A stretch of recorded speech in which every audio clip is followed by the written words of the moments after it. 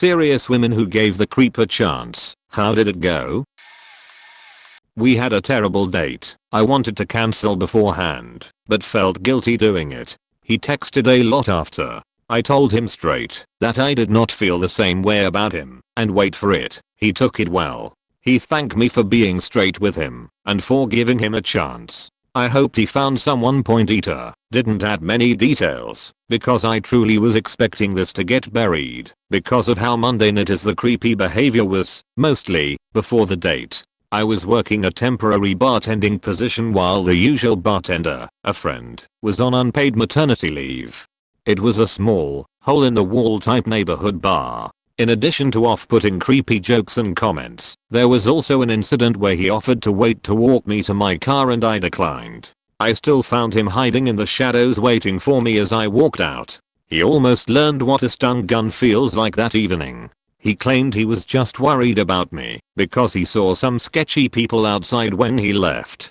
Do I know that's what it was for sure? No. I definitely questioned his motives, but I gave him the benefit of the doubt. I asked my friend what his deal was, and she said he fell into the creepy but harmless category. After talking with him over the few weeks I was at that job, I took him as someone who had very poor social skills, but not a bad person. I think the creepy vibe came from the lack of social skills. He needed a lesson in not trying to act cool or tough with his comments or jokes, because it contributed to the creep for sure. I accepted the date on my last shift at that bar, figuring that if it went really badly, he didn't know where I usually work, and I made sure to drive myself there and had people on standby should I need help. Thanks for the awards, and to the lovely people in my DMs, you're all just gems. Went on a first date for just drinks with a guy, and red flags were immediate. Didn't look anything like his profile, and got handsy almost as soon as we sat down. I wasn't into him at all, but we had a shared interest in horror novels, so I decided to extend the date into dinner. During dinner, he drank several old fashions, while I nursed a single beer. He then told me he thought we were soulmates, and he thought we were going to fall in love. He also told me his ex-girlfriend was going to get an abortion the next day.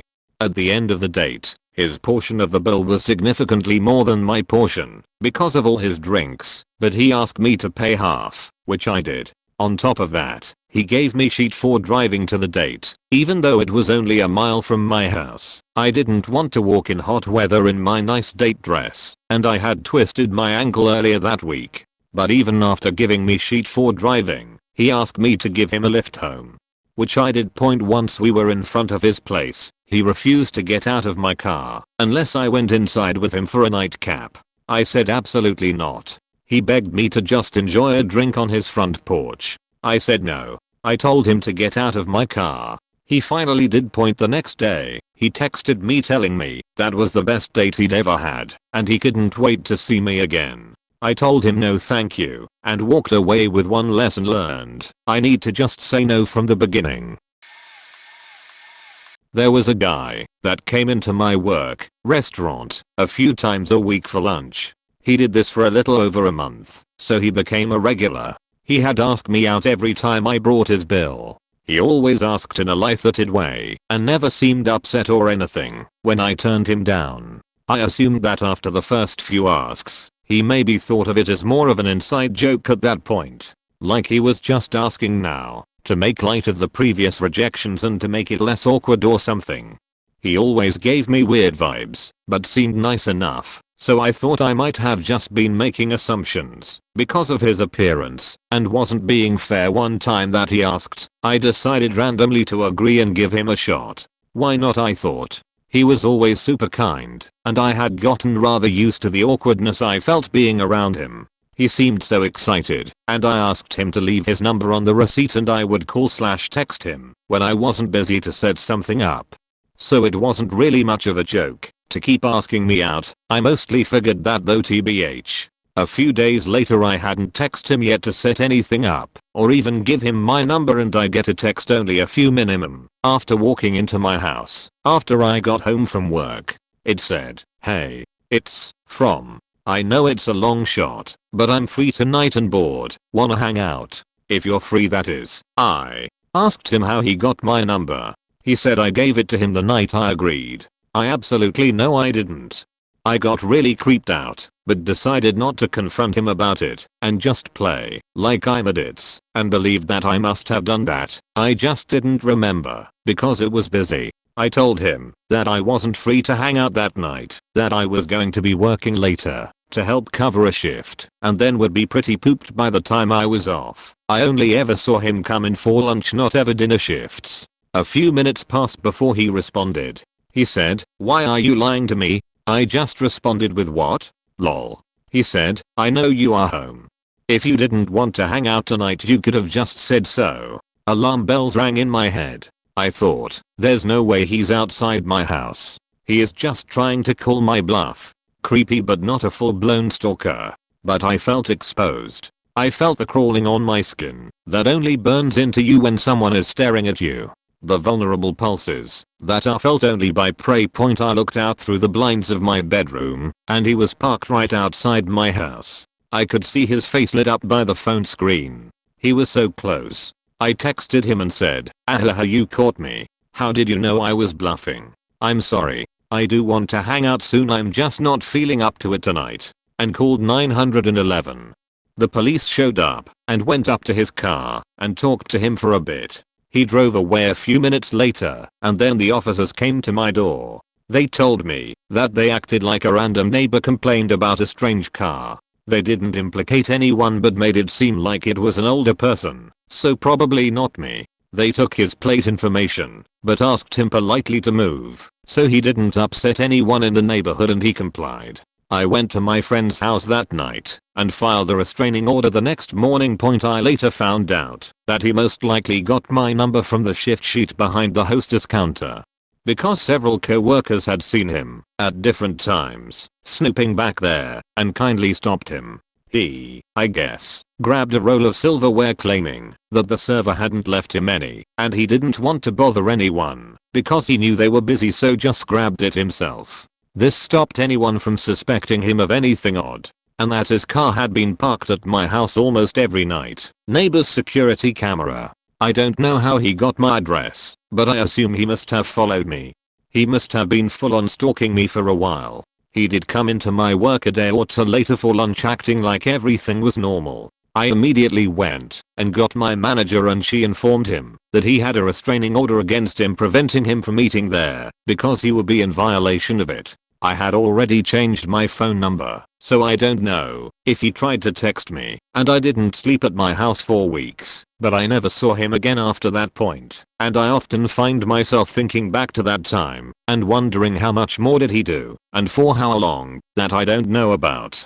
Like, maybe he stalked me long before he started coming into the restaurant and only started coming in there because he felt more brave than before to interact with me. How much of my private moments throughout my life were actually not private? Also, I have never once stopped feeling scared that he might have still stalked me and knows where I'm even now, but is keeping himself hidden. I doubt it, but the fear is still there. I have never felt comfortable being alone.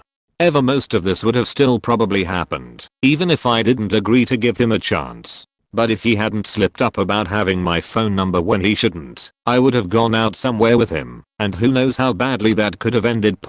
If your gut feeling tells you he's a creep, then he is most definitely a creep. Don't let the nice guys guilt trip and gaslight you into doubting your own intuition with their narrative.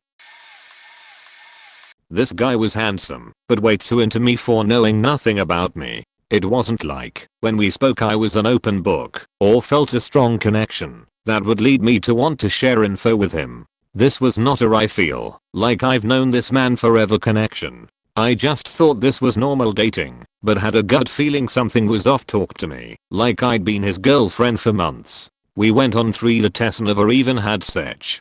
After third date I had made my decision based on our short time getting to know one another and let him know I had no interest in continuing to date and that I didn't see us being compatible long term. He then locked me in his car, proceeded to ask if I wanted to move to California with him, what the fuck, and started crying/begging me to work this out. I tried to be very nice, but it got to the point I was scared and wasn't sure how this was going to go, since he was virtually a stranger. So I hit his dashboard and said if he didn't let me out of the car immediately I was calling the police. Then he threatened to kill himself if I didn't spend the night with him at his house. I'd never even been to this man's house. He finally let me out after like an hour or two, but stayed in the parking lot of my apartment almost the entire night and called me non-stop. About a month later he texted me out of the blue a really long paragraph apologizing profusely and saying if I ever change my mind to call him. I just said thanks for the apology and wished him well. Hope he's doing okay, but I wanted no part of that. The dude in the flat across from mine started off as a really nice guy. Introduced himself, offered meals when he'd cooked too much. Just a great guy all round. Within a few weeks, it was made clear that he was an alcoholic. I have a recovering brother, so I really sympathized with him. I went out of my way to sit with him and eventually called him an ambulance when he fitted from withdrawals, UK, so calling an ambulance is free. This carried on for a little while, with me sitting with him 2 or 3 times a week, waiting for an ambulance. One night, after he started fitting, he kept grabbing my breasts. I was already on the phone to the ambulance service, but the woman heard me telling him to stop and sent police as well. He was carted off, and just like usual, I grabbed his keys and told him to knock for them the next morning. Well, the next time I looked after him, the groping got worse. And then slowly so did my life.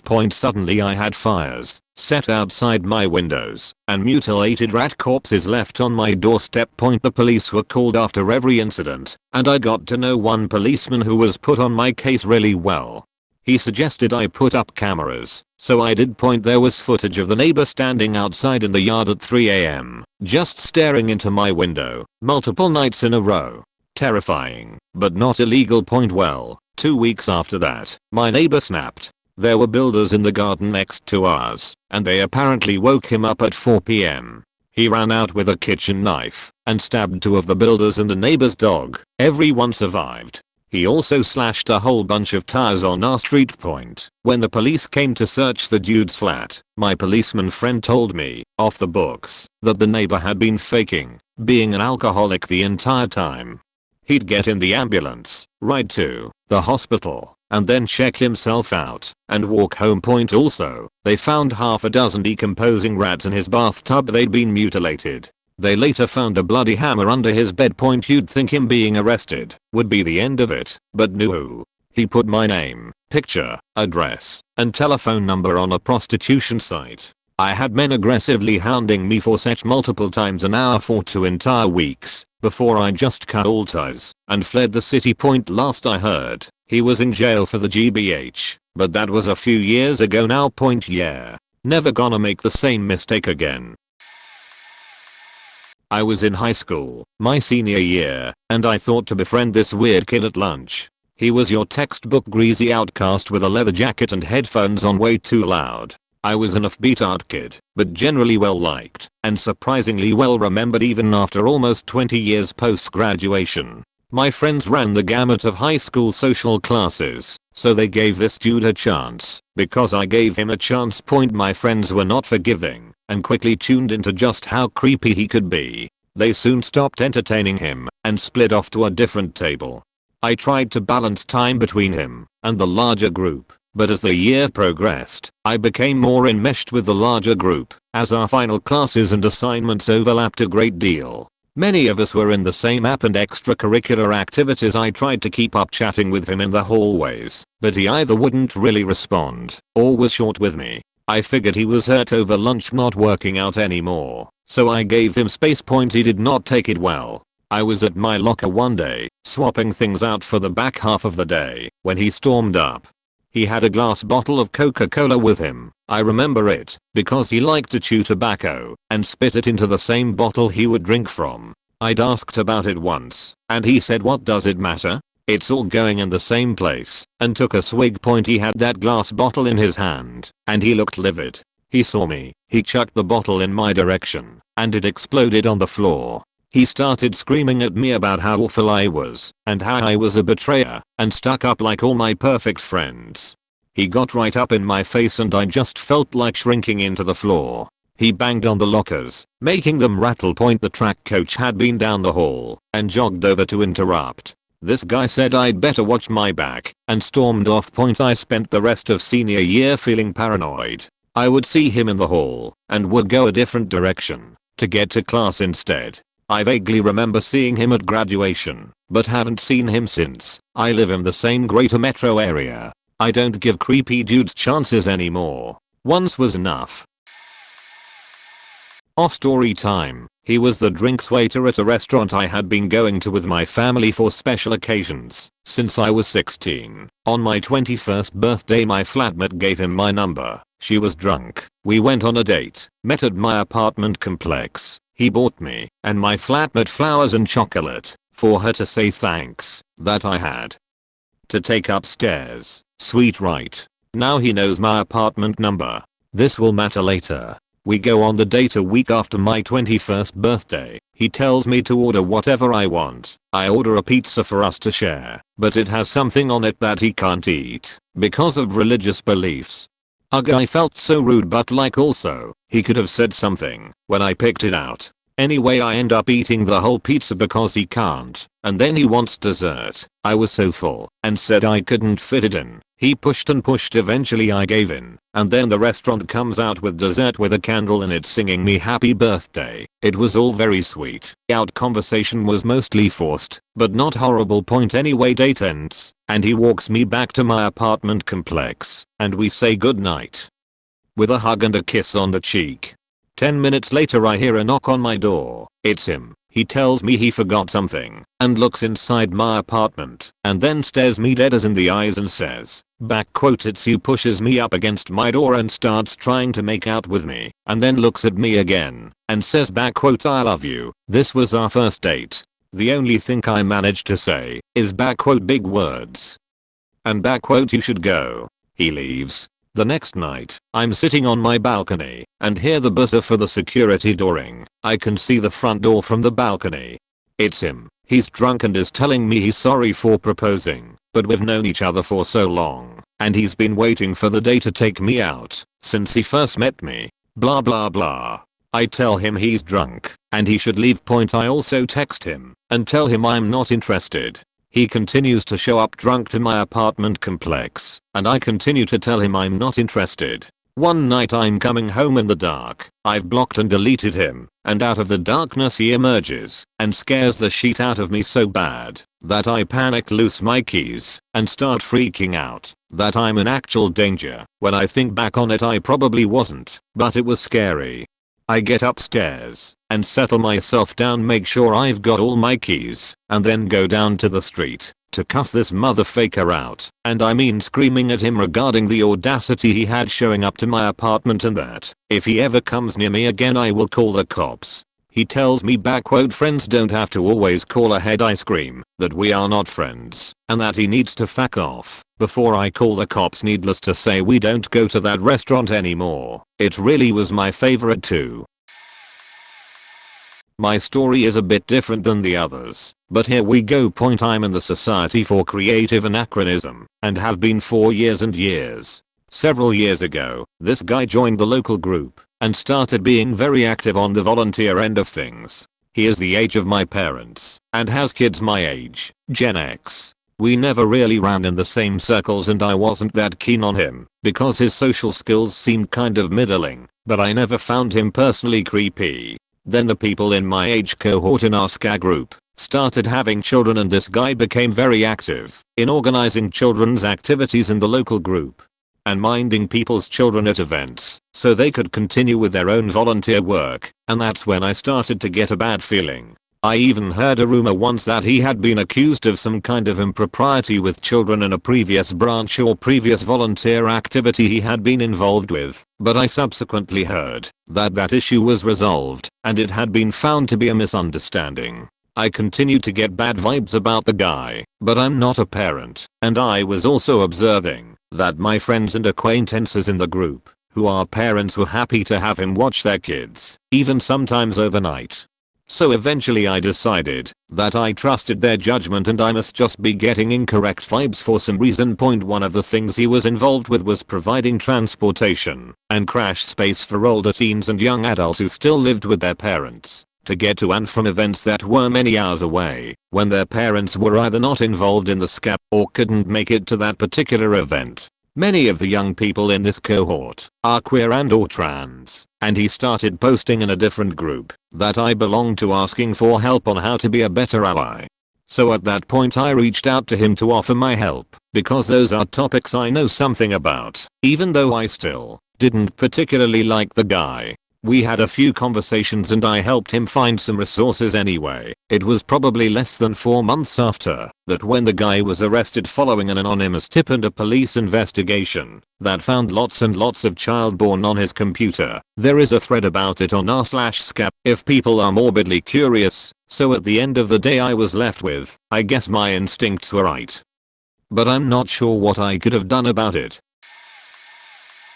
Was going through a messy divorce, mostly because ex-husband had drained my bank account, second time, and still had all the bills of our apartment and insurance. He kept the key for months, and every day for weeks I would find new things missing, although petty things. Led me to go shopping for a very non-essential item at Spencer's after work one day, and happened to meet my future husband.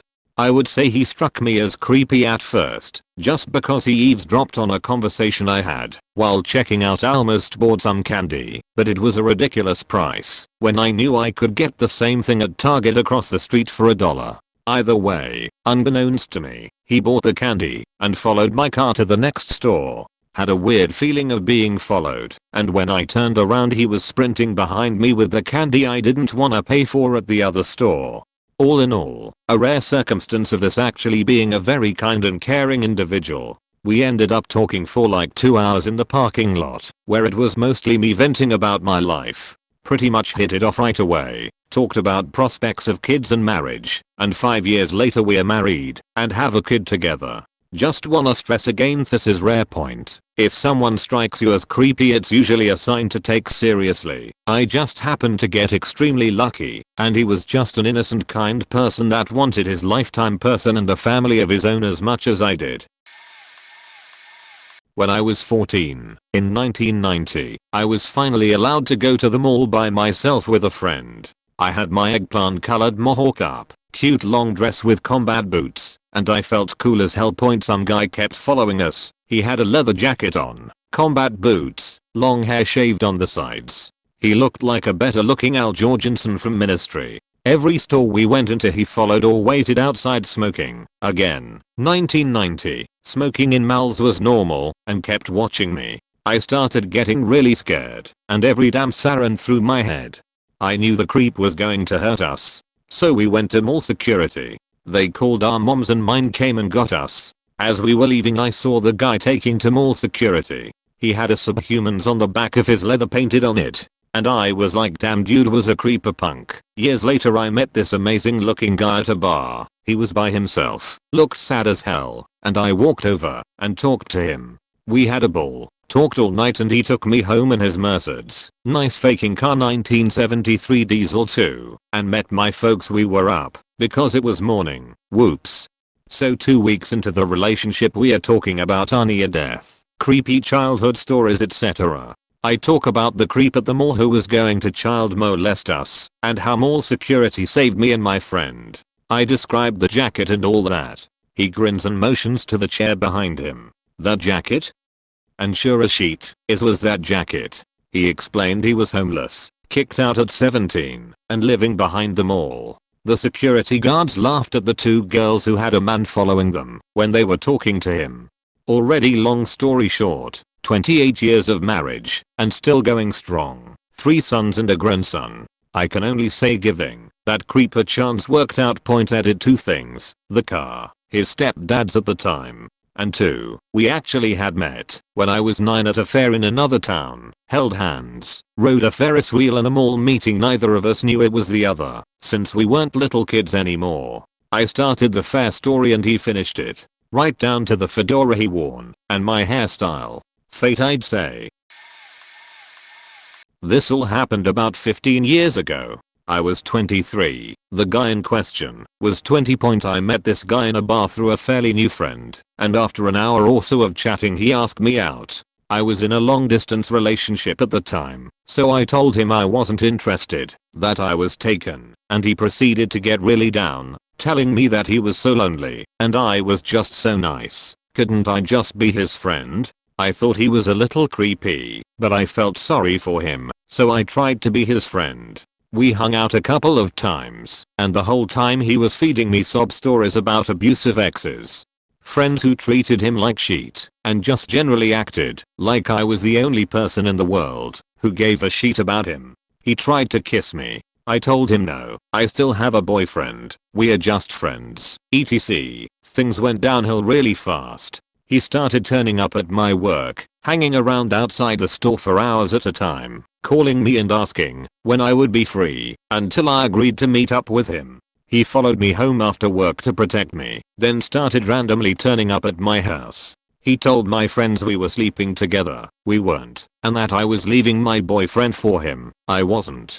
I tried to be reasonable, and I called him out on his behavior, and he apologized, but said that he was in love with me, and love makes you do crazy things. The final straw came when he sent my boyfriend a long email saying we were soulmates, that he knew I secretly loved him, and detailing all the things he was going to do to me, whether I wanted them or not. My boyfriend forwarded me the email and told me to go to the police, but I still felt bad for the guy, so I printed it off and went to his house to confront him instead.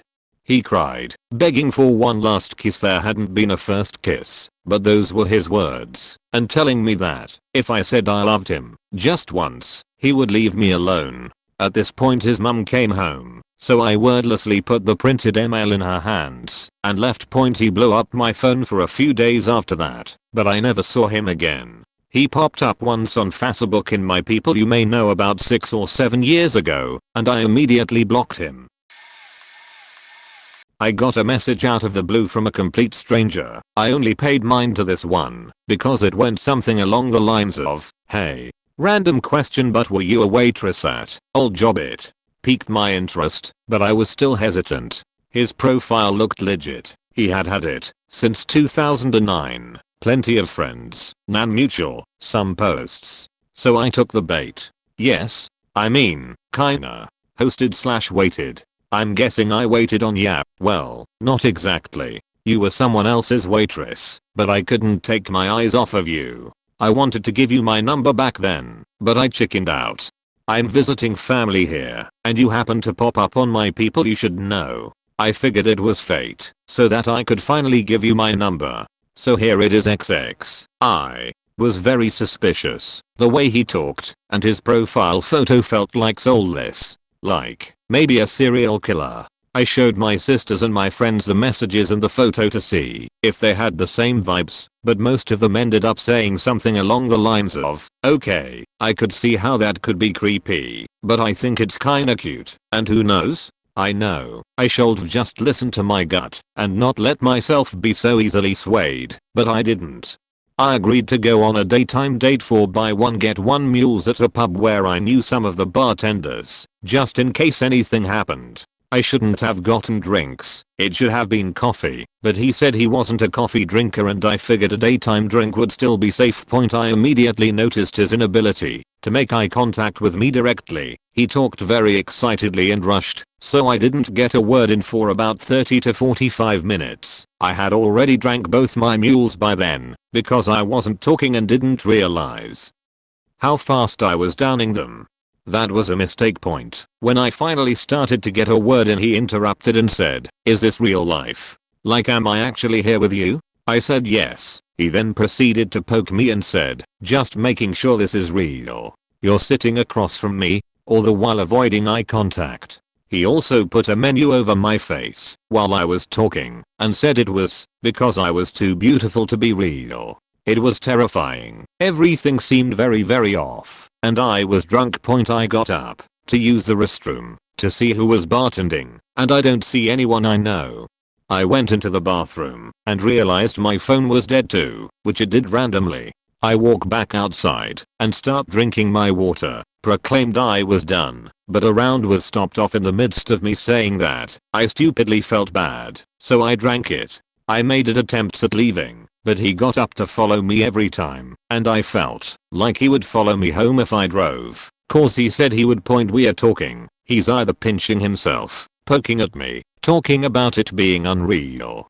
All of a sudden there's the loudest of songs/shouts happening around the corner, and a table near us gets pissed and gets up to go yell at the offenders, who retaliated by going louder. I say something about wanting to go over in that area. I wanted to see if they seemed approachable or not. Their energy was great, and also I would have witnesses in case something happened. I also asked for the check, which he then asked for, and when I offered to cover half he declined, but then they informed him they couldn't accept his card, so I paid.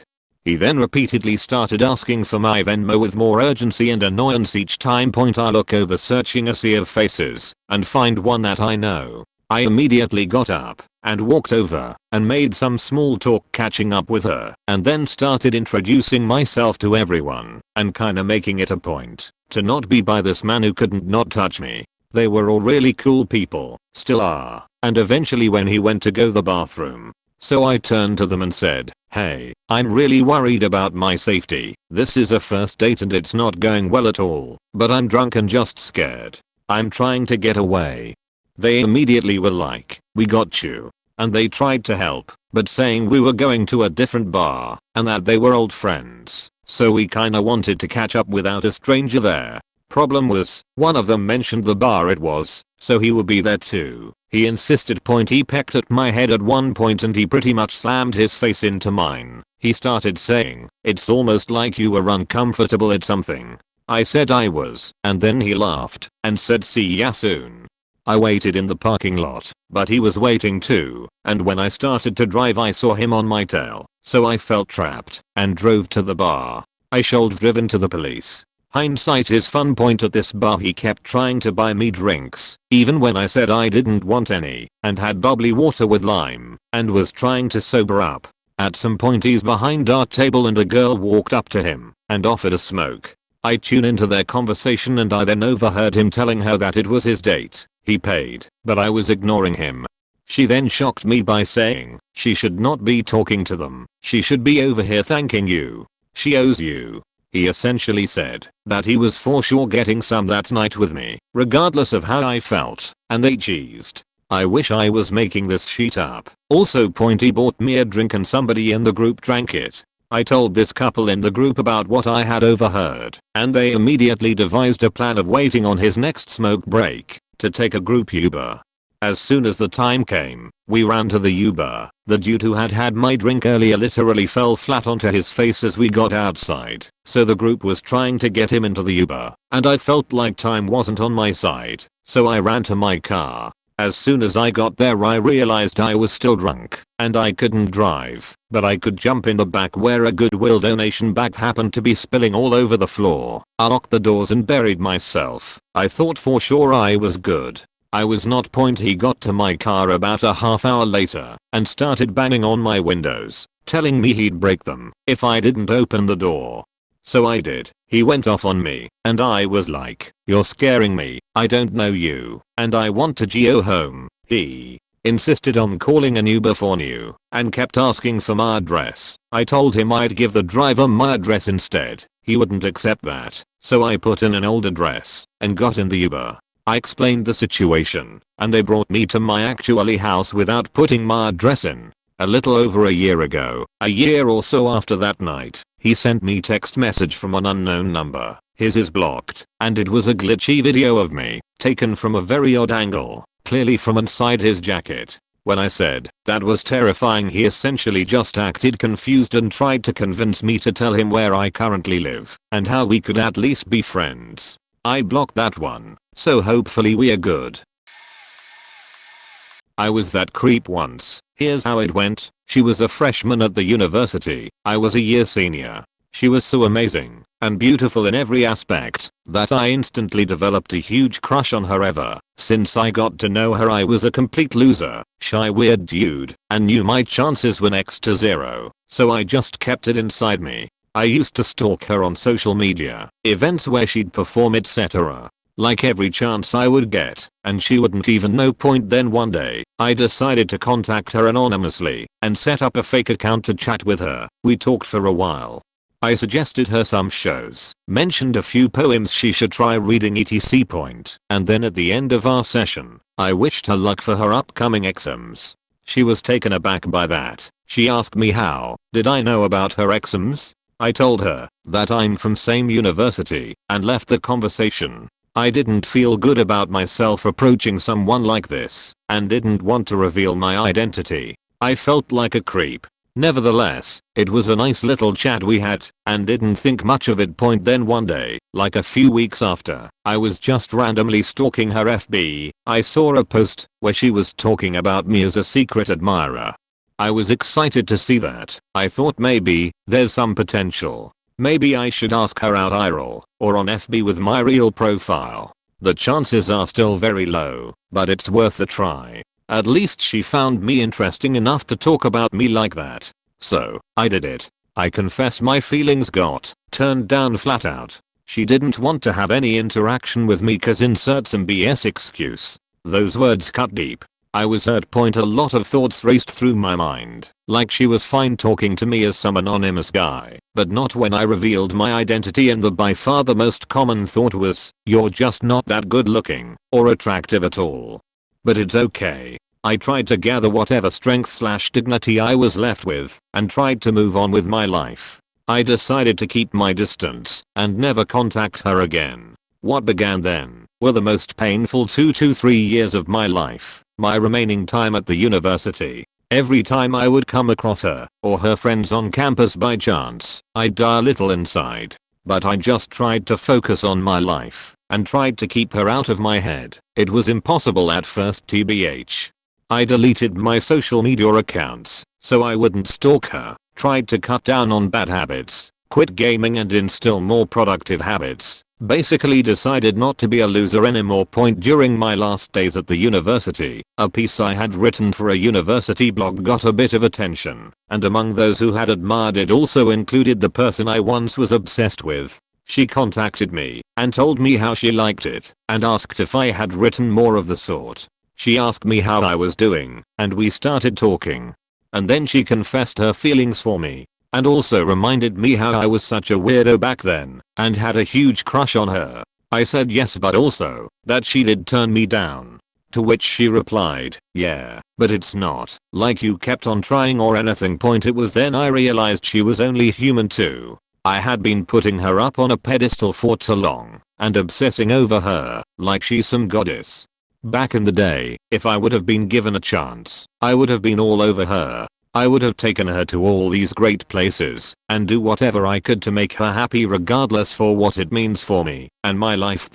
But I'm glad I didn't get that chance because what followed was a phase that changed me completely and my outlook on life. Now I'm learning to love myself first and do what would make me happy. It's hard but it's totally worth doing and stays with you forever.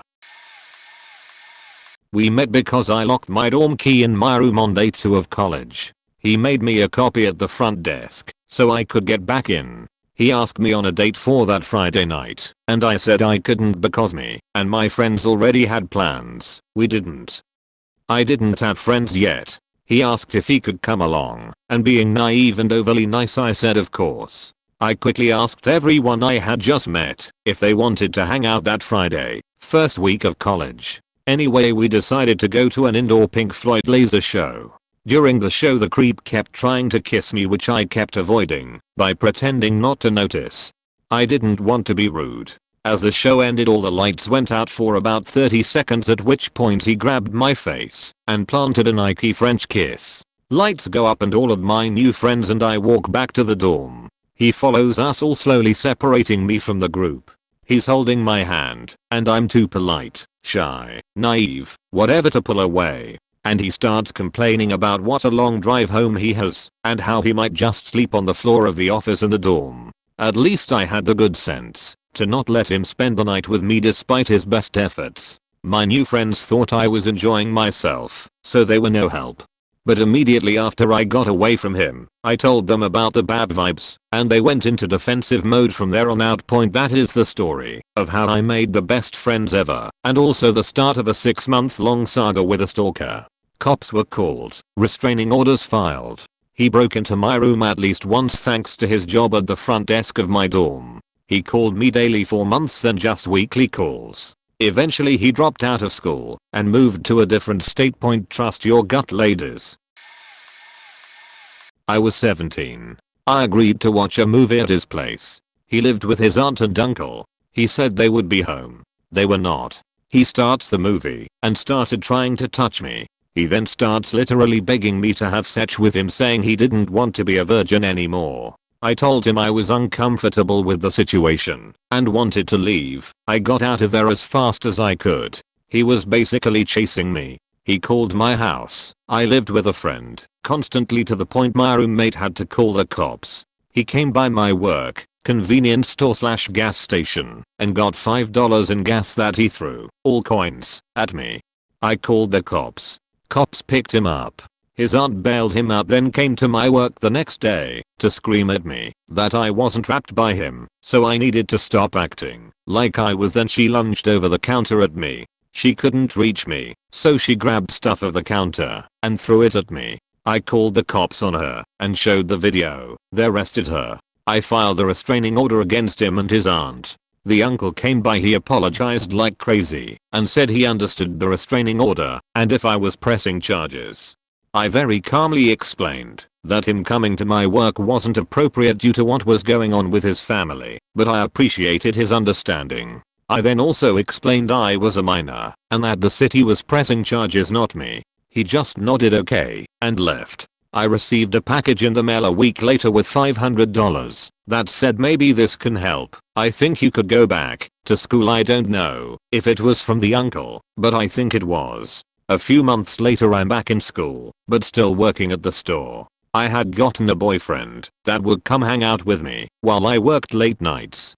So the creep comes into the store, which he was banged from, with a woman and her like 3-year-old. I immediately look at my boyfriend and whisper, that's him. He stepped outside and called the cops. We had discussed that if he ever comes in, cops show up and arrest him. The girlfriend is silent and confused. Creep is screaming at me. I finally got it. I didn't need you. Fuck you USLUCHT. I start freaking crying for whatever reason. Girlfriend comes over to me and says, are you the girl that accused him of rap? I literally scream, I never accused him of that. And the girl just hugged me. I'm bawling and freaked out. She's calm and says, how old are you? I tell her I'm 18, had a birthday after all the crazy went down, and she smiles and says, you're a baby and he's a grown man. I think you just saved my ass. Cops come take my statement, take hers. She's holding me for whatever reason and her 3-year-old. I'm so freaked out that I'm oddly okay with it. My boyfriend offers her a ride home, but the cops give her the keys to Creep's car, so it won't get impounded and she can get home. So girlfriend was like 30, he was 20 something. Fun times. So never give the creep a chance. If it feels off, it's off. Don't freaking do it. I'm 35 now, and oh my god, I look back at the grown men that were hitting on me since I was 14, and it's really faked up. Met him at a party for my friend's older sister. He was one of her friends. I was really young, about 16 at the time. He was a couple years older, struck up a conversation with me, kind of latched onto me, and my friend then for the rest of the evening like a lost puppy. Kept trying to put his arm around me. Was in all of the photos I was in. He seemed harmless enough, even if it was a bit annoying. Couple of days later my friend messages me saying that he had asked her sister for my number. I said okay, thinking I'll give him a shot. He asks me out on a date. We go out, have some dinner, then afterwards we went on a little walk through a nearby park. The whole date was awkward. He was a strange mix of really shy and really overconfident, really intelligent in some areas, really not in others. Spent a lot of time talking about his ex-girlfriend. The best way I can really think to describe him is an neckbird, which I feel harsh using, but it's the best I have. When we were in the park, I can't remember the exact conversation, but I used the phrase, that isn't really my forte. and his response was, "Do you know what a forte is?" To which I said not in detail, and he was like, "Well, you shouldn't use that word then." Turns out he was a music buff, and apparently gatekeeper of the word forte. He then went on to brag, at length, about how he passed his driving test after only 7 lessons. He kind of lost me after that point, called me drunk in the middle of the night a few days later after I had told him it wasn't going to work out, ranting about how he really liked me and thought I was perfect for him. His friend, who had left the room briefly and came back to find him on the phone, realized what was happening, wrestled the phone out of his hand, and apologized profusely to me. The entire time I could hear him yelling in the background, saying, "She's mine, not yours." And I met her first. We went to the same college. I saw him a few times around campus after that. He avoided me like the plague. This was in the mid 1990s. I had ended a 5-year relationship and wasn't eager to get involved with anyone else. But one of my older friends told me about a guy she had chatted with online, who was my age, getting ready to move to our city for work, and wanting to meet someone here. I started chatting with him online and he came across as a bit of a creep. But my friend convinced me to give him a chance. So I gave him my phone number. For the next couple of nights, when I got home from work, he'd call. Then the next night I went out after work, and he left a message on my answering machine in a beachy tone of voice asking where I was. That shit was not gonna fly with me. I lived in the middle of a huge city with tons of late night and all night businesses. I'm a night owl, and I enjoyed staying out late with my friends and doing things on my own late at night. My not coming straight home at 9 when the store I worked at closed was a big problem for this guy. He started demanding to know where I went, what I was doing, and asking why couldn't I do those things during the daytime. He said, "I don't want you staying out late anymore. You'll start getting home for the night by 10. Fact that I'd never even met him in person, much less agreed to any kind of relationship with him. So when I told him he had no right to give me an attitude for living my life as I saw fit, he got real mad, called me a hoe, insulted me all kinds of ways, and said he hoped I got wrapped and murdered when I was out late one night. Another woman my age in my friend group decided to date him after he moved to our city, and he pressured her real hard for sex after the first date, then wouldn't leave her apartment the next morning. He was going to just move in, whether she liked it or not. He'd been kicked out by the woman he moved in with when he relocated to my city, and there was no job. He wanted this other woman I knew to support him. After one date, after a few days of him not leaving, her older brother and some of his buddies came and kicked him out of the woman's apartment. I don't know what happened to him after that, but holy shit, he was a creep. Gave my friend's creep husband a chance to talk to me about their marital issues. I thought he was bad news, but my then partner was friends with him, so between the wife friend and my partner, I thought I was being too harsh on him. Friend also wouldn't tell me what the marital problems were about, just that she wanted both of them to see other people. The husband asked to come over my apartment and talk to me because he didn't have anyone to talk to about their situation. I agreed to a walk rather than my apartment, but of course, he ended up talking his way in, sobbing on my porch. The second he got in my apartment, he took out a box of wine from his backpack which he tried to get me to drink and I refused. I tried to stay across the room in my studio apartment from him the whole time, but when I got up to use the restroom he tackled me onto the bed. I got out of that situation and began just repeatedly asking him to leave, over and over. At one point he hugged my waist, kneeling, and refused to let go. Again I asked him to leave over and over until he finally let me go. After about 30 minutes, I still had to physically shove him the last few steps to slam and lock my door in his face. The next day he texted me apologizing, and I said I would never be speaking to him again, blocked his number. Turns out he was abusing my friend. I helped her get help and get out of that marriage. Moved to another city, but am terrified of ever running into him. Will never again trust anyone's judgments over my own when it comes to someone who I intuitively know should not come inside my home. Edit. Phone. So this is a guy I met online who happened to live not too far from me. I met him while I was separating from my ex-husband. He asked me out before I had even told anyone there and didn't care I was married still. I told him to knock it off and he did, for a bit. He'd ask me out periodically after that point. Fast forward to after I was officially separated and going through the divorce process. I had mentioned I was going to go see a movie, not to him directly, and he asked if I minded company. I said what the heck, but told him very firmly I wasn't ready to date at that time. We ended up getting lunch, seeing the movie, and hanging out long enough to go grab dinner. We had a great time. He never mentioned anything about dating. It was a really nice time. A couple months later he says, hey, I'm gonna see this movie, want to come? Again, we had a nice time, no pressure. I'm starting to like him a bit. I still wasn't ready for dating, and he knew this, because yeah, I told him so. I emphasized over and over I just wanted to make friends again as my ex had driven all mine off. He hadn't pressed the issue since before the first time we hung out.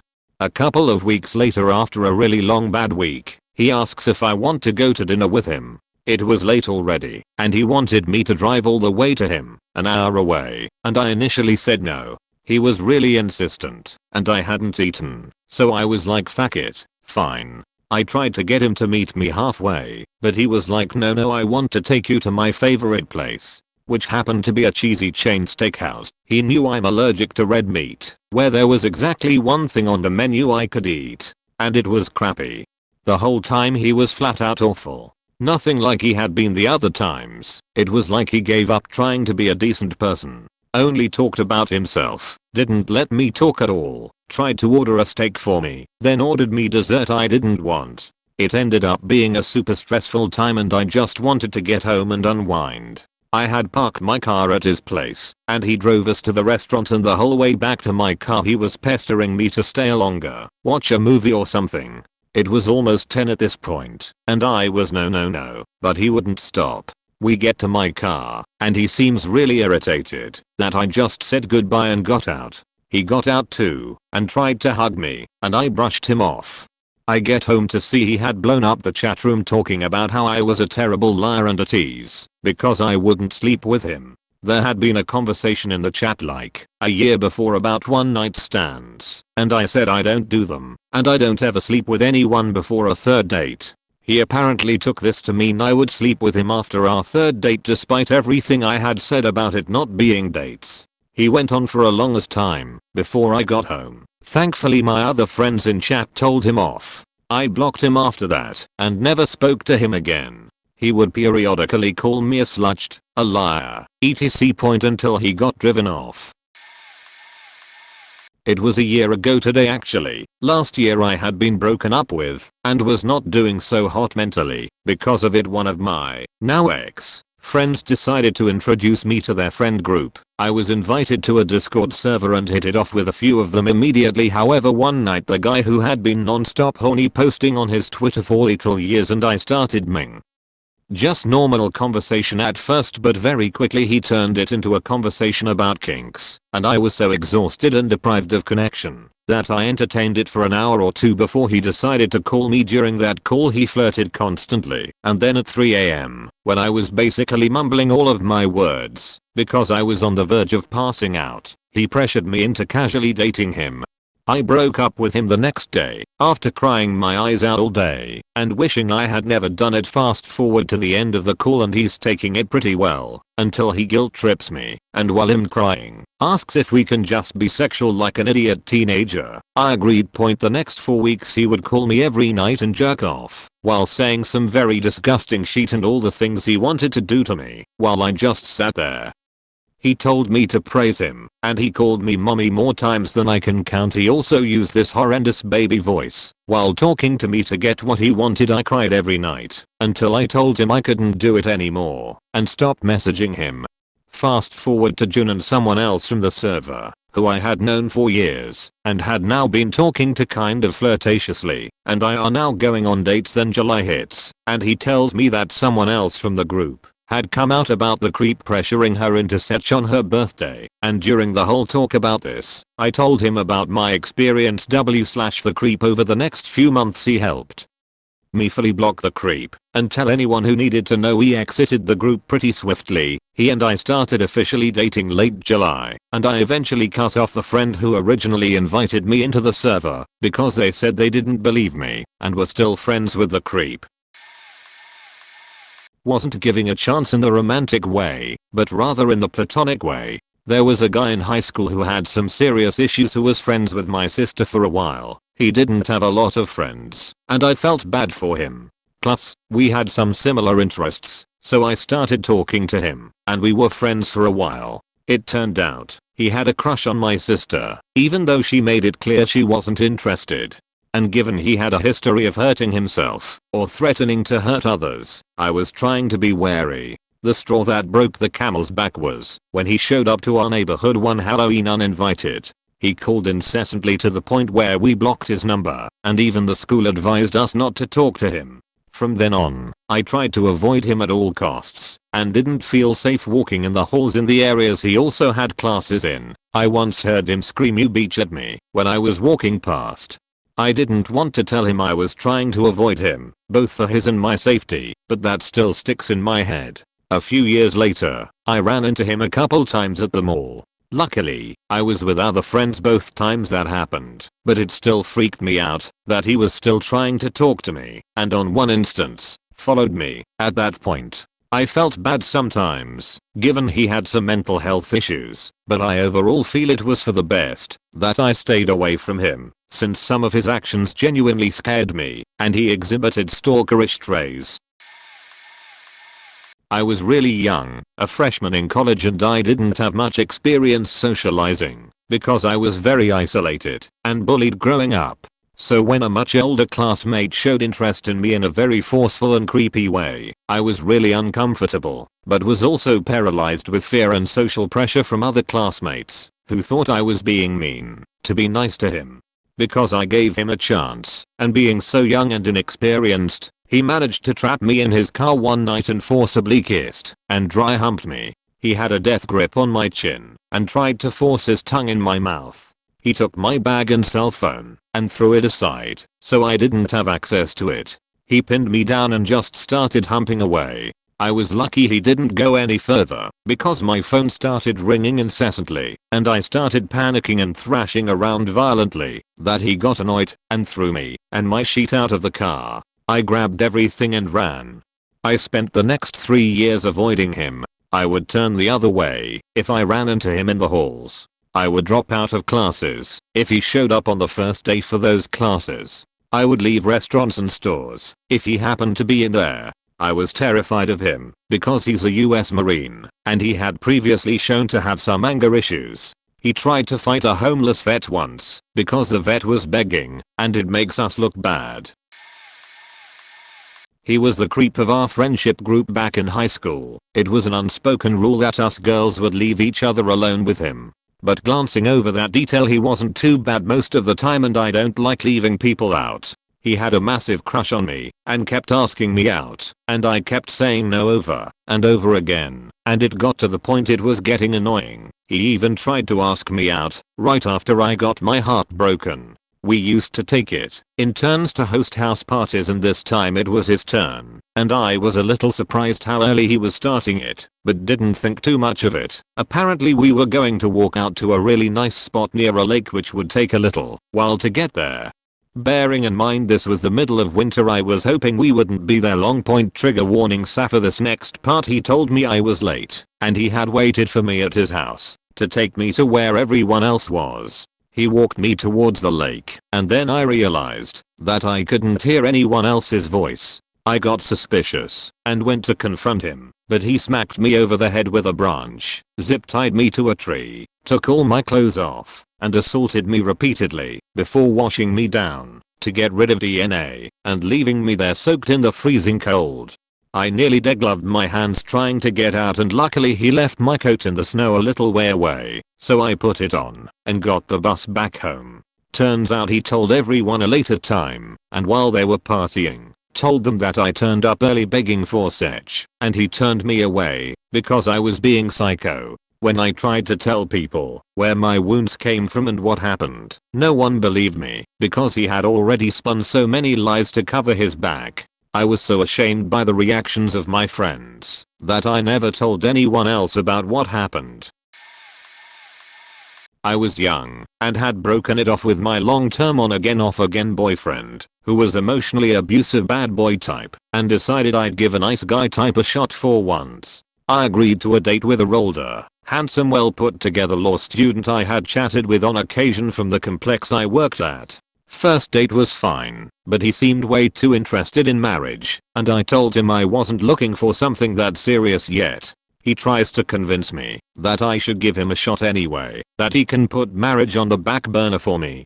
A few weeks later he asks me out again, saying to just give him a chance, and I ignore my instincts and say yes. I figured that he was simply more mature and knew what he wanted, and that couldn't be bad, right? We set up a date for the weekend. A day later he comes by my store and asks if he can give me a ride home, since it was late and getting dark. I agree and we get to talking about music, and I don't notice until too late that he has driven away from my house and onto the freeway. I start to panic. I'm a SAS survivor, but he reassures me we are going to my house after a quick special detour. I try to play it cool, but inside I'm trying to figure out how to get out of this. He drives us to the surprise and it's his apt. He says that since I liked cats he wanted to show me his new cat. I make up an excuse that I need to be home, but he's insistent and starts talking about marriage and how beautiful I was and how he knows I'm destined to be with him. I notice the doors are child locked. Suddenly my favorite song comes on, and since he knows that information he starts to sing it to me. It's Radiohead's Creep. That song is now ruined for me. It's so surreal. He's holding my hand now, so I fake being taken by him so that I can convince him that I have seen the errors of my ways, but that I'm a bit shy and can't go into his apt alone so soon. He is super happy and drives me home, telling me how many kids we are going to have and how good of a mother I'll be. We get near my home and I open the doors and faking flee guys.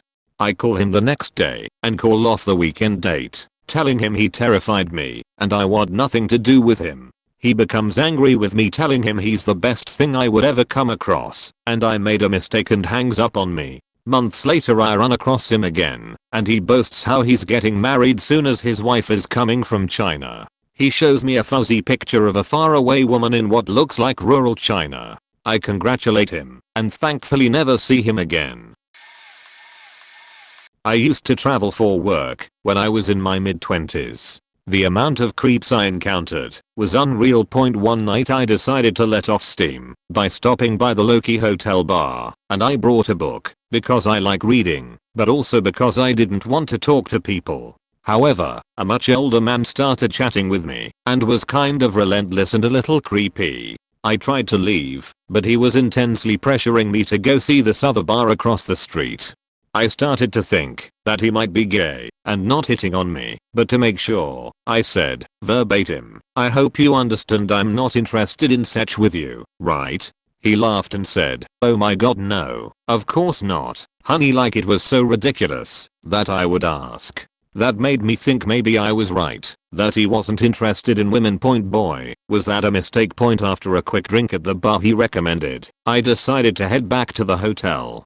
He gets in the elevator with me. It's then I start getting the creepy feeling again, and suddenly I don't want him to know what floor I'm on. I'll let him press the button first so I can see where his floor is, so I can pretend to be above it if I needed to. Luckily my floor was 3 above his.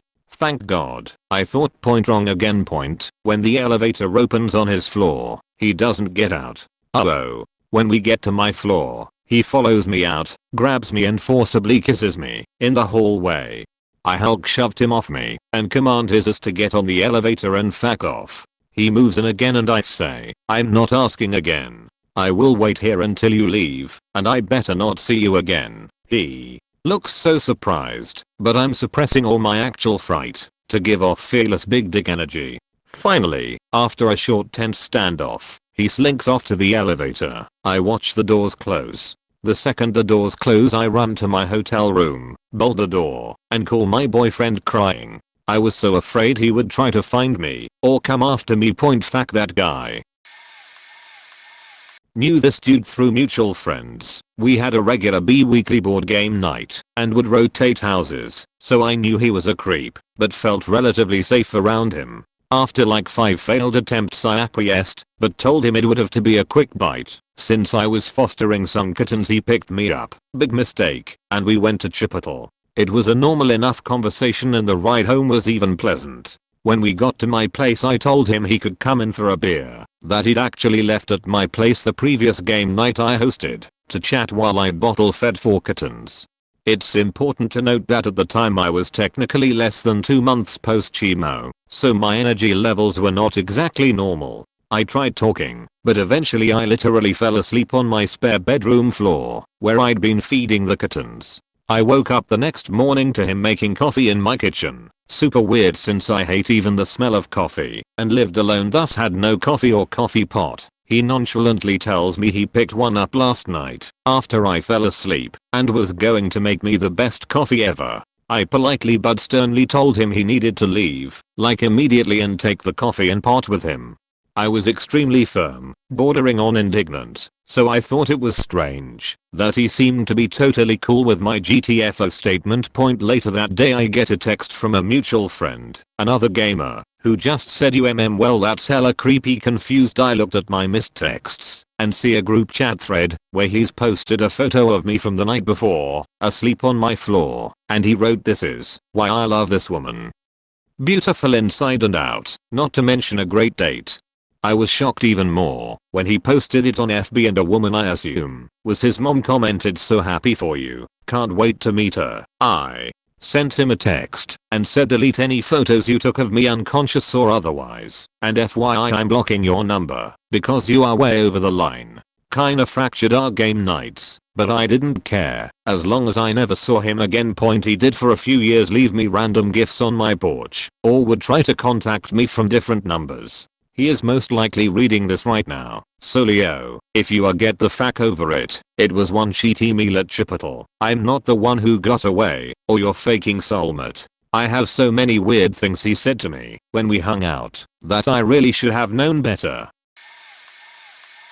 This was in high school. There a guy that was really not a bad guy, but everyone would make fun of him because he was nerdy. Back then, nerdy and wasn't as cool as it is today. People called him a creep and tube baby because the rumor spread that he wasn't born by natural means in a hoe. He was alone at lunch and stuff, and I was also a very solitary person, so gave him a chance. I was lonely as well and didn't want to judge him based on what others say. Sat with him, had nice conversations, and he was a cool guy. He was strange, but he wasn't an asshole or anything like that. Welp, he began stalking me at school. He was there right when I was out of every class, followed me to talk to me on every hallway, and even when I had to go to the bathroom. "Go on so you are not late to your own class," he waited. Eventually I had a talk with him and told him that I like seeing him etc. but that he needed to stop following me all the time. He didn't deny it. He apologized and went home. Q the next day. He's not following me. Great, I thought. We had lunch and didn't see him for the rest of the day. I get home and my mom calls me over and tells me that a boy came over from school to hang out like we both planned. No conversation remotely close came to have any misunderstandings, and that he is waiting for me in my room. Now we talked in school, but I never shared where I lived or anything remotely personal. This dude at some point probably stalked me heading home. That mixed with the fact that he was currently in my room alone for some time, especially frightening since this took place the day after we had our conversation before I got home, was such an invasion of privacy that boy I lost it then and there. I didn't give him a chance to talk. I pulled a Dennis from my sip and slammed the door open, terrifying him, and told him to get the fuck out and that the friendship is done. And why was he thinking? He just grabbed his stuff and left crying. Never saw him again. Last I heard after that event, he transferred to another school. So yeah. The sad thing is that before the stalking he was a really nice dude, and I know that in time it could have potentially been something more, but he messed up bad. So I told myself that from then on I'm not giving potential creeps any chances.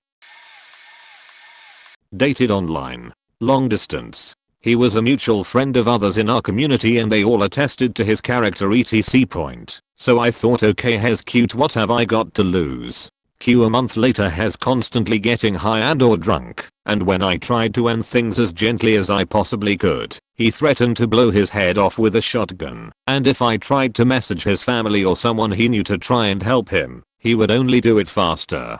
Ended up with a bunch of our friends having to talk him down for hours till he calmed down, and I woke up the next day to messages from friends saying they blamed me for the whole thing. Felt like absolute shit for a long time after that.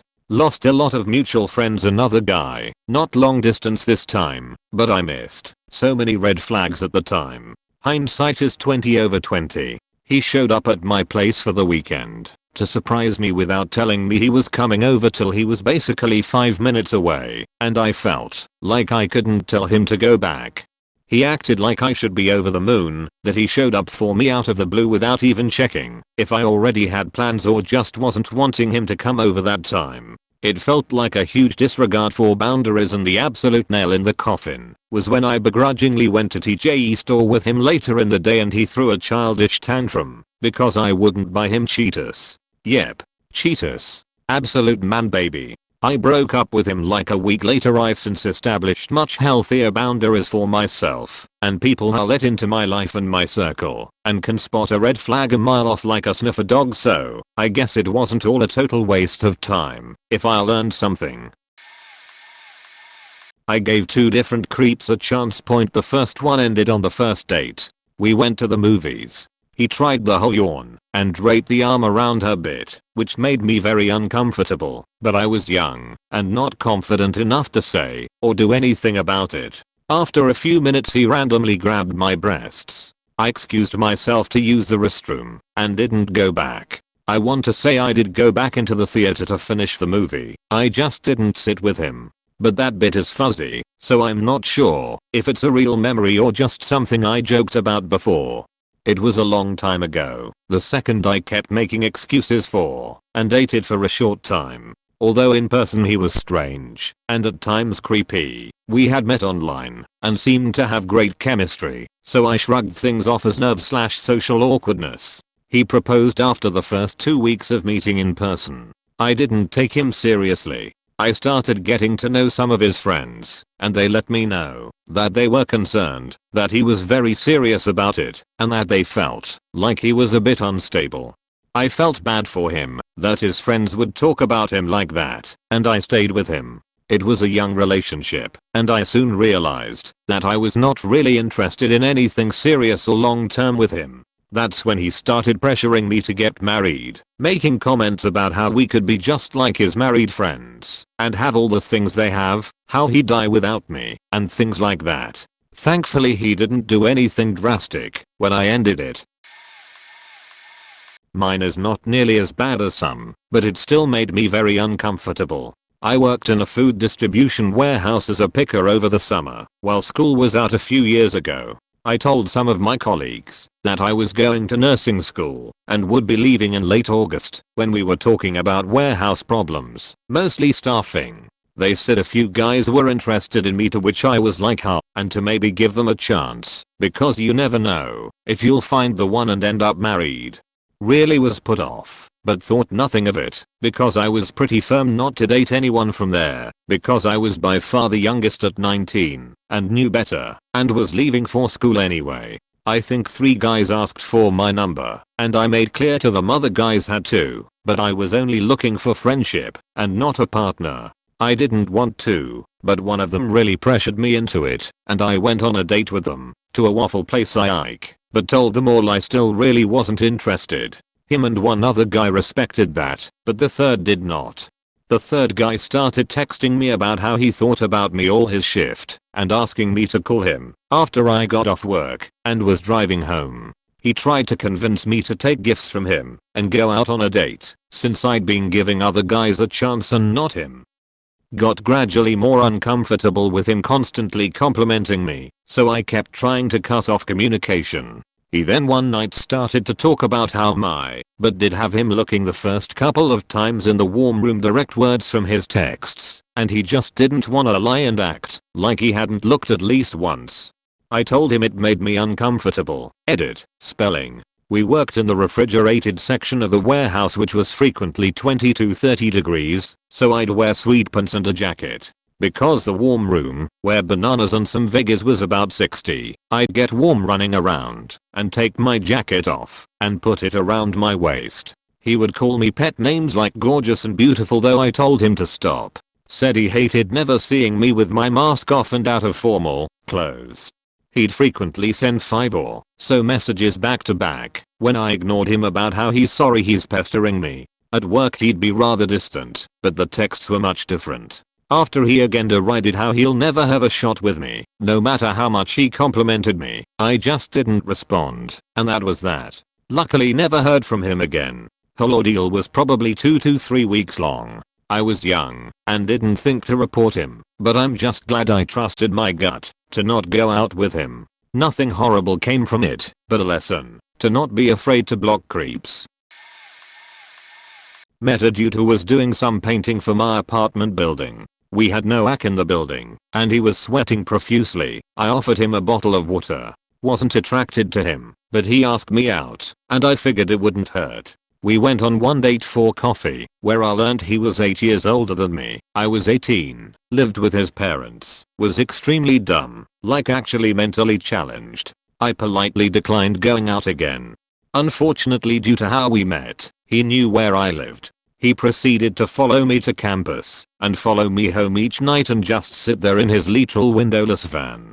It got to the point my apartment manager left me a notice that my friend can't loiter in the lot every day. He would call me non-stop, use his friends' phones once he was blocked, call me at work, show up at my work, the whole 9 yards. He waited until my roommate left town for a weekend and broke into our apartment to sexually assault me, then became convinced I was carrying our baby. Almost beat me outside of a Planned Parenthood when I went for birth control cause he believed I was aborting our child. The police, the university, the apartment manager, doctors, no one would help me cause he claimed we were on and off again exes. The police flat out told me it's he said she said, and they are not going to spend time on a couple squabble. This went on for 4 years. I had to move several times and get multiple new numbers before losing him. My new take on life is, the lonely ones with no friends or exes are probably that way for a reason. Run. Blind date. When I was first started dating, and parents happened to be by the front door when he was walking up, they both asked me to not go with him and said they would tell him I was sick. They are certainly not ones to make excuses for us, and this was literally from just watching him approach the house that the vibes he gave off. I thought they were being ridiculous and just being that way because it was maybe the second guy I dated. Hung out with another couple and things were fine, but we were not clicking at all. No red flags, just everything was awkward. No biggie. The 4 of us went back to my date's house. Parents were not home. Other couple immediately starts getting hot and heavy on the couch. It was his friends and this was obviously planned. More awkwardness. Naive me agreed to go to his room to listen to music. No chairs, only a bed. Great. But we sat there listening to music and talking and things started going smoother. Out of nowhere, he practically jumps on me and starts kissing me and groping. Needless to say, I wasn't having any of that. Took several tries, but pushed him off. He got mad. I left.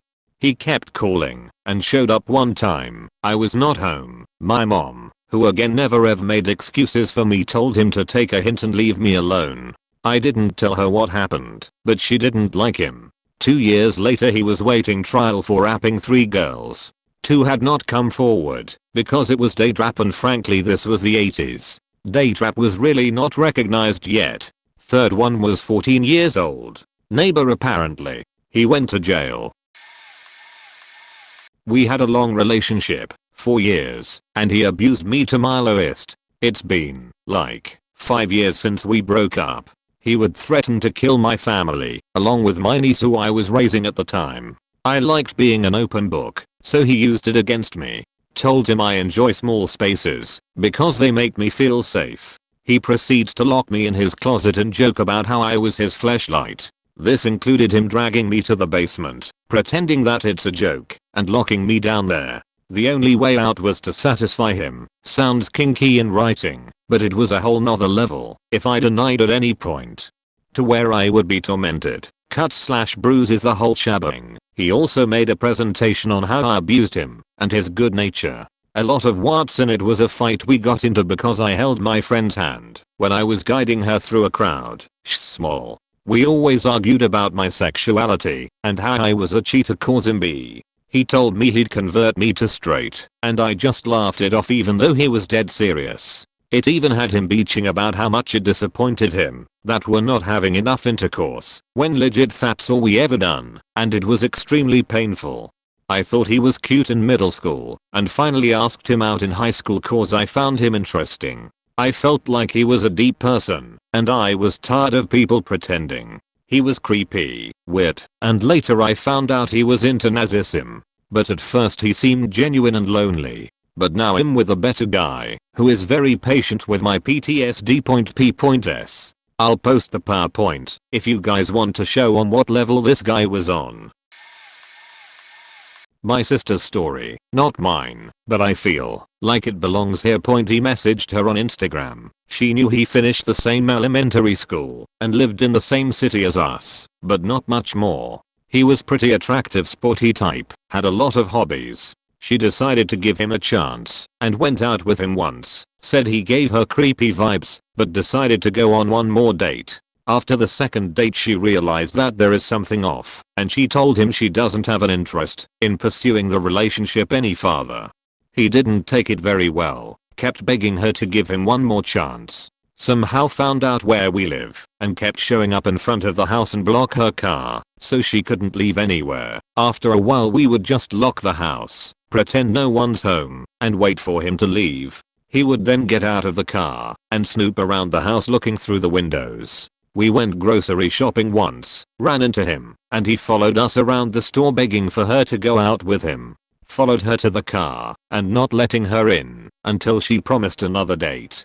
Eventually he seemingly gave up and texted her hundreds of messages about how ugly she is and how he only pursued her out of pity and because he knew she would be easy because she was so insecure and pathetic. He went on and on about how he is out of her league and how she doesn't see how much luck she had to even be contacted by him. These messages went on for a while and she eventually changed her number, so he called me. Have no idea where he got my number, but gave up eventually. He was also a gemologist and gave her some sort of a heart-shaped rock to remember him by on their first date. I don't think the rock is necessary for the memory to stay.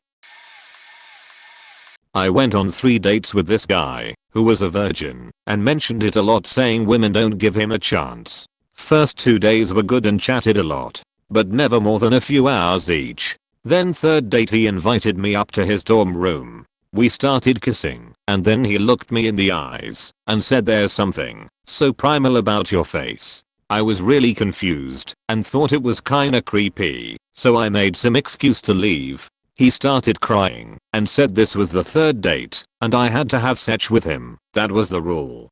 I just hightailed it out of there. I would see him sometimes after that at school and he would always make me uncomfortable by staring at me. Another person in my school was creepy, but I didn't realize. At a party he was saying how he really liked me and wanted to go back to my dorm to watch a movie. I said no at first, but he continued to ask, and drunk me said sure. Later I found out that a different night he said the exact same things to my best friend word for word. When we went back to mine I went to my bathroom to change into my PJs and left my clothes in the bathroom. After the movie he started to get handsy, but I rejected it and said I was tired so he left. Next day I was cleaning up putting my clothes away and my underwear was missing. I know because it was a very specific and favorite pair. I looked everywhere and even asked roommates. Legit nowhere to be seen. Finally realized he must have taken it since he did use the bathroom while here. Got super creeped out and told my friends I wanted nothing to do with him. He kept pestering me and showing up everywhere I was. Turns out his window in the dorm could see me when I left my room. He lived in the same dorm, same floor. He always ended up in the hallways or laundry room at the same time. But he never said anything. Multiple times his roommate's girlfriend, who I knew, said that's weird, he just did laundry yesterday, why would he do it again? He stopped after the last time I did laundry and had a male friend with me who told him to leave me the fuck alone. 2013ish. Pre-swipe app days, a man started messaging me on POF point. He was handsome and his profile was fine, but his messages were super pushy and I was definitely getting some red flags. Unfortunately I was only 22 over 23 and had been taught to ignore my instincts. We agreed to meet in the city. I lived in a town that was a 35-40 minute bus away at that time. He was coming in by train. My bus stop was about 20 minutes walk from the station. Relevant later. So we agreed to meet at a pub in the middle point. Immediately he proceeds to talk over me and act super condescending. At one point I respond to him because it's a conversation and that's what you're supposed to do, but nope. His face drops. He looks furious. I ask him if everything is okay and he responds back, quote, I don't like being interrupted. I should have left, but again, ignored my instincts. Shortly after he starts pressuring me to smoke. I used to smoke occasionally when drinking and stated so on my profile. He was not a smoker. It started with back, quote, I used to smoke, so I know how hard it can be etc. I didn't really want to smoke, but gave in after he would not let up. We went outside where he proceeds to berate me for smoking. Once inside, the conversation goes him, back, quote, so I quit smoking and became a vegetarian at the same time. Back, quote, oh that's great. I need to quit really and I would like to eat less meat. Apostrophe him. Back, quote, don't you want to know why? Me. Back, quote, okay. Why? Him. Back, quote, I believe that soon humans will have a microchip implanted in their brains that will allow them to communicate telepathically. Logically this will extend to animals, and I in good conscience cannot say to a cow, I'm sorry cow, I know there are other sources of protein, but you must sacrifice your life. Me. Back, quote, okay, wow, that's really interesting. He was stunned, but had no idea what to do. He had also been steadily drinking and had managed 3 beers very quickly. Whilst I was still on my first point, he went to the bathroom and came back, then quickly got up and insisted on buying us both another beer. After I had said back, quote, no thank you. At that point the man behind me leant over and asked if I was okay. He said that in the bathroom my date had loudly proclaimed back, quote, she's a bit of a twat, but she's hot, so I'll still smash her. And told me they were listening in and would help me. My date came back with the beers, sat down and continued to drink and chat. I cannot remember what, but he was becoming more and more irritated with me. He went to the loo again, and I handed my beer over to the man behind me, who poured most of it away in an empty glass. He came back, and I planned to say I had finished and was going home. Instead he remained standing, downs his drink, says back, quote, I'm going. I would say let's be friends, but to be honest that's not going to happen. With a disgusted look on his face point he leaves, and I assume he left the pub for the train station, the other direction to my bus. I stay and hang out with the guys behind me for a while and buy them some shots in thanks, then leave for my bus. I'm starving, so order chicken and chips, and wanted to the stop when lo and behold, there he is with another woman that he had clearly just met. I awkwardly offer them a chip and run for my bus. He messaged me an apology a few days later, and I accepted as it was hard to block people back then, and I really wanted him to leave me alone. Point, never heard from him again, but learnt an important lesson. My friends and I still laugh about the telepathic cow dates to this day. However, I never forgot how scared I was, and to listen to my own instincts. I had this guy message me on Facebook that was from my hometown. I had moved away several years before and had heard his name before but just didn't really know him. But I was trying to be nice, so I messaged him a little. I had no interest in him at all. I thought this was just casual messaging. He asked me for my number so he could call me. I thought no harm in just talking over the phone. He started getting really weird and calling me gross pet names. I told him I had to go, and he said okay. We hung up. He called me back shortly after, and I ignored the call. He proceeded to keep calling me non-stop and leaving messages that I was the one and we were meant to be, and he loved me. He was crying on the messages, and it was just really freaky. I finally answered the phone and told him to stop calling or I was calling the police. The calls stopped. I blocked him on Facebook and thought everything was done. Then all these random people kept messaging me telling me he was a good guy. Why did I do this to him? He even had his mom message me and tell me about his birth defect and ask me if I didn't give him a chance because of it. I said I didn't even know about it, and no, I didn't give him a chance because I was not interested in a romantic relationship anyway. I had to block her because she got increasingly aggressive and messaged me several times in a row like a crazy person herself. I blocked all the random people who messaged me on his behalf, and then he kept making Facebook accounts and trying to add me. It was nuts. I blocked every one of his accounts and eventually it stopped, but that went on for weeks. Don't know if a gay man can talk to his experiences with creeps, but here I go. Went on a date with this guy I met on Grindr. Me 19, him much older. I'm a big Linebacker sized dude. He's this toothpick older man. Picked me up in his sub from shift as a line cook. He seemed pretty normal, but almost too enthusiastic about having a young piece of ass for the night, and how we are meant to be for each other, and that he wants to be my boyfriend. Making out with me on the safe way in a very conservative area, where it's not entirely okay to be gay, and just insisting that I'm meant for him, and how much he loves me. It gets to the point where I was scared of really giving him any details of my life, so I lied a lot to him. I felt somewhat trapped, like if ran off now, he would chase after me. I'm continuing to lie to him. Eventually I'm able to mix in details about myself that are true. I mention that I like camping, and he comes up with this idea to spend the night in the woods and fuck all night long. We drive almost 2 hours into the North Idaho mountains. I go along with it, and he cooks a delicious salmon and potato dinner over the campfire. As we're unwinding we start making out, and he insists on faking all night long. I tell him in the morning. I'm exhausted so I go to take a piss. I come back, and he's using my phone to call someone. Didn't ask, didn't give him the password, but he's calling someone from my phone. I scream at him that it wasn't okay. He insists that it's okay, because he's my boyfriend, which is a huge turn off. I brush it off and step into a puddle on my way to his SUV. I take off my shoes to dry them by the fire, and he throws them in. I scream at him again, and with his bare V. He's burned himself and goes on that he needs me and that I need to save him. I say no and go lock myself in the car. I don't know how to drive, and he doesn't know that.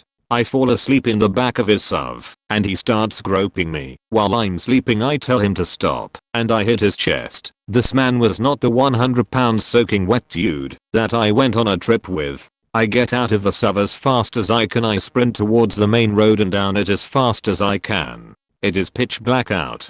I have zero idea where I am. My phone is at 10%. No phone service. I'm barefoot and only seconds away from being wrapped and murdered.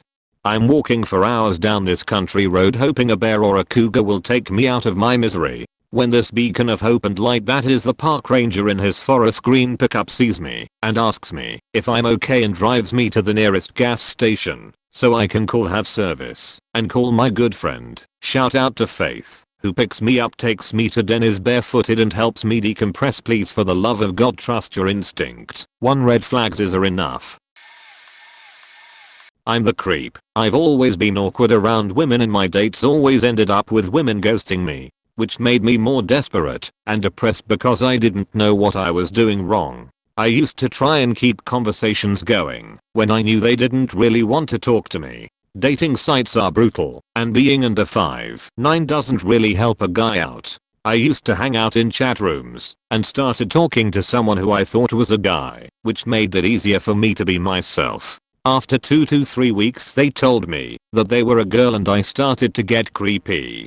She didn't block me, but she told me the things I was saying were not okay and she helped me understand how to be less awkward and creepy. We ended up meeting up and hanging out as friends. She had a boyfriend. I used to still go on unsuccessfully dates and be creepy, but she was always in my life. 3 years later her dad died and her boyfriend cheated on her. She didn't want to have sex because she was suffering depression from the early death of her dad. She had nowhere to go, so I let her move in with me as a friend. 6 weeks later we had sex for the first time, and we had a FWB kind of situation. Then her grandmother got ill, and while she was in hospital she said how cute we were as a couple, even when everyone else thought I was just a friend. A few days later she died, and we went to the funeral together, and she held my hand the whole day. After a month we became boyfriend and girlfriend, and that's how I ended up being the happiest I have ever been. 5 years later we are expecting a daughter, and I'm not creepy anymore. Women come up to me, make conversation, and a few have flirted with me. But I would never cheat, because I know what she has done to make my life so much better. Sophomore year of college, he, 24 meters, told me, 19F, that he loved me the first time we hung out. I told him that I was uncomfortable with that, and that he didn't love me. Minutes before, he physically coerced me into kissing him, despite the fact that I was literally sitting with my hand over my mouth, because I knew what he was planning. He was a lot stronger than me, so I didn't fight it. Anyways, he gave a whole guilt trip about how I lead him on, and how he knew he was in love with me, and he couldn't hang out with me anymore. He drove me home while crying, and said that, if he ever got over me, he'd hit me up. So 8 days later, he apparently had gotten over his feelings. I felt so bad about last time. I was 19 and still not good at recognizing manipulation, so I hung out with him again. I decided to give him a chance, because I didn't want to feel like I lead someone on, and we ended up hooking up that night. The next morning, he assumed we were dating. I told him we are not dating, but we should still get to know each other better before committing to anything. Our fling only lasted a month, ending with me finding out that he stalked me for 4 months, long before we even officially met. He told me this when I was sad about losing my grandfather. He thought it'd make me feel better. This was almost 3 years ago, but he did enough damage in just a month that I'm still reeling from it. I could type pages and pages of all the messed up things he did, but here are some highlights. Continually ignored my requests to not call himself my boyfriend, kept telling me he was in love with me until I felt uncomfortable enough to say it back, took pictures of me while we were having sex without my permission or knowledge. He told me that he got back at his high school girlfriend by leaking her nudes, although he claimed to regret that. I'm sure my pictures are floating around somewhere on campus. Ignored my request for privacy with my Spotify. I just like to keep my music private, and went into my account and followed himself, laughing it off, and said he was just being sneaky. When I confronted him about it, he went on to make a playlist about himself on my own damn account, and made my other playlists, old ones I made about my exes, public so he could see if I ever listened to them. Every time I'd make them private he'd go back in and make them public again. Demanded my phone passcode so he could go through my messages and pictures whenever he felt like it, but his passcode of course was private. Egged on my eating disorder. He was a bodybuilder and I was a tiny anorexic, and he'd make comments about my thighs being bigger than his, or how I eat way more than him, knowing I'd believe him. Lied about not having a Venmo, and always had me pay for everything, saying he'd cover the next one. He never did. Found his Venmo a few months ago. At the time we were going out he had several transactions with other girls. I wouldn't normally care, but he went through my phone and had a meltdown if I even replied to another guy. Used my phone to stalk his ex's social media, since she had him blocked on everything. He said it helped him get angry, so he could have a good workout. Was repeatedly homophobic, racist, and transphobic. We were in the pre-med program. I transferred out after our entanglement, and he told me that he wanted to be a surgeon because he liked the idea of cutting up and rearranging people. Our fling ended when my grandfather died. My mom called me, and I started crying.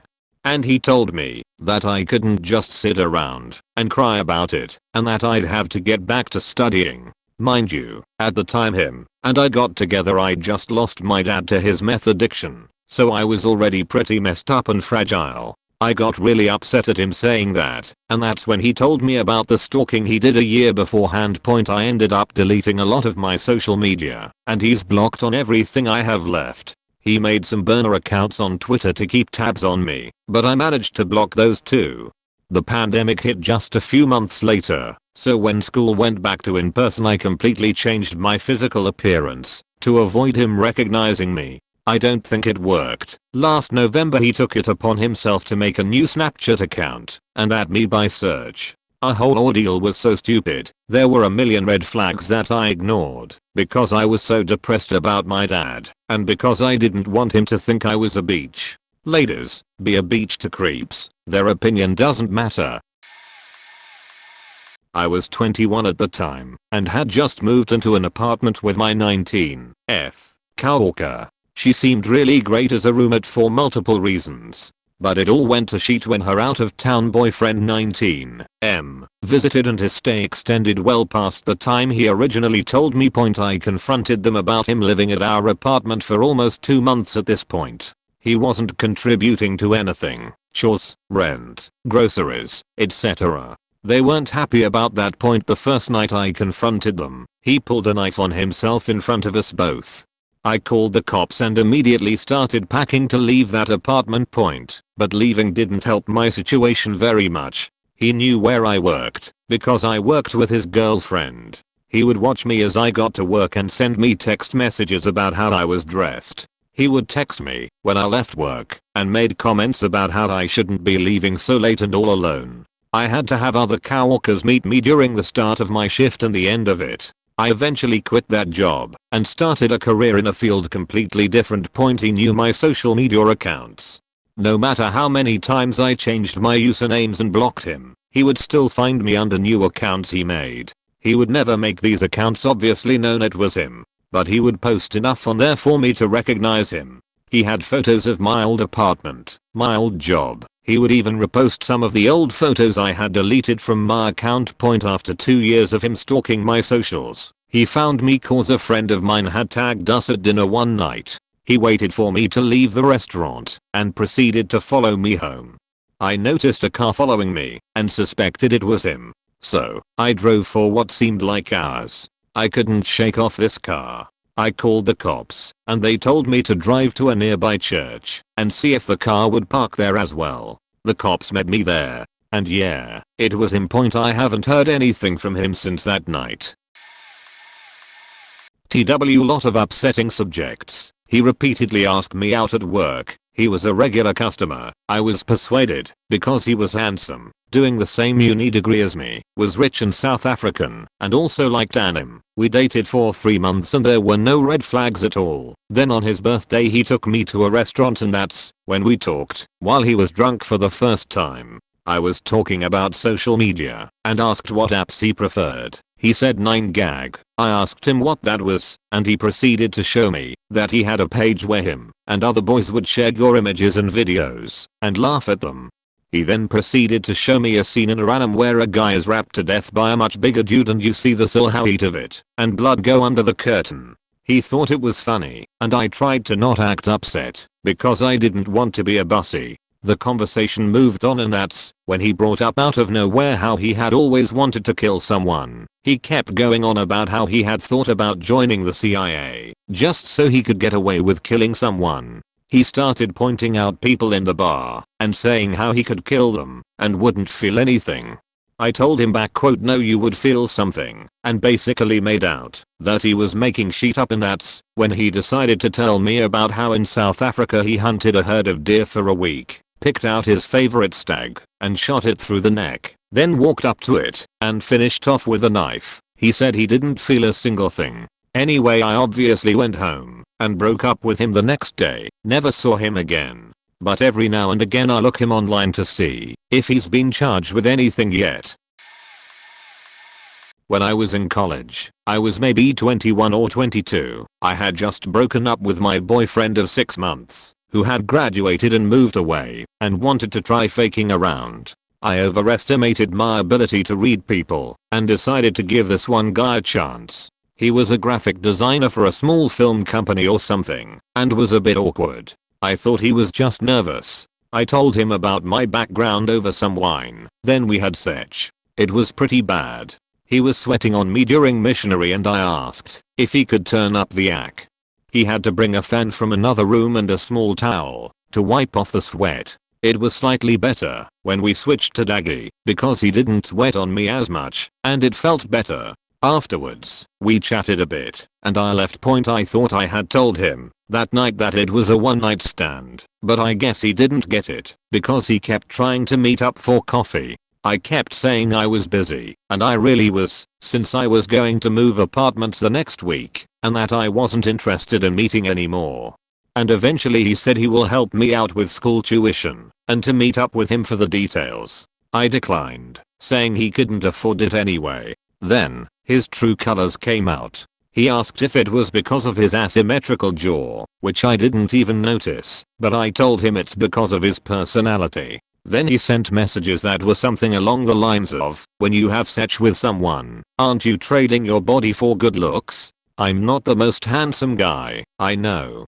But that's why I'm compensating with money instead. You're pretty clever for a third world country. Irony is that you're nothing special in your country and even old white men won't give a damn. You're just a bussy for them. You're really lucky to be here. I wish you have sons that get rejected by girls like you. Then you will remember how you rejected me. LMAO. Hope your dad goes out of business, so he won't give you a penny and you'll starve from food the way I starve from sex. At least I partially attained you while I had the chance. Then that incel had the audacity to ask how's your new place, as if his previous messages didn't happen. Looking back, I don't know what the fuck I was doing, gave way too much personal info on the first night, and didn't block immediately. I did feel grossed out, but thankfully my mental health wasn't so bad at that time, to the point that I hated myself and my body. I just took it as a learning experience. Lol.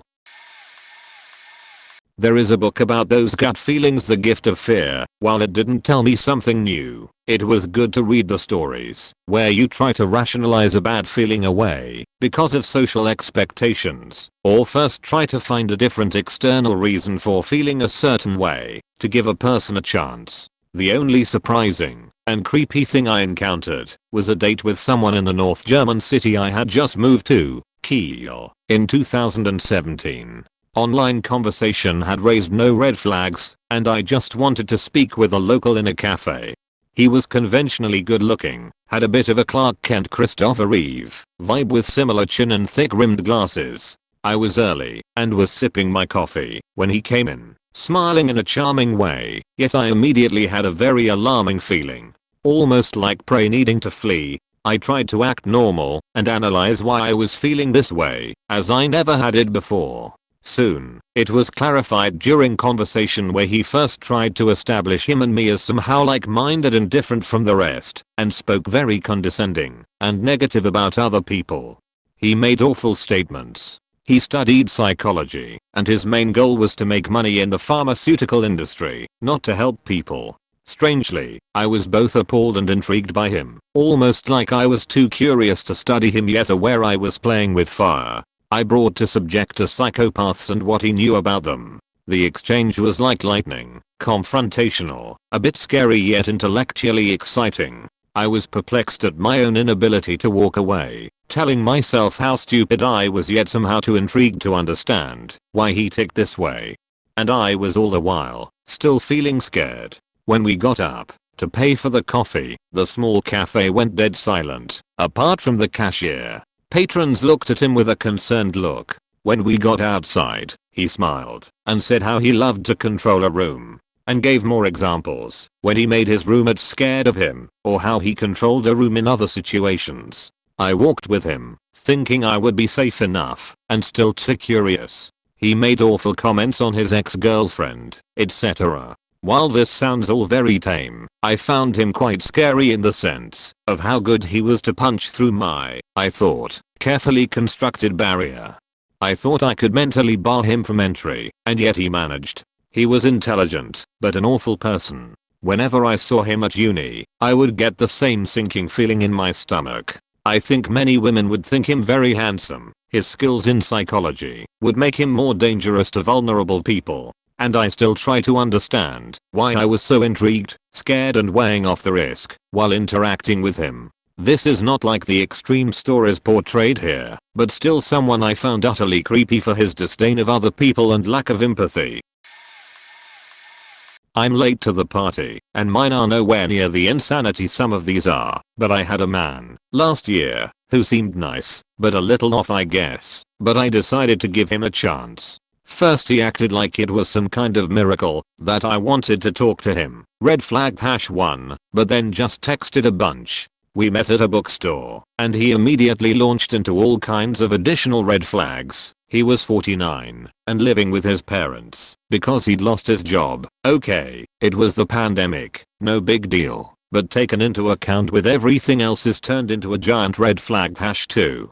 But he wasn't allowed to see his kids after his divorce. Red flag #3 was very Catholic. Red flag #4 when taken with everything else, and he had some drinking issues. Red flag #4 equals 5. He was very down on himself, and me, being recently divorced myself, still felt pretty bad for the guy, and wasn't adding everything up point after our chat. I agreed to go on an actual date because why not? Well, I found out why not. The day after our meeting at the bookstore, I woke up to multiple 3,000-word emails about how I was his rose and God had sent me to him.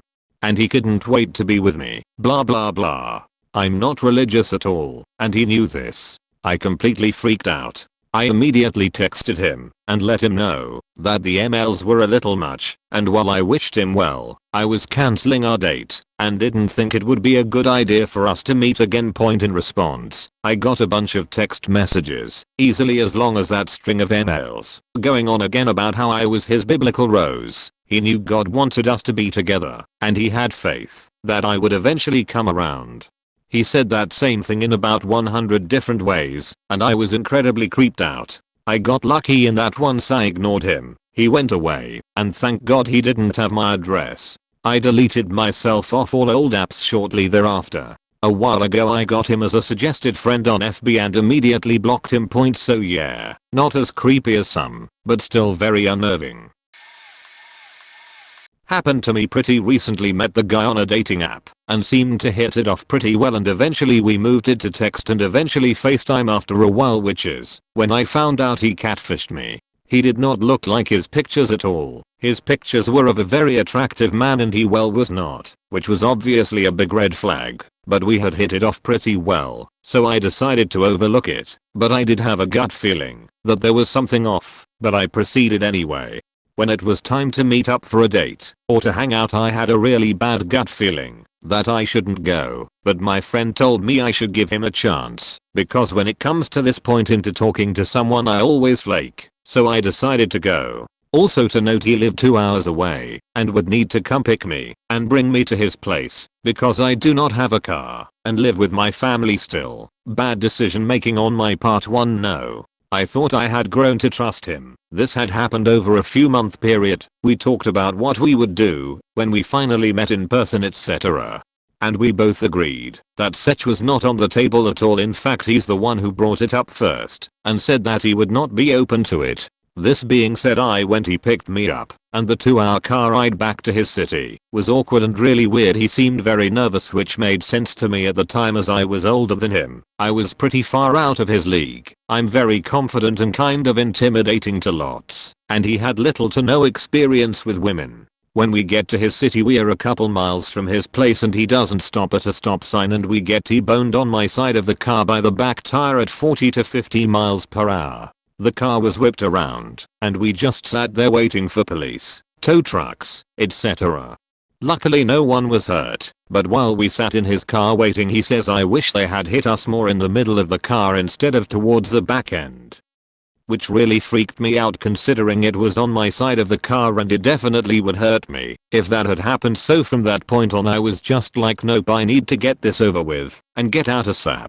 After everything, we made it back to his place, and after watching a few movies he kept trying to take me clothes off again and again. As I repeatedly said no, he just kept asking and asking, and eventually just did it despite me saying no multiple times, and then he rapped me. And all I could think after is, how could I get myself in this position?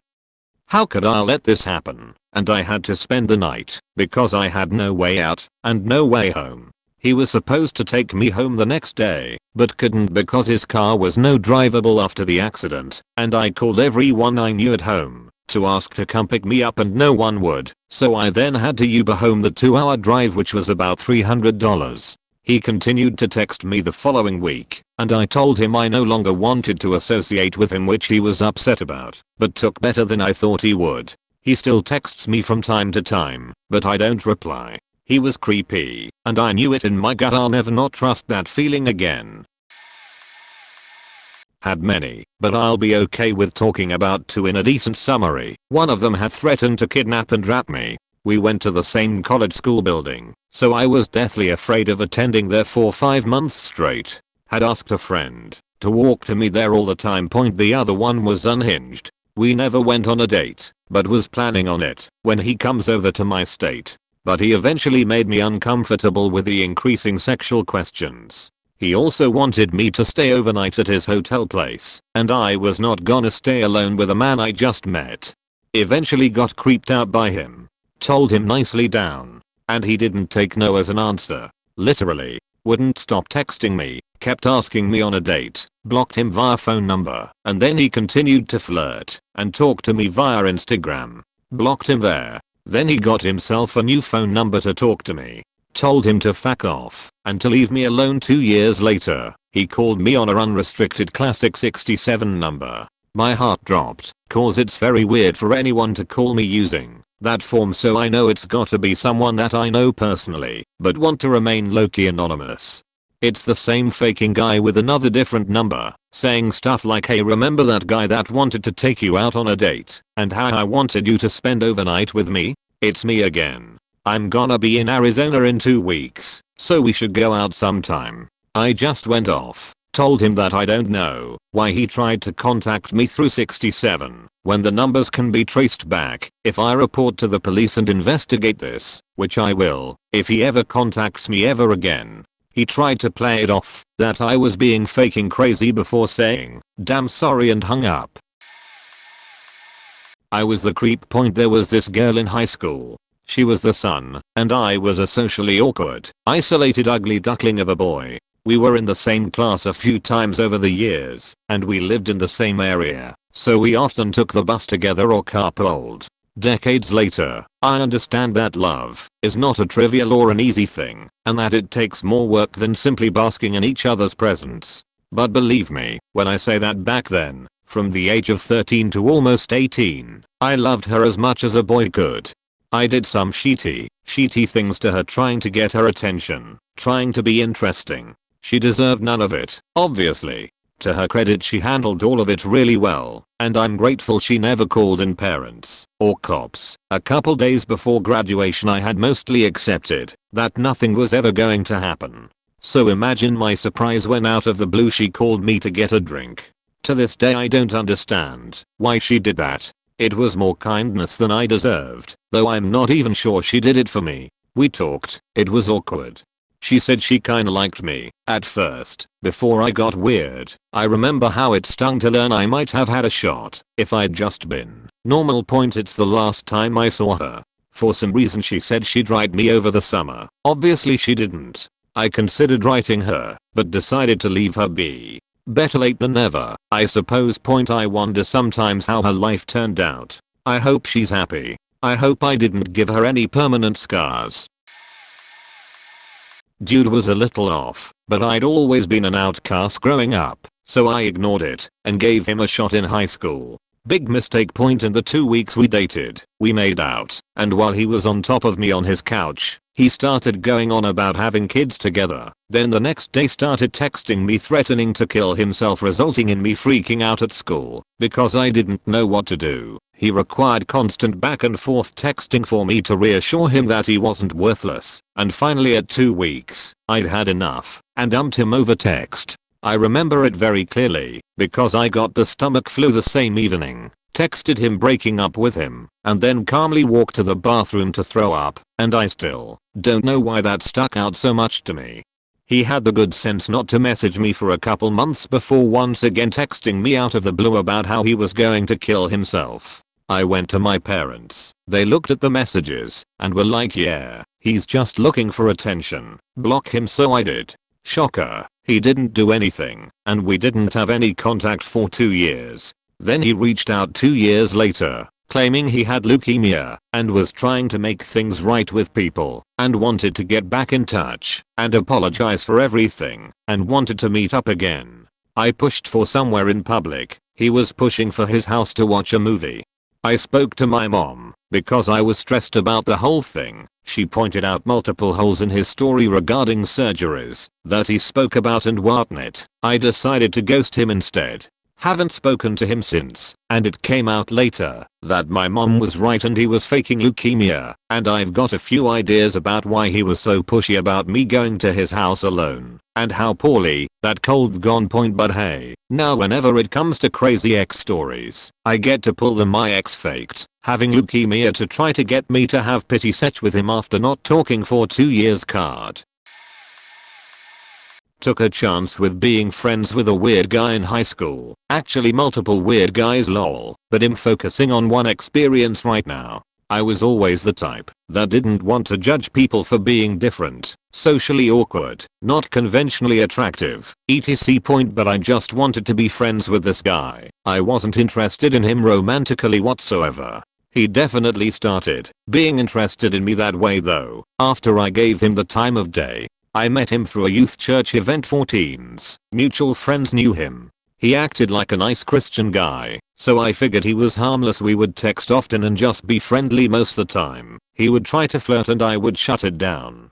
We hung out occasionally but usually only at group events, never one-on-one until this occasion. He was a year older than me and had started college at the local college in my town and was living in the dorms. He invited me over to his dorm room, and I was really hesitant, but he promised it was just a friendly hangout. He ordered pizza and ice cream for us, so I went over, and of course dorm rooms are small, so there's not a place to hang out / sit except for in his bed. He didn't want us in the main living area because he has roommates coming back soon. So I sit on the edge of the bed and we watch TV. He then randomly pushed me down on the bed and gets on top of me and pins me down to the bed and said in a joking voice, "You know I could easily wrap you right now." I was shocked, scared, horrified. I'm a 100 pounds petite woman. I couldn't push him off of me. I didn't say anything, just struggled to get him off, and he finally let me up. I left immediately without saying anything. He tried to text me multiple times after, and I never responded. I never told anyone at the time, but I wish I had. I just didn't think anything would actually come of it, since he didn't actually rap me, and I had no proof he said that to me. My first comment here on Reddit, and didn't even think I'd be describing this incident. A guy from school sent messages on my phone after 3 years to ask me how I was. I knew he had a crush on me initially way back, but I thought it might be gone by now. 3 days later he started bombarding me with phone calls and messages asking me to marry him out of nowhere. I freaked out, blocked him from my phone and my socials, and thought I was done with the issue. Turns out, he had been calling all our mutual friends, asking them to convince me to marry him. I was 21, and they blocked him too. A few days later, when we were having a family reunion at my house, he turned up at my doorstep, walked in uninvited, and told my entire family that I was in a relationship with him for a long time. I wasn't. I was scared and fled to my grandma's house from the back door while my family handled him. 1 vs 20 to 30 people. Later that night I unblocked him and warned him that I'd be calling the cops if he continued the same thing. Instead of being scared, he threatened me of Sue 1C1D, kidnapping when I go out. Needless to say, I couldn't go out alone in the months that followed, with my parents accompanying me everywhere. I even informed his family somehow, and they said they'd get their son the therapy that he needs. Though his friends say they did absolutely nothing about it, the story doesn't even end here. A few days back, 2 years after the incident, he texted me from an unknown number on my phone again asking me whether it was me or not. I didn't reply and blocked him. Let's just hope this is the end of the story. Never leaving my house again without a big knife, as long as I'm in this city. When I was 16, I was at a party for an older friend's 18th birthday. The party was at a house with a huge garden, and an inflatable jousting arena type thing had been rented out and put in the garden. At one point, a mutual friend who I'd never met before, picked me up, jumped over the walls of the inflatable arena, and then lay down on top of me. The only reaction this got was when I stood up, got one of the inflatable jousting sticks, and started hitting this guy, and someone laughed about it. When I was getting ready to leave with two of my friends, the same guy asked for my phone number. I obviously had no interest in dating him, but I just gave it to him to be polite, since we had several mutual friends and I figured I'd probably just end up seeing him again anyway. After the third time I said no to him asking me out, I said to him in a text that I'd given him my number to be friendly. He replied saying, "Oh, okay, no problem, I can live with that." Which I thought was protesting a bit much, but thought nothing else of it. A week or two after this, the friend who had the party invited me to go bowling with a group of people we knew. It turned out this was a setup to get me alone with this other guy, because he owed him a favor. Surely if you feel the need to lie to someone to get them to spend time alone with you, then that should be a big enough hint to leave them alone, because they are not interested. But anyway, every mutual friend who heard about this thought I was in the wrong for not giving him a chance, because he's a nice guy, and b, saying that he was creepy and stalkerish for tricking me into being alone with him, when I'd repeatedly said I didn't want to date him. He eventually ended up dating another girl I was friends with. I don't know the full details, but I know he threatened suicide to stop her from breaking up with him at one point. The other mutual friends we had stopped hanging out with him not long after this, when he slapped another girl in their friend group on the ass during a night out, and she rightfully kicked off. I'm not friends with any of these people now for different reasons, but I do wish I dropped them all immediately when this happened. I found this question on a TikTok read and I think it's my chance to warn others. There is a reason these people are usually alone, not dating, whatever. There's a reason why they are creeps. I usually am the person to give a chance to the outcast, the dude that no one likes, because I see myself in them. I was an outcast too, as a kid, so I always gave them a chance, because I might find someone good out there. The worst relationship I ever had was one of these dudes. At first, we shared so much, and it was great. We both liked horror, metal, had philosophical conversations, and he had money. I always thought the reason people steered clear from him was because of his physical appearance. He was heavily tattooed and had body mods all over him, but the relationship was ultimately a descent to madness. His social issues translated into a form of jealousy, in which he was jealous that I could make friends and such, and he would punish me for that, mentally and physically. I ended up being R-worded as a punishment for going out. I was beaten and yelled at almost every day. It took me going to a therapist and living with my parents for safety in order to escape him. 5 years later, I still go to therapy for PTSD. Other relationships, although not physically abusive, have also sucked. This men tend to be terribly insecure, so anything that you are capable of doing that they don't, will be resented. They're incels. They're the most misogynistic assholes, blaming women on the fact that they're alone, and not on their own creepiness. Usually, I guess not all men, but in my life, the creeps have always been the worst, not 1 or 2 or 3 times. After more than 8 times, the problem is 100% on me. It's a pattern in my life that I'm actually trying to break. My therapist says there's a reason why other women steer away from these guys. Listen to their silent words. She is not wrong. If you want to give the creep a chance, make sure you have an escape route and that other people are there with you. Never dated him. He was my cousin. I, like the rest of my family, tried to turn a blind eye to his abuse. He was very sly about it. Turn assault into games, tricking me into it, games he could even get away with doing in front of adults, or when I was sleeping, or sometimes as a joke. Even when it became blatant and he sagged me with no masking or disguising, I let it go. We got into an argument and I went to my mom, told her what happened, and she let me sleep with her. The next morning we went to Taco Bell and he even made a remark about how I scratched him. Poor baby. Because it was brushed off by everyone else, I thought it was nothing too. Even though it wasn't okay. The disguised abuse continued and everyone acted, or really thought it was okay. When he did it blatantly again, I finally cut him off. Never see him again. Right, wrong, I missed my best friend, because when he wasn't abusing me, he was truly playing and joking and making me happy. I talked to my mom and we got back in touch point immediately. Day 1 it continued, and I and everyone else continued to let it happen. However, I was more strict about it, no touching me ignored. It continued, but he had a harder time getting away with it. The only person bent on protecting me was my little sister. When I say bent I mean literally, because one time I was in the front seat and he wanted it. So he went to grab me out of it, and my sister put her arm out in front of me, and he bent it against the door. She also sat between him and me in car rides, putting herself in harm's way. And that was the compromise my parents agreed to. Point eventually I ended up in the hospital for an eating disorder. Honestly, I was starving myself, yes. But I also wanted to go to the hospital, and wasn't afraid of exaggerating my situation and going beyond to be sick. I feel bad for things like that, but I couldn't place it at the time. I wanted to go to the hospital because I was being abused. I told the staff and sift camera knocking and set my parents straight, and thank Jesus I've never seen him again. Point the next few years after that were confusing. I learned that I was abused. I relived things and realized a lot of what he did. His mask fell off, and I realized memory by memory what his games were. I became confused and at times quite toxic. Lying to people online, trying to feel validated.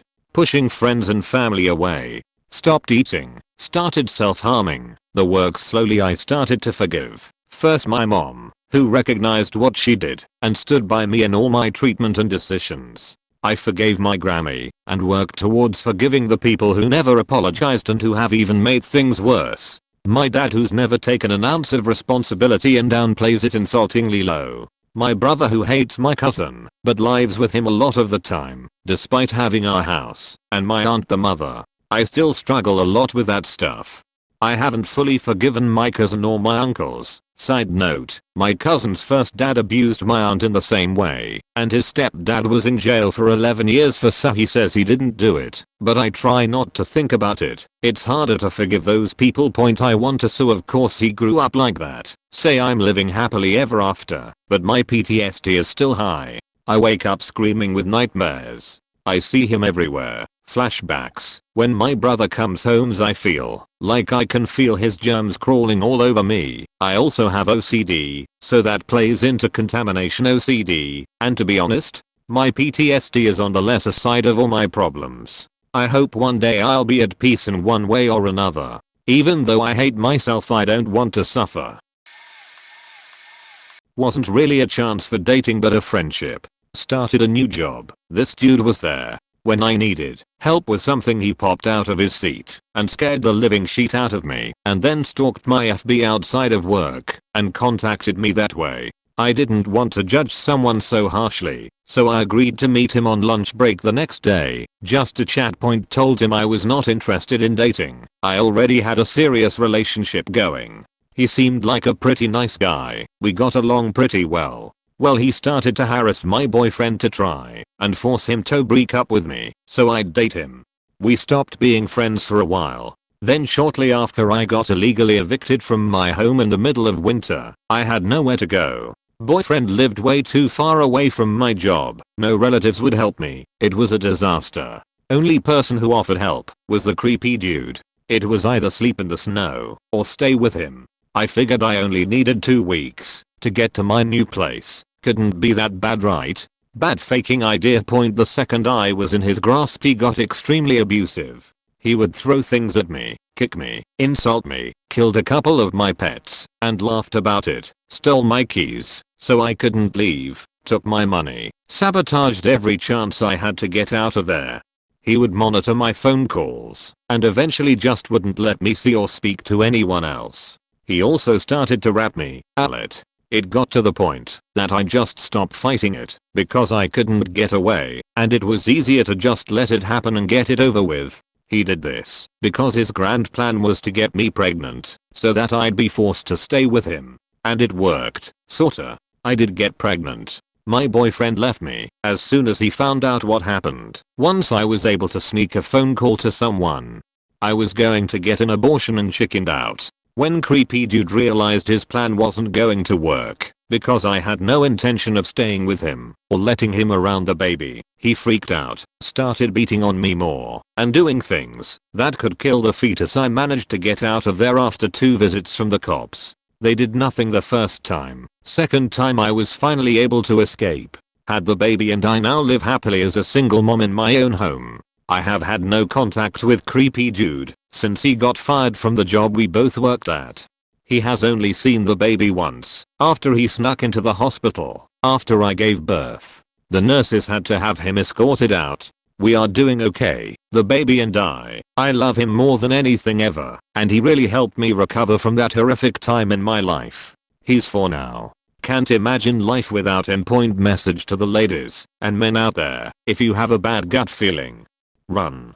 Don't go against your instincts just to be polite, or you could end up in a situation like I did. I ignored so many red flags and all this could have been avoided if I just followed my gut instinct on day 1 and never met him for that lunch. Didn't even give him a chance. He was a neighbor living with his mother. His mother once asked if I would mind that she gave her son my number so we could go walk our dogs together someday because he always goes walk the dog alone. I had seen her son in the lobby maybe twice. I thought it was a bit weird, but agreed to be polite. Immediately I started getting texts of when I'm going to walk the dog, what time, when can we go. I didn't respond. Couple days later I was going out to walk my dog and saw him in the lobby with his mother's dog, clearly waiting for me. It was super awkward and he basically followed me to the park and forced conversation with me. I was so uncomfortable. After that he wouldn't stop texting me. I told him I didn't want to talk to him and blocked his number. He stalked my social media and started spamming me everywhere. I blocked him on all platforms. After that I started seeing my name messages calling me a beach/slut carved in the building elevator and front door with I assume a key. I was mortified. Notified the building manager immediately and was simply told to ignore that he had had problems with a girl before. Tried to ring the bell go their place for an explanation, but they didn't answer. I went to the police and showed them pictures saying I was scared, only to be told we don't deal with couples drama. I was terrified, went to stay at my mom's place a few days. After that I wouldn't ever see him in the lobby, saw his mother a couple times, but she would ignore me. A couple new messages appeared on the elevator walls, no one did anything about it. A week or so later my apartment was broken into and all my valuable belongings were stolen. Everything was broken. The thief also took a sheet in my toilet and left it there. I'm still certain it's related and he orchestrated it, but couldn't prove anything to the police who completely dismissed me once again. I left that apartment building shortly after I was broken into. I'm still traumatized to this day and can't believe no one helped. This was like 6 years ago now. I was very early 20s. Oh look, it's my time to shine. I've given lots of creeps a chance to be the sweet harmless nice guys people claimed they were. Spoiler alert, they weren't. Went on a young first date with a guy who seemed vaguely creepy and made me uncomfortable for reasons my friends didn't consider adequate enough to turn him down when I asked their advice. He spent the date explaining to me in detail what our future family would look like and how he couldn't wait to get me pregnant. I don't want kids. He apparently wanted 3, and when I said no to a second date he spent 3 months following me conspicuously around campus and parking outside my residence in his free time to monitor when I was home. Out, alone, had people over, and would frequently let me know I was ruining his life by not following his plan for us. This is one of the better experiences. A second time I merely danced with a guy at a bar who had bought me a drink and seemed fairly normal for the first hour of occupying the same vicinity, aside from the fact that he seemed to be alone at this college bar on a weekend night. Not a deal breaker, but a minor red flag I ignored. He spent the duration of 3 songs slowly moving us across the floor, away from my drunk and oblivious friends. He asked if I would like to leave together. When I said no, and that I came with friends, he became enraged and attempted to drag me out of the bar by my wrists. A couple near the door intervened, and the guy slipped out of the bar and left before we could get security involved. I saw him one more time a few weeks later from across the bar, where he was glaring at me. I warned the bartender and door security, left immediately, and stopped going to that bar and the one nearest to it for about a year. This is one of 2 men who have physically attempted to remove me from a building where I met them. Intentions unclear but probably not good. Point the third and fourth creeps for whom I suppress my irrational read, intuitive, discomfort to give a chance, because he's harmless, he's just awkward, wound up, sexually assaulting and rapping me, respectively. One was a close friend I probably would have defended the character of prior to the day of the incident.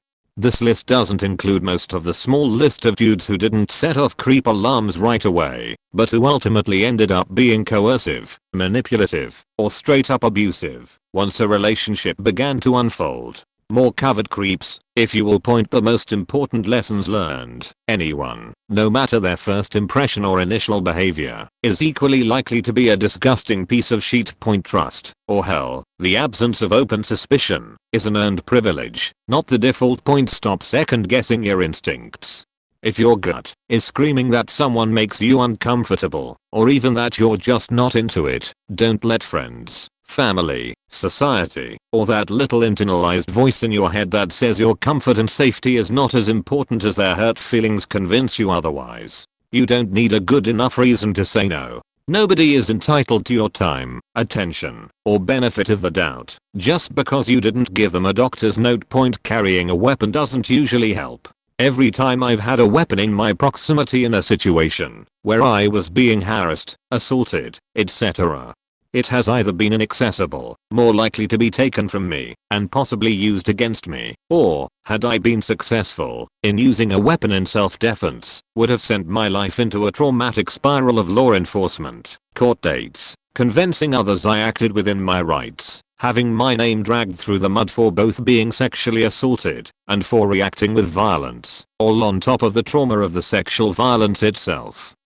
Plus the guilt of hurting, or God forbid killing someone. Stop telling people to get a gun and learn to shoot if they are scared of sexual violence. I have done both, and I hope to fuck I never have to point that thing toward another human being, even a rapist, let alone pull the trigger. I was meeting some guys from a dating app, but more for the reason I needed to gain more real people in my life. I was clear from the beginning, and wrote it in my bio. Then I met a guy who moved to my city, but was born in India, so we didn't have the same native language. He was a 24/7 stoner and just searched for sex. I met him couple of times and everything was okay like buddies, though there were some bad vibes, because he always made fun of my English accent, and said how good sex and drugs are. Seriously, maybe I have a little accent, but I practiced so much, it is way more better than his Indian accent. But one night we wrote, and he came to my place. He tried to force me to have sex with him. Then after I had my best friend on the phone he decided to go. Not even a minute after he went the guy wrote me like 10 messages that he is disappointed of my behavior. That I wanted it, because I gave him signals. The signal was to invite him over, and I know from the beginning what he wanted. I felt so bad I apologized. I ghosted him for a couple of weeks and he tried to write me regular envoy messages like, "Hey cute, how are you my sweetie? You look wonderful on your new picture." And one day I was feeling guilty again for ghosting him, so I answered. He asked me why I did not answer, and if something happened, and I answered yes. You know what? To make the long story short, he said I was crazy. I should know what he wants. And nothing happened, so why am I such a bitch? And that what really hurted me were the words, "You are just a big fat hoe. No man like me would want to fuck you." But I thought, cover the face, fuck the base. A bussy is better than no bussy. Then he blocked me. I'm a b-boy.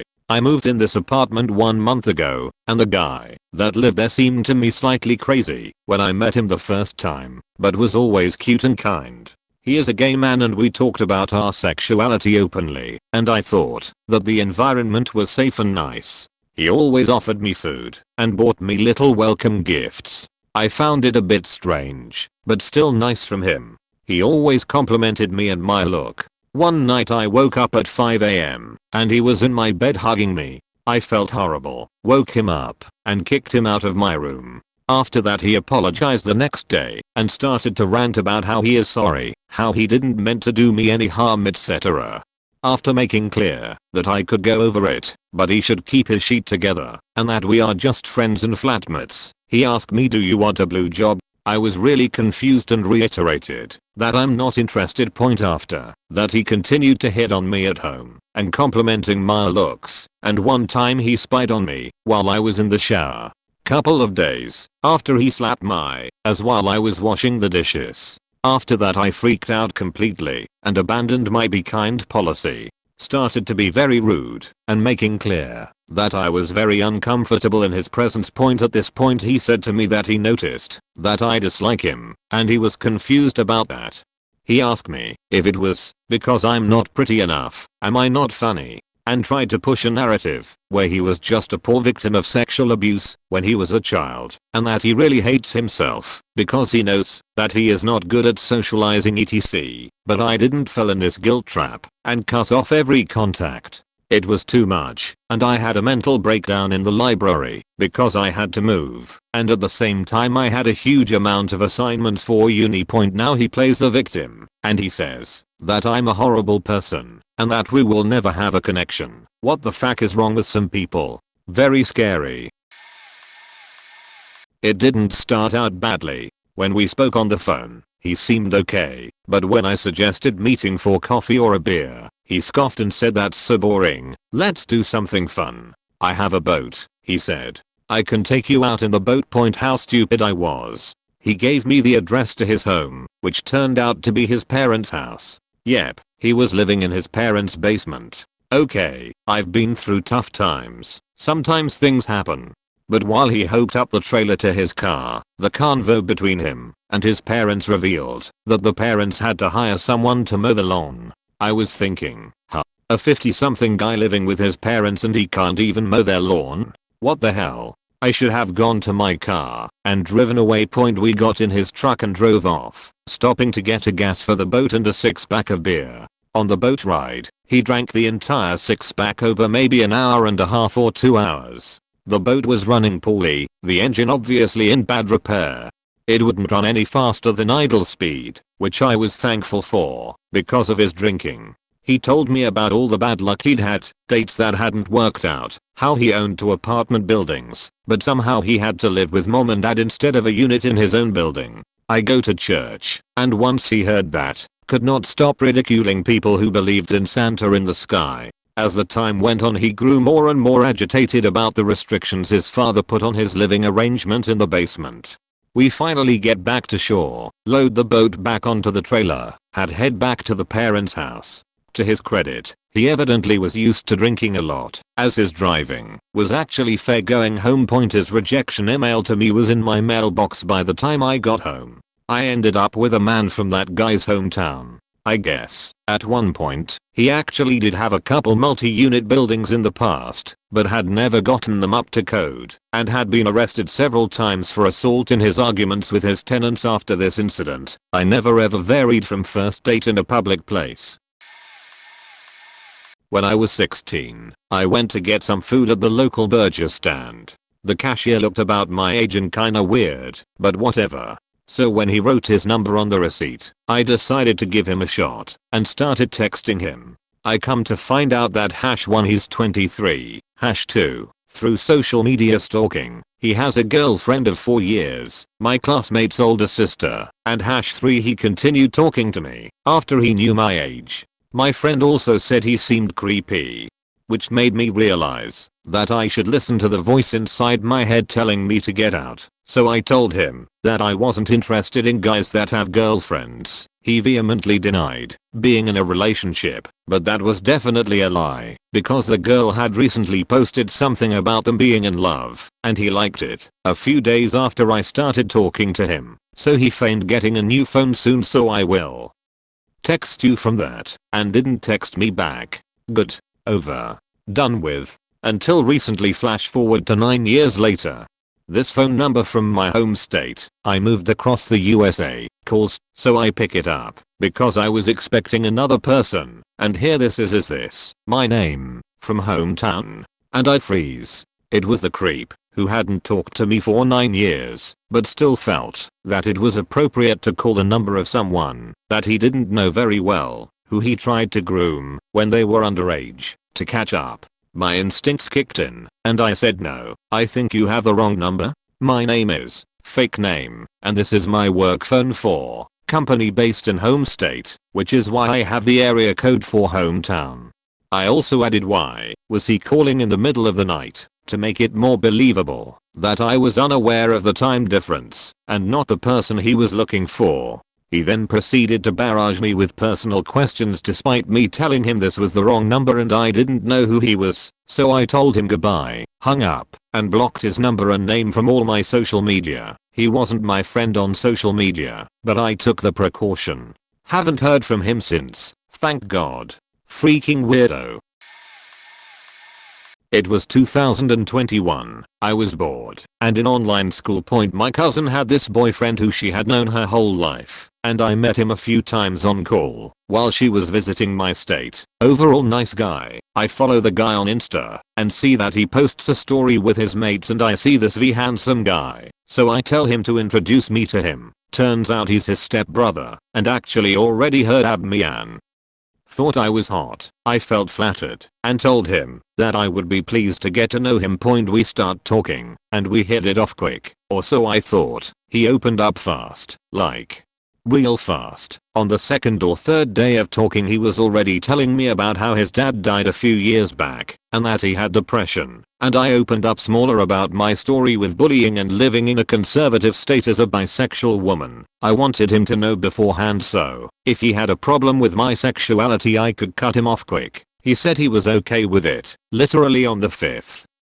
day of talking he's like, I didn't think I could connect someone like we do, and I think I'm starting to really love you. This is a te quiero in Spanish, which is an I love you, but more like subtle I'd say. It's like an I love you tell your partner first months of dating, and honestly I felt like we connected, but not really there yet. But girlie didn't know how to set boundaries back then, and I said I loved him too. We moved to calls and WhatsApp, and by the week of moving we were already boyfriend and girlfriend. We were moving fast and the guy all of a sudden screenshots my story and makes it his wallpaper. And makes his birthday, mine and the date we became boyfriend and girlfriend his password.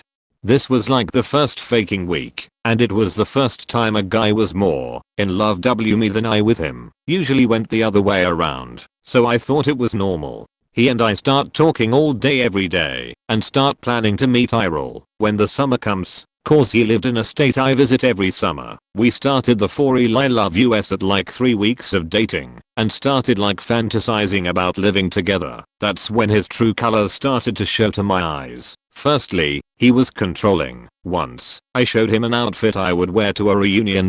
My gal pals, who I'm at, are 80% straight women, and he said change. I don't want any men seeing you like that. The outfit wasn't even that revealing FFS. I told him that no, and that was final. When we were texting, and I left my phone alone to do homework or focus on something else, he'd spam my messages saying, oh you don't love me anymore do you? Just faking breakup me already. He always told me I was better than his ex, who he later on told me he stayed with for longer, only so she would help him pass the grade. He would tell me that he was scared that I would leave him for a woman and that if I were to leave him that please let it be with a man so he could go with dignity. When we fantasized about living together, and I have this engraved on my brain forever, he said that I'd be like his mom and set out his clothes for him, and that he saw me sweeping the floor while he played FIFA. Mind you, this guy was older than me. My last straw was when I told him of my coping mechanism and asked him what he thought, and he said it was gross and he didn't want anything to do with it. I started to question the relationship. And for the last 2 weeks I got like bad anxiety even thinking of him, like he'd text me, and my stomach would immediately churn. I felt a never-ending pit in my stomach when talking to him, as in, it hurt. My back hurt for those 2 weeks, and I was done. My friend came over, and we were talking, and I confided this with her. I called the guy, and told him that I needed to break up with him, because I had mental health stuff to deal with. He said okay, and thanked me through text, and said he'd remember me positively. I wish I could say we parted our ways and I lived happily / owe him, but no. I was at the mall, and I get a gazillion texts from him, telling me I hope you didn't leave me, and you're the only one I've ever really loved, sorry for not being enough for you, and I kept reassuring him he didn't do anything wrong in the it's not you it's me thing. In the morning I wake up to over 20 minutes worth of voice notes, where he told me he hated me, and I was the worst skank ever, and gave him trust issues. That he loved me, and he could change me, and we could fix this. That I was probably a woman by now.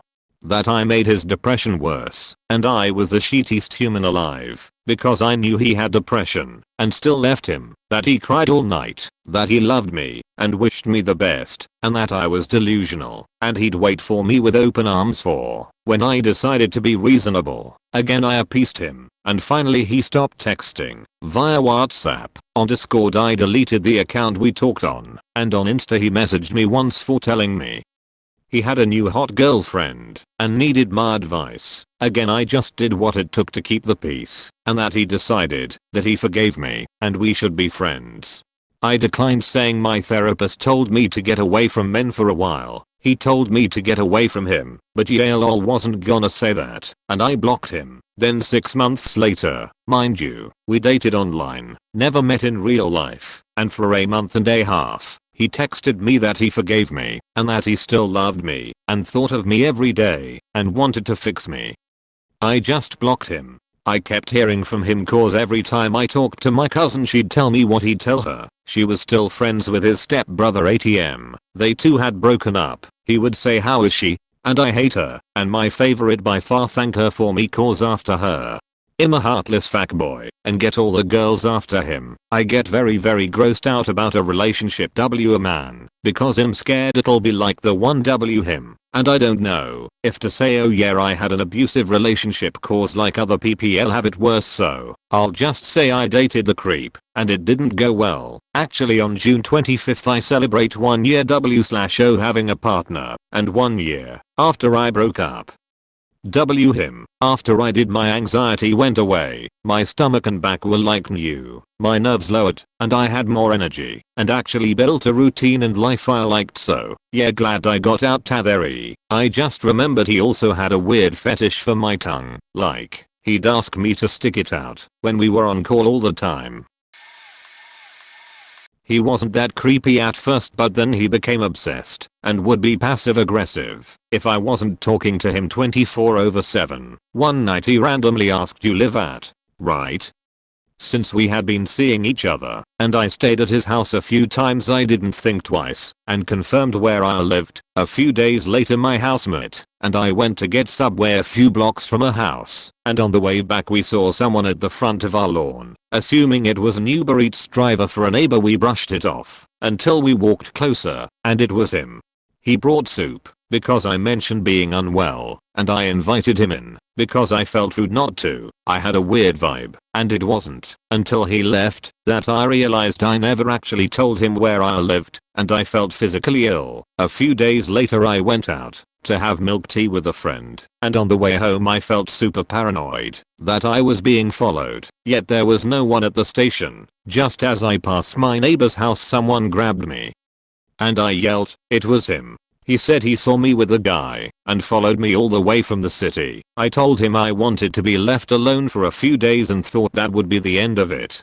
A few days later a friend I hadn't seen in a few years invited me to stay at a hotel apartment outside the city. That night I had an odd thought and looked at my Snapchat account and saw my location was available to friends and turned it off. The next morning as we ate breakfast I looked out towards the backyard and there was a figure on the patio. I could tell from his body language that it was him, and I instantly ran upstairs to hide.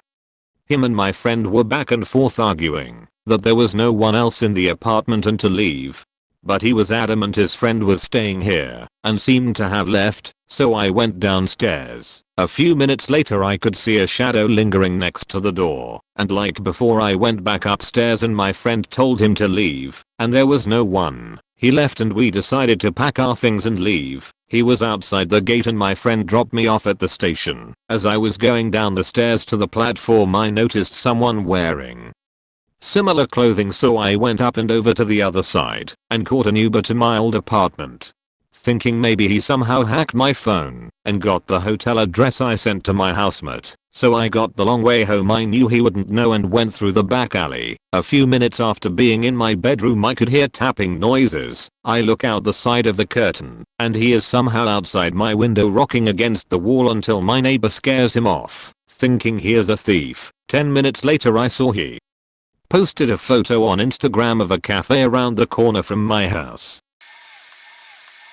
In my first year of college, there was this guy called L. It was maybe the second week of college and people were hardly on a first name basis, yet somehow L had found all the girls' FASA books, including mine. L isn't genetically disadvantaged, but he was through his lifestyle and lack of self-care. He had very greasy hair, didn't smell the best, and always had dirty clothes.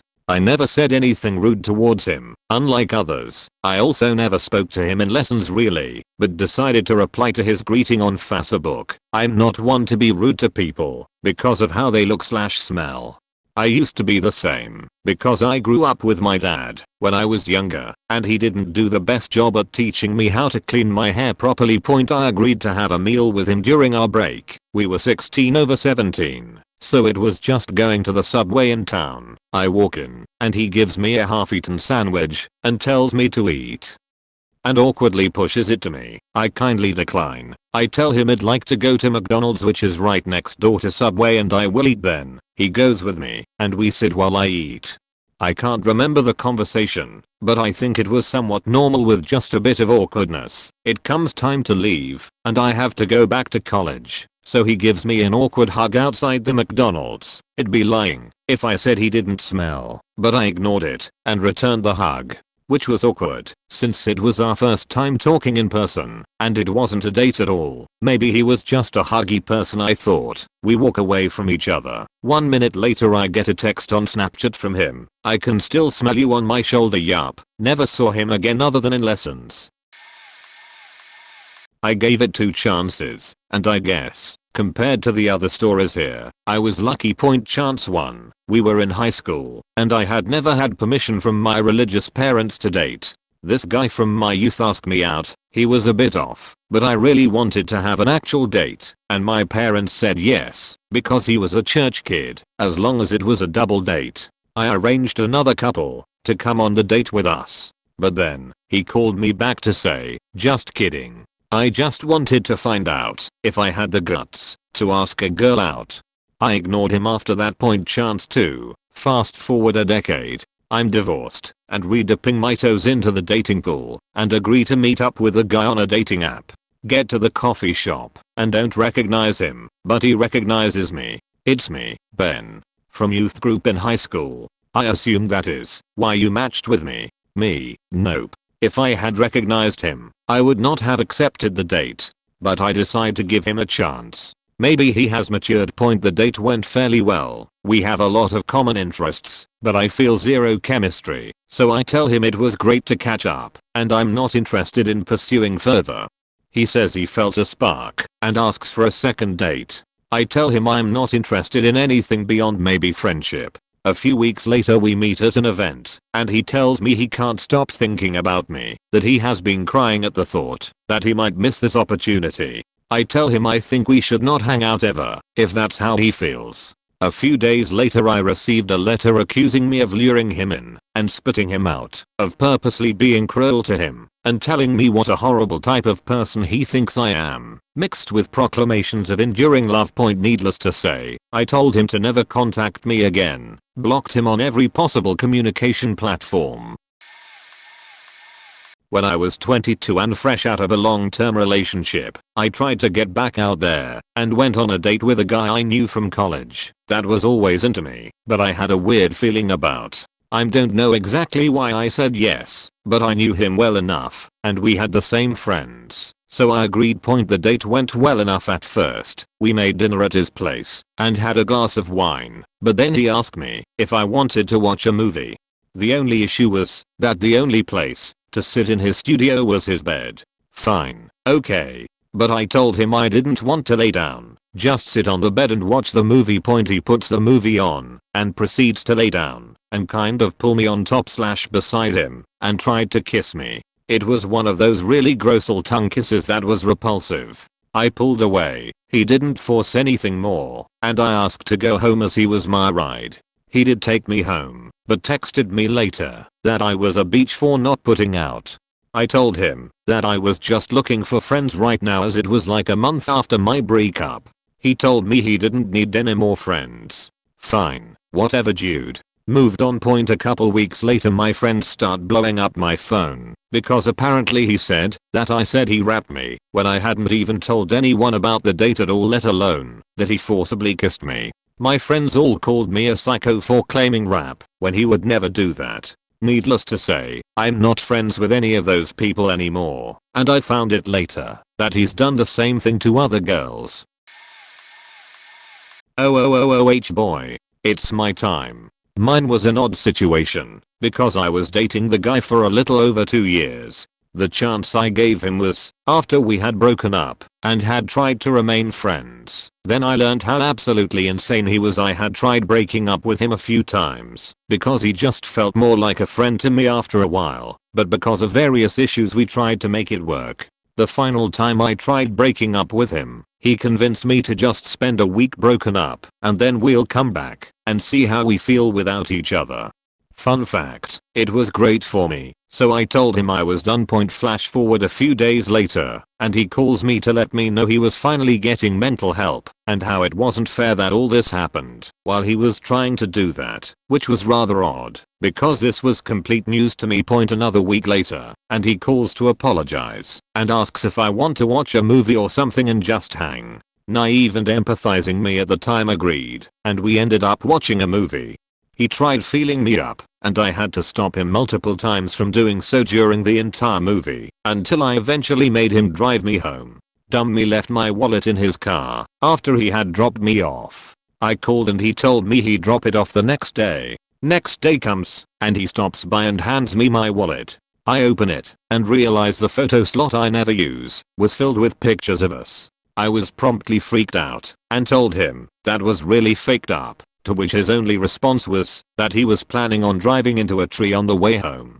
After that I told him I didn't want to be around him anymore because he was growing more and more bonkers and so opposite of how he was when I was with him. It was okay for the next few weeks until one morning I woke up in my apartment and he was hovering over my bed with a wedding ring he made during the week we were not speaking. He had broken into my house and I have no idea how long he was there while I was sleeping, but I absolutely lost my shit on him and told him I was going to call the police if I saw him anywhere near me again.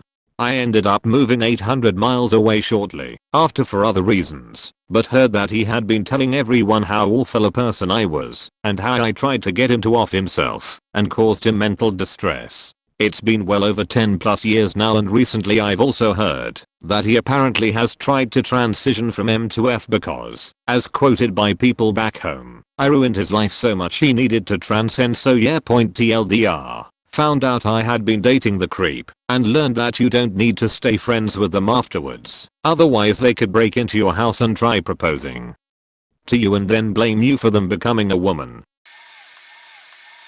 I thought he was sketchy, but my friends all told me he was a good guy, and he claimed he was a good guy should have been a red flag. We dated in college for about 1.5 months, starting at the last week of November and ending around the 1st of January. Most of that time we were apart because of winter break and we were visiting our families in separate states. We were only together for like a week. Mind you, after I drove my ass 2 faking hours to visit his family in Nebraska for his family Christmas, he ghosted me saying he was busy. We got back to school and he kept ghosting me, about 4 weeks of off and on ghosting in total, until I finally texted him and told him he had 24 hours to tell me what the fuck his problem was or we were breaking up, and then he said he wanted to break up with me and be single. I said something along the lines of, okay, what the fuck ever, you're faking weird and crazy and a loser with zero backbone for ghosting me the entire time instead of being a man and breaking up with me. After that he would regularly message me telling he missed me and he wanted to get back together. During this time I met and became friends with my now husband that I didn't know was a friendly acquaintance slash coworker of the creep. Anyway, summer comes around, and I stay in the college town for work and to party, and the entire first month of summer this creepus is texting me saying he wants to get back together. Finally I give in, and tell him to meet me, and we can talk. He's telling me he really likes me, and can see a future together, but he's just unsure. I told him I don't have time for his shit and he apologizes, tells me he wants to date again. I said I'll think about it, he leaves. I text my best friends about it. I wake up the next morning to a dozen or so texts from my bestie saying he was in a relationship with another girl on Facebook, and I checked, and he blocked me on FB, and I text him, and go the fuck off, since he wasted my time. The rest of the summer goes perfectly fine. Fall comes along, I start dating my now husband and eventually find out that he and Creep have the same major, and he's a bouncer at the bar Creep works at, and they both bowl. They weren't friends that intentionally spent time together, but they were friendly with each other and hung out in those spaces. I eventually kept seeing Creepers more often. I was civil about it. We ignored each other. It was fine, so I thought. Until one time my man was drunk and asked me all these questions about my relationship with Creep. Apparently Creep told him that we dated for a month and I was a hoe who cheated on him and I was crazy and we had sex constantly and I was a huge slut. He said this same shit about his ex before me, which was why I had bad vibes from him. Creep also told almost everyone he could about how awful of a person I was and how I was crazy. I had faking strangers at parties asking me about this BS. I almost broke up with my husband because of it. Almost lost close friends because of it. He literally was trying to destroy my life. He kept these lies up for 3 years. During this time he met and started dating and became engaged and married his wife, and he was still talking shit about me to my husband and my husband's friends. This jackass even invited us to his wedding. I told my husband he could go, but I wasn't about to drive 2.5 hours to fucking BFE Nebraska to some little Shegatus town to watch the guy who made up rumors about me and tried to destroy me for 3 years get married. My husband said yeah, I'm not going to that. He was always kind of a faking creep. I didn't initially think he was creepy. I just didn't really know him. I'm the kind of person who is either in a relationship for a long time or celibate for months at a time. Live in a small city lol. He had good cosigns from some friends, so I decided to stop blocking my own shot when he wanted to hang out. I'd been alone for a while and they were definition worried about me lol. We had a good enough first hangout, so good after a few margaritas we slept together. No fireworks, but it had been a long time since I had such fun.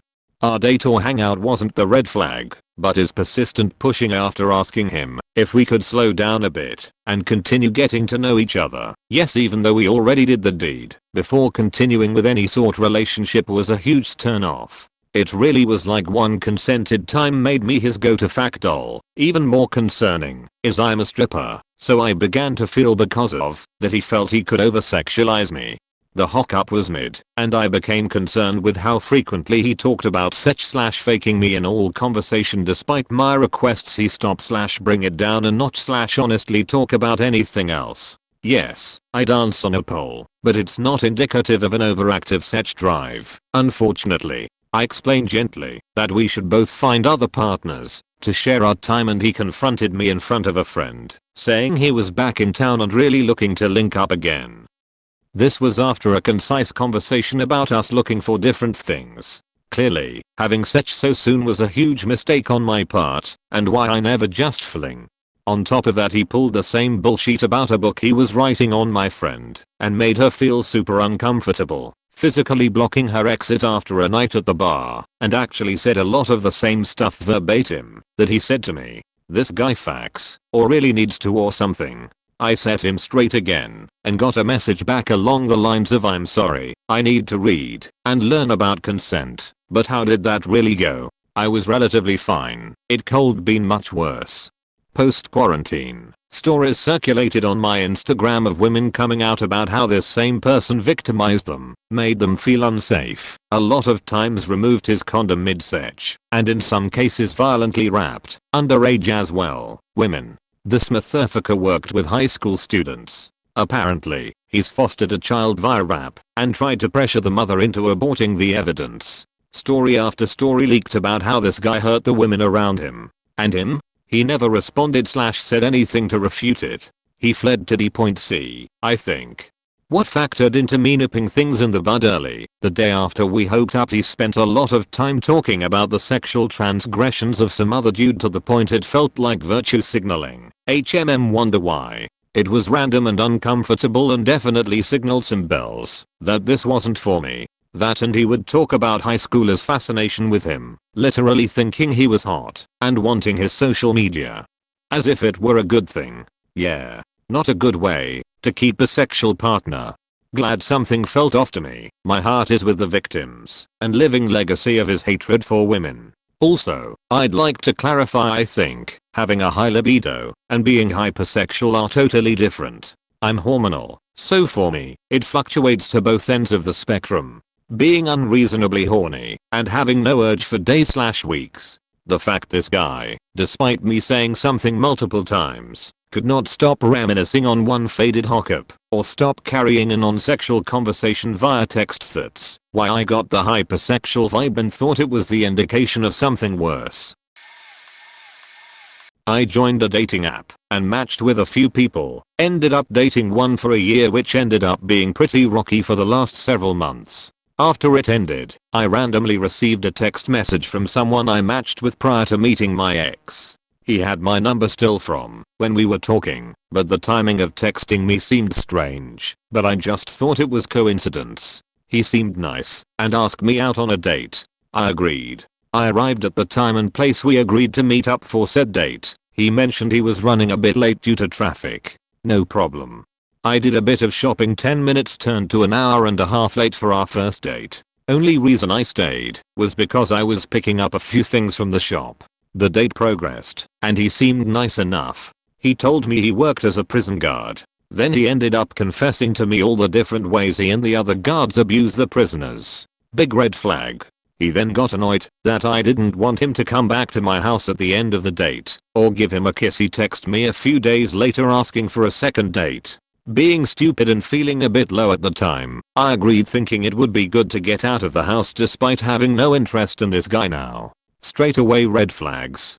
We went for a walk around the park and saw a homeless person sleeping which he called a pile of rubbish. Told me about how he kicked a duck and broke its bones because he doesn't like ducks. Then again got angry at me that I didn't want to sleep with him because he felt like he deserved it after going on 2 dates with me. Then told me he needed time to think about whether he wanted to proceed with the relationship after finding out I was a vegetarian because he thought it would be too much work for him. I ended up getting fed up with him and sent him a text saying I do not owe him sex and that he would never find a relationship with the attitude he had, and then I blocked him. Didn't hear from him again after that. The creep was actually my best friend for a long time. I don't want to give too many details because I'm still genuinely afraid he's going to show up somewhere. He was always weird, but it was always a fun wacky kind of weird. He had moved away after high school and I had seen his behavior become more erratic. He decided he wanted to move back to our hometown. Our mutual friend was moving and said that we could move into his old house. I thought he was just excited about our friend moving back, but in retrospect he was being way pushy with me to move in. The night I signed the lease I had a horrible panic attack. Something inside me knew that something was off. Within a few days of us living together, I knew something was going very wrong. He was definitely secretly filming me, though I could never come up with physical evidence. And he definitely hurt my pets. I started dating my now fiance, and rumored was extremely pissed about this. One night something snapped, and he got violent. I called the police, and literally fled for my life. I have nightmares about him to this day. Found out later that mutual friend wanted old dude to move home because he was worried about his mental health and behavior. Faking cool, bro. Sent me right into the hornet's nest. That mutual friend was one of the kindest, sweetest, coolest people I had ever known, and everyone he met would agree. But the day after the incident, he showed his true colors. He yelled at me on the phone when I was trying to tell him what happened. I was too scared to talk to roommate, so I had asked mutual friend about the move out stuff I had to deal with. The landlord was one of his best friends, and he basically told me to kick rocks. Most faked up thing was seeing how people around us reacted to it though. They all acted like I did something wrong and poor him. I hate to say that experience changed me, but I have to say it did. TW, rap kinda, I don't know what to call it. I'm sorry, by the way, I did post this on a similar question, but this is the question I originally wanted to post it to. In high school, sometime in my sophomore year, I had gone through a nasty breakup with my boyfriend of 1 year. He was my first serious relationship that went on that long. Before him, my only other real relationship was with a girl that I dated for 2 months and the relationship was amazing, but she needed to work on herself, so we split up. Anyways, I went through a nasty breakup. I hate to admit it, but I was one of those girls who couldn't handle the breakup well. I had severe self-conscious issues. I'd actually cry if I looked at myself in the mirror. My boyfriend and I had gone through a lot together. He was my everything. And if I couldn't have him as a BF, I at least wanted him as a friend. This obviously didn't work, and I became desperate. I'd try to get with anyone I could, which normally didn't work. We'd send pics, maybe meet up, and make out after school somewhere, but nothing more. I got lead on a bunch which hurt me more. In that time, I thought of nothing more than to fill that hole in my heart. I fed on the positive reinforcement of others. Since my parents rarely gave me any point, I noticed this kid who usually sat alone at lunch. He was a bit of an odd kid. He always brought a dubstep board thing to school to practice. He also made and sold some fidget spinners. Seriously, they were actually pretty cool. He was also a furry, which I was one too. Even though I hate identifying with that community because of its reputation, I technically am considered one. So, I began to talk to him. It was literally the first day I talked to him. He was nice, called me beautiful, showed me his hobbies, listened to my problems. All within this first day. We swapped numbers and began dating point all week. He'd buy me lunch, snacks, he even gave me cool presents, a wolf ornament, a stainless steel bracelet, a katana-shaped letter opener, etc. I did actually like this kid, with or without the presents. But, I didn't realize at the time it was just more of a friend like than anything else. He'd always convince me to make out with him in school. Yeah, we were a PDA couple and I realize how disgusting that was, and I regret it deeply. He'd always wanna hold my hand or touch me in some way. I didn't really think anything of it. Then, we started talking about sex. Mind you, we were in the first week of dating still. We planned to meet up in the woods next to the school. So, we did. I was nervous, because while he wasn't taking my V card, I still knew little to nothing about sex. When we got there, I regretted my decision. I had a sinking feeling in my stomach. I kept telling him yes, he could do this. But inside, I was screaming at myself to say no and I couldn't. I'll let him do it. I know for a fact I acted way not into it. I sounded and looked uncomfortable. I thought he would see and know what was up, but he didn't. I don't blame him, really. I blame myself. But I regretted it. I broke up with him that day, offered to give him his gifts back and pay him back for my lunches and snacks, but he refused. He went around the school saying he fulfilled his wolf instincts and faked in the woods. He bragged about it being amazing. He could barely get himself in me because he had no idea what he was doing. I definitely dodged a bullet. Later, he kept harassing my other friend, who was a furry technically too, to draw NSFW out of her and his character, which obviously made all of us uncomfortable. And he would try stalking my socials and made several new accounts to try to talk to me. It wasn't until now with my current boyfriend, been dating for 2.5 years now, messaged him when he tried once again to get a hold me. Did he finally leave me alone? I hope it stays that way. I know this wasn't technically rap. I gave consent. I'm a very shy and introverted person. Also, at that time, this guy was on top of me, towering over me, and I was afraid what he'd do if I said no. My gut just told me to keep letting him go. This was probably 20 years ago. I was in high school at the time. He lived in the same small town as me, but went to a different high school. We rode the same bus. He was sweet, honest to a fault, but there were some strong creepy vibes.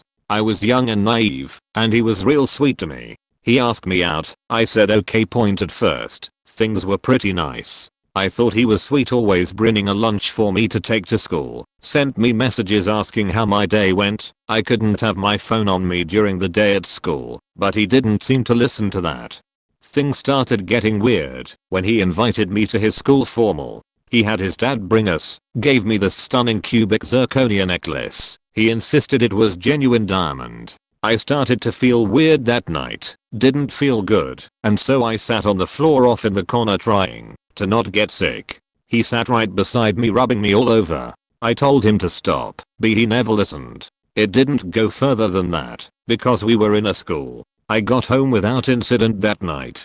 I started to distance myself from him, wanted to be nice without hurting him. Then he asked me to go to his dad's holiday party. After days of asking and hound, I reluctantly agreed. His dad brought us, and then proceeded to get sheet-faced. Everyone there was completely hammered. I don't deal well with drinking, family of alcoholics, so I removed myself from the party and went outside for fresh air. I was 15 at this time, didn't even have a driver's permit yet, and was over an hour from home. I tried to call my dad, but he wasn't answering the phone.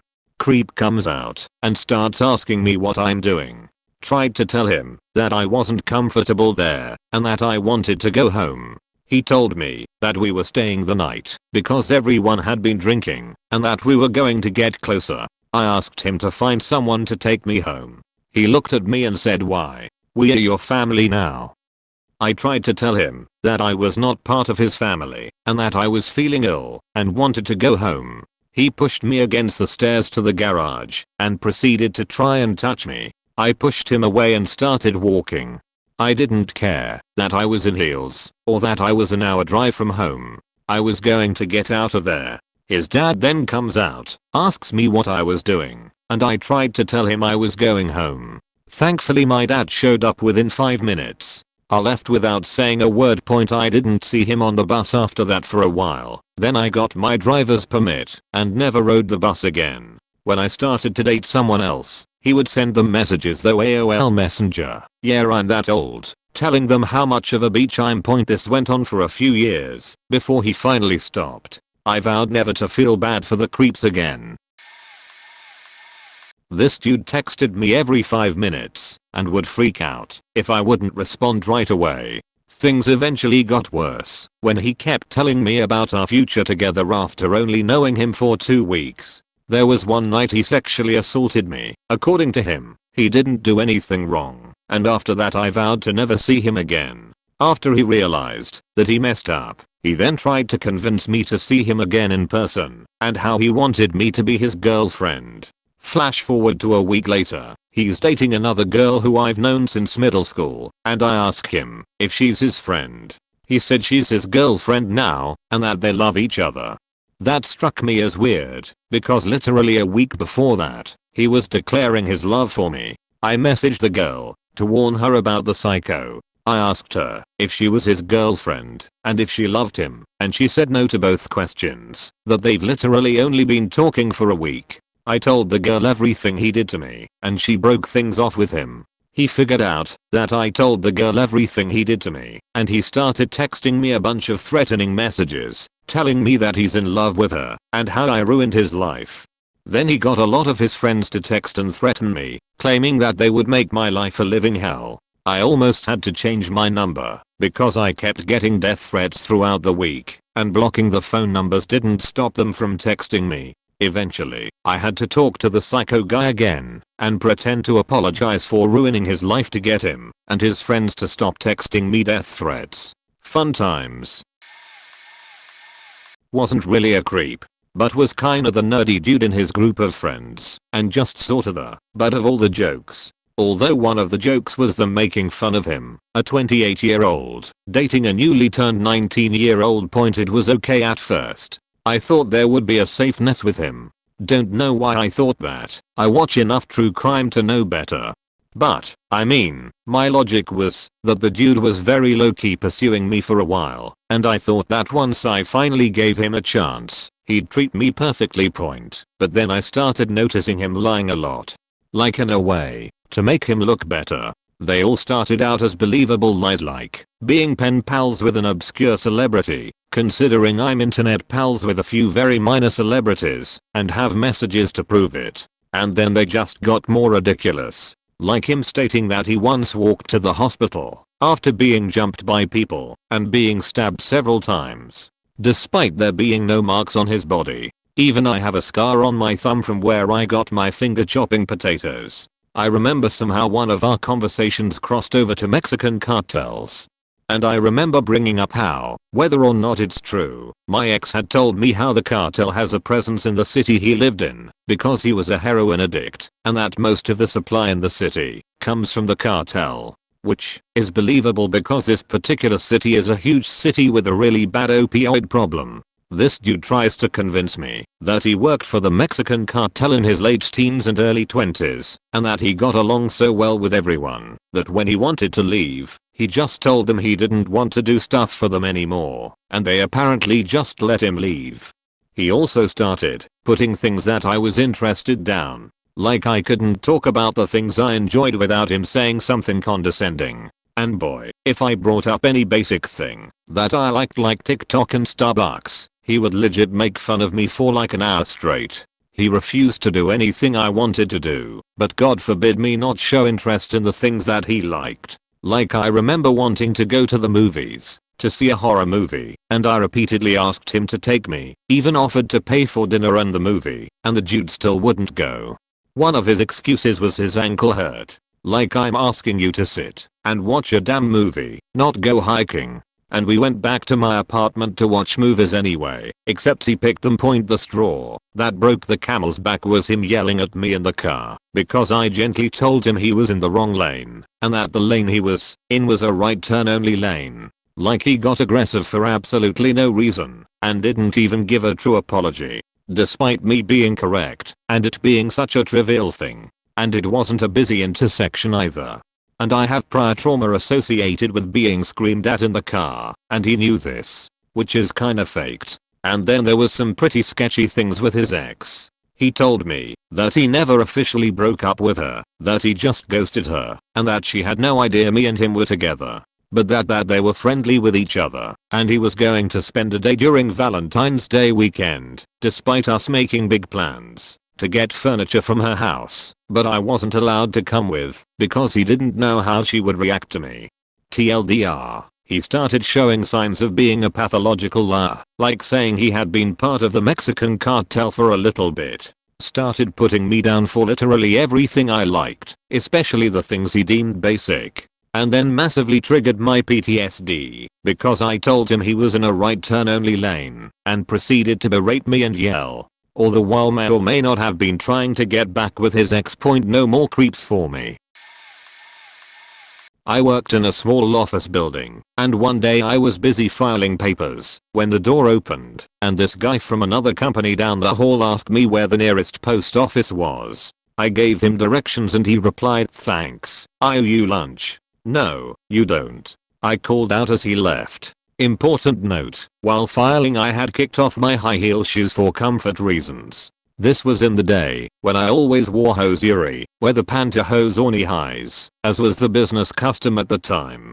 He'd be all smiley and friendly when we'd encounter each other in the hallway after that. I retroactively kicked myself for being so naive and willing to please, or whatever that, when he asked me for the third or fourth time to have coffee with him I finally agreed. Luckily I had enough smarts to drive to the Coney Island joint down the street in my own car to meet him there. We ordered coffee, and after some brief conversation he mentioned that he had a fiancée who was a model. She was a size 6, he said, and then added, "I bet you'd kill to be a size 6. I asked him why he invited me for coffee if he's engaged. He replied that he wanted to see if we could make things work. While I was struggling to digest that response I felt his hand grabbing my big toe under the table. I was wearing open-toed shoes. I recoiled and told him, "Hey, quit tugging on my toe." He sat back in his seat and said, "I wasn't tugging it, beat. I just want to rub it." My mind was reeling from repetitive assaults and while I rifled through my purse to find money to pay for the coffee, he added, "I remember when we first met and you had your shoes off. I must say that you are just as attractive as your feet." I threw a buck on the table and hightailed it out of there. Surprisingly, the creep tried to contact me again in my office, but I'd told the story to my two co-workers, one of which was a 6'4" retired Marine. He blocked the entrance when creep tried to enter and asked the nature of his business and pretty much told him to scram. We met up at a bar I suggested downtown. Was an old Irish pub with an amazing atmosphere. My buddy was bartending that night and hit us up with a couple free beers. We chatted and everything seemed to be going alright. No red flags yet. That's until she got a text. The text isn't the bad part, it was just her friend. The bad part was, her phone background was my Facebook profile picture. I pretended to be chatting with my friend at the bar and gave him a little signal we had made telling each other that the person is suspicious. 5 minutes later he pulled me aside saying he wanted to ask me some tax information as it was near the due date for tax info.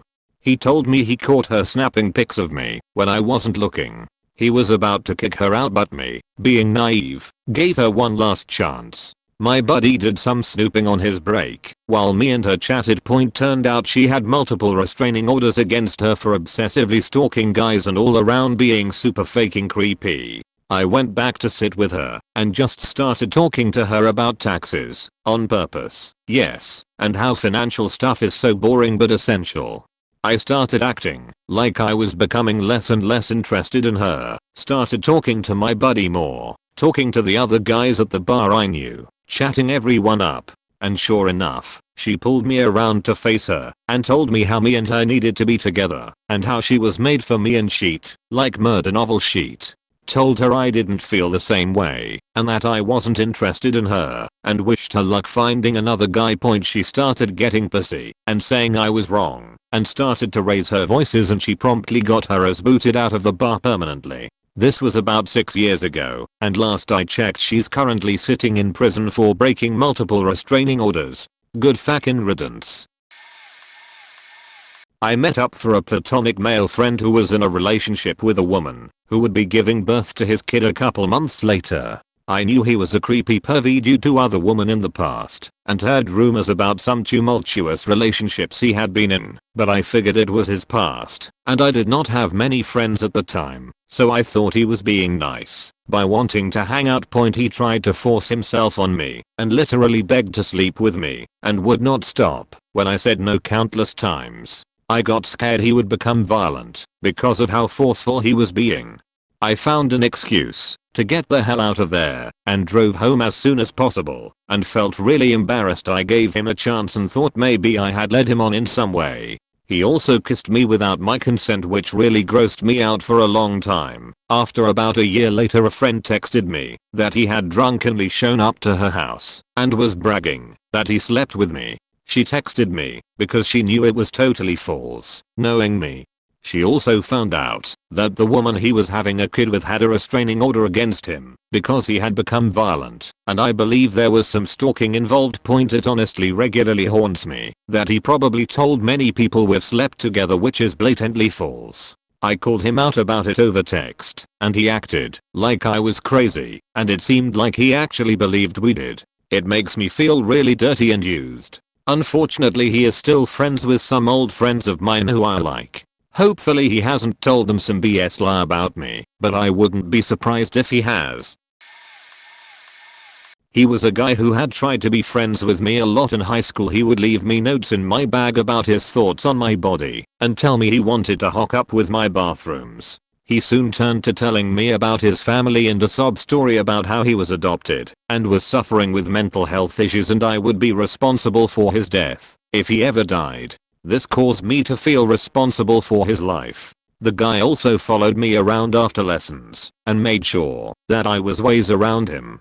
Eventually I gave him a chance after he had convinced me he had changed and I was the solution to his pain. Soon he was obsessed with anything sexual to do with me more than previously. He would talk about sexual positions and things that your average person would not mention, which is too disgusting even for Reddit. I denied him on multiple occasions, which as expected, turned to cheating on me with close friends, and blamed me for not satisfying him.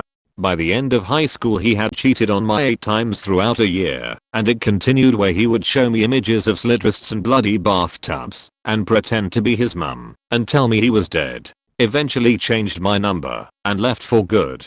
He attempted to contact me again through anything I had. He even created a Spotify playlist for me on an account we shared with songs about suicide and heartbreak. He caused me a lot of guilt and fear, and made me think I was responsible for his life, which 2 years later I still struggle with massively. Not sure whatever came of him, but I'm pretty sure he's pursuing music.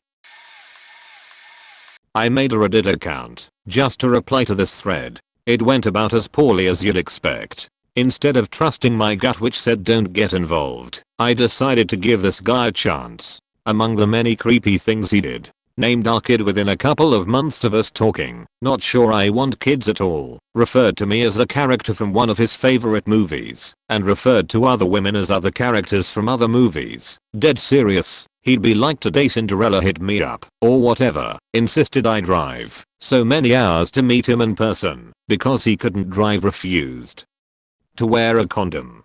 We were each other's first. I regret that. I was already in my 20s, but would have waited another 10 years if it meant I didn't sleep with him. Texted and called me 4, 5, 6 times when I wouldn't respond to him right away, theorizing about where I might be. You're probably in the shower. After I went no contact, attempted to message me on LinkedIn to congratulate me on a job promotion. I didn't really want retail. I have a college degree with honors and never wanted to work retail. However, I gained so much respect for customer service employees. Cyber stalked me. This is where it gets really serious. I called him out on his creepy behavior after trailing off my contact with him. Our relationship, I never called him my boyfriend, transpired in like late 2015. And I've heard from him through one social media or another every year since. The first time, I told him I didn't want to talk to him anymore. The second, I told him this would be the last time. I would say it nicely. The third, told him per our state law, I would involve authorities. Most recently, I kept him on Snapchat for 10 minutes, just long enough to confirm where in my state he was, before blocking him again, so I had an idea of whether I could be in danger or run into him. He has created multiple accounts across multiple social media platforms to keep contacting me. More than once, he has messaged me when I was at his favorite vacation spot, but I hadn't posted my location publicly. I took screenshots of everything. Just trust your gut. I was coerced into such on a first date with a different guy, and he's not even my biggest regret. Trigger warning for almost sexual assault. I had just started online dating in early college, 2011, and this guy was much older than me, but that wasn't apparent until he showed up. He presented himself as younger online. I still don't know how old he was, but I'm guessing he was at least 38. I was 21. I should also note that I stated very bluntly on my profile that I was looking for a relationship, not a hookup. He gave off creep vibes the whole date, but I had no self-confidence. It was literally my first ever real date, and I had no clue where the night was heading. He spent a lot of money on dinner. He made reservations at the classiest place in town, ordered us an expensive bottle of wine, kept refilling my glass.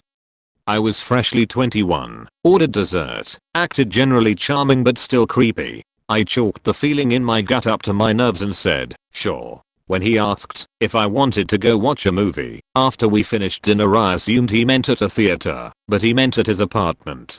I followed him there in my car, and when we pulled up at his apartment my gut feeling went into overdrive.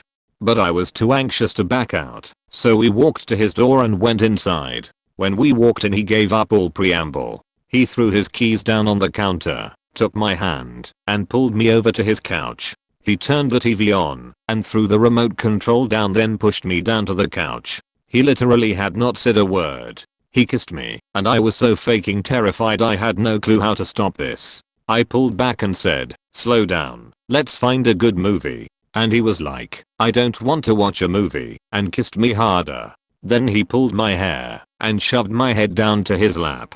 So then I knew this was indeed as scary as my gut was telling me. So I jumped up, grabbed my purse, and bolted the fuck out of there. I'm so thankful I drove my car, because had I not I would have been trapped. Uber and Lyft weren't a thing in my town, yet and his apartment was way out of the way. The most faked up part was that I felt bad for months about running away. I felt like I owed this creep something, because he was so charming, and because I should have known what he meant when he asked if I wanted to watch a movie. But no, that's bullshit. He was a creep, and I was vulnerable, and he clocked that, and tried to take advantage of it. So yeah, listen to your gut. I was friends with a group of people around 4 years ago that had a guy who was essentially put on a pedestal. Every girl in the group was easily swooned by him for whatever reason. He was tall, but I never found him attractive. This group was very open sexually, and often had orgies and group sex. Myself and a few others stayed out of this aspect, but had nothing against it, if that's what they wanted to do. It often happened at gatherings when everyone would be wasted, and the one sober would leave. This guy was never into me, nor was I interested in him. We were just acquaintances in the same group. I was the only person who was married too. I got a weird vibe from him the first time we met at a party, since he kept trying to make moves on my best friend, who clearly wasn't interested. He also pressured all of the women to remove their shirts at said party. We never did, but he was insistent it was just because we were all friends. After this party, nothing like this really happened again. Fast forward to a few conventions later, when we'd mostly all hang out. I was in the room with him and 3 other girls watching TV. He laid back on the bed, and suddenly the room atmosphere shifted into this heavy awkwardness. The 3 girls all slithered up to him, and he started sensually touching them all, basically basking in the fact he's in a room full of women by himself. He attempted to grab my knee to pull me in, and I said no thank you, I'm married. He tried again with more force, and I said, no, I'm not faking interested. Everyone got annoyed that I ruined the vibe, but I left, and they proceeded to do whatever.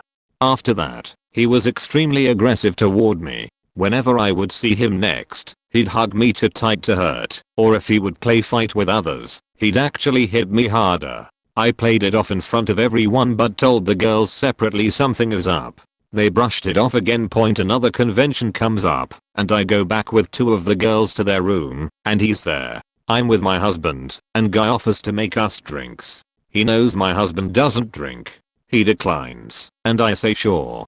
The girls just made cranberry vodkas, so that's what I asked for, with more juice than alcohol, since I don't drink a lot. My husband was in the bathroom when he poured it, and he had done something to make it taste like nothing was in it. After I finished a small cup, like a hotel cup, the room was spinning. I've never been drunk or anything of the like. I'm 1000% he drugged me, or attempted to. The other girls were too drunk to take notice. My husband and I went back to our room, and I don't want to think about what he would have tried if I was there alone. I couldn't see straight, and could not stand still. Turns out, this guy had taken advantage of 2 of the girls in the group while drunk, and had been very possessive of them. The friend group was divided, and broke apart after social media caught wind of his wrongdoings. Turns out he was a manipulative piece of shit for years. I recall at least 4 other women giving accounts that he dated, and was really good at making people believe he wasn't.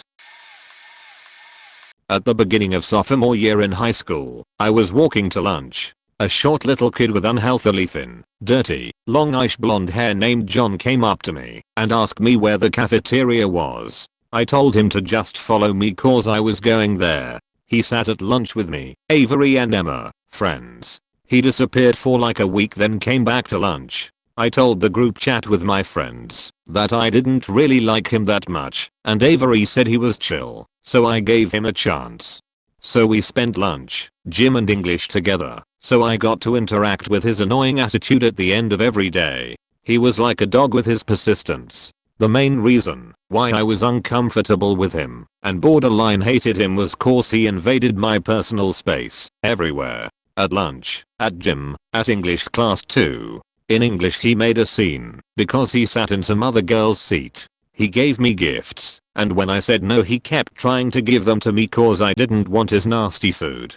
Not to mention he had bronchitis, still went to school, and got me and another girl sick. He literally coughed on a girl cause she was being rude to him. The topic of relationships came up, so I told him that someone had asked me out before, multiple people, so he asked what would happen if he asked me out. Such an obvious sign, right? So he basically admitted he had a crush on me. That explains a lot. Sitting next to me when I moved to sit next to Avery cause he was sitting all alone, even after Avery explicitly told him not to.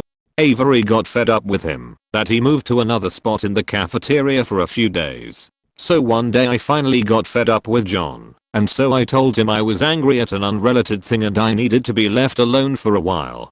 Are you okay? Yeah, just fed up with someone. Well, people usually say yes when they aren't, so tell me what's wrong. So I tried to spend the gym class alone, and I quote, "When will you be back to normal? Like goddamn, have at least some respect." So then that afternoon I texted him, I don't want to be friends with him anymore. He said okay, as if it was nothing. The next school day he talked to me, as if I didn't say that. I basically told him to shoo, and then he did. Then one random day a few weeks later he talked to me before class. It's okay if you don't want to be friends with me, but are you mad at me? He left me alone after the silent treatment, but he still stares and it's infuriating. I hate his presence so much it just disgusts me. He said he'd leave like back in September, and he didn't, so I still have to deal with his grotty existence. But he didn't leave. I still had to deal with him. So I suffered with his staring for the rest of the year. I reported him to the guidance. It worked for a few weeks, until the yearbook signing party, when he basically chased me. I was able to escape to Emma and Avery. Haven't seen him since that. But geez, am I still weirded out by that guy. A really long O'Neill so TW, talking about sap and unaliving attempts, so please, don't read if it's going to affect you. Didn't give him a chance in the way of romance or dating, but I did think I made a new friend, and was really excited about it. I met him through a mutual best friend. I had known this person for 11 years, and we all went to another mutual friend's house to get high. It was a very fun night. We were all coming down from our highs, and decided to go back to other friend's house and crash. Really bad idea. He seemed chill. No red flags at the time. I had been sleeping in between him and my other friend, because the couch was occupied by someone else already. I woke up to him groping me. It started out like he was trying to hide it from me, see if I was awake, but when he saw I was, he got extremely aggressive with it. He proceeded to rip the blanket out from under me and touch every intimate part of me. I sobbed uncontrollably, and he never stopped. I took his hand off me, but he went back. I ended up yelling for him to stop, which woke up our other friend, and from there I just went home and texted my old friend what happened. Things got very heated. Everyone started harassing him and telling him to unalive himself and turn himself in. He threatened to call the cops on me if they didn't stop, yada yada yada. He literally texted me after I went home, "Sorry, I wasn't in the right mindset." Around 3 months later the side effects of it got so bad that I couldn't go out because I was scared I'd see his truck or him. I have night terrors and PTSD now, so if someone tries to wake me up I wake up gasping or screaming. Nobody can touch my back without me freaking out or getting scared. Casual survivor sheet I'm not enjoying. Around this time I attempted suicide 3 different times and was admitted to inpatient. It was then that I finally told my parents and my social worker what happened and filed a police report. I was 15 when I filled a police report for sexual assault. I was 15 when I was admitted. I was 15 when I had to take someone's hands off of me. I was 15 when the detective told me it was my fault because I was gay and I was teasing him. Bullshit bruh. It's been almost 4 years and I haven't heard anything about the case since. My mom never called the detective or anything, so of course he wasn't going to press the case. He thought it was my fault. New friend is now engaged, but he is getting evicted from his apartment. His dad kicked him out after everything that happened, and so did his grandfather, so he's in fact about to be homeless. I'm now almost 19 and am moving out with my now partner far away from this neighborhood and NF. One of our mutual friends dropped him and a few tried to physically attack him. My PTSD has gotten a lot better thanks to my partner. They've been my rock with my bad weeks.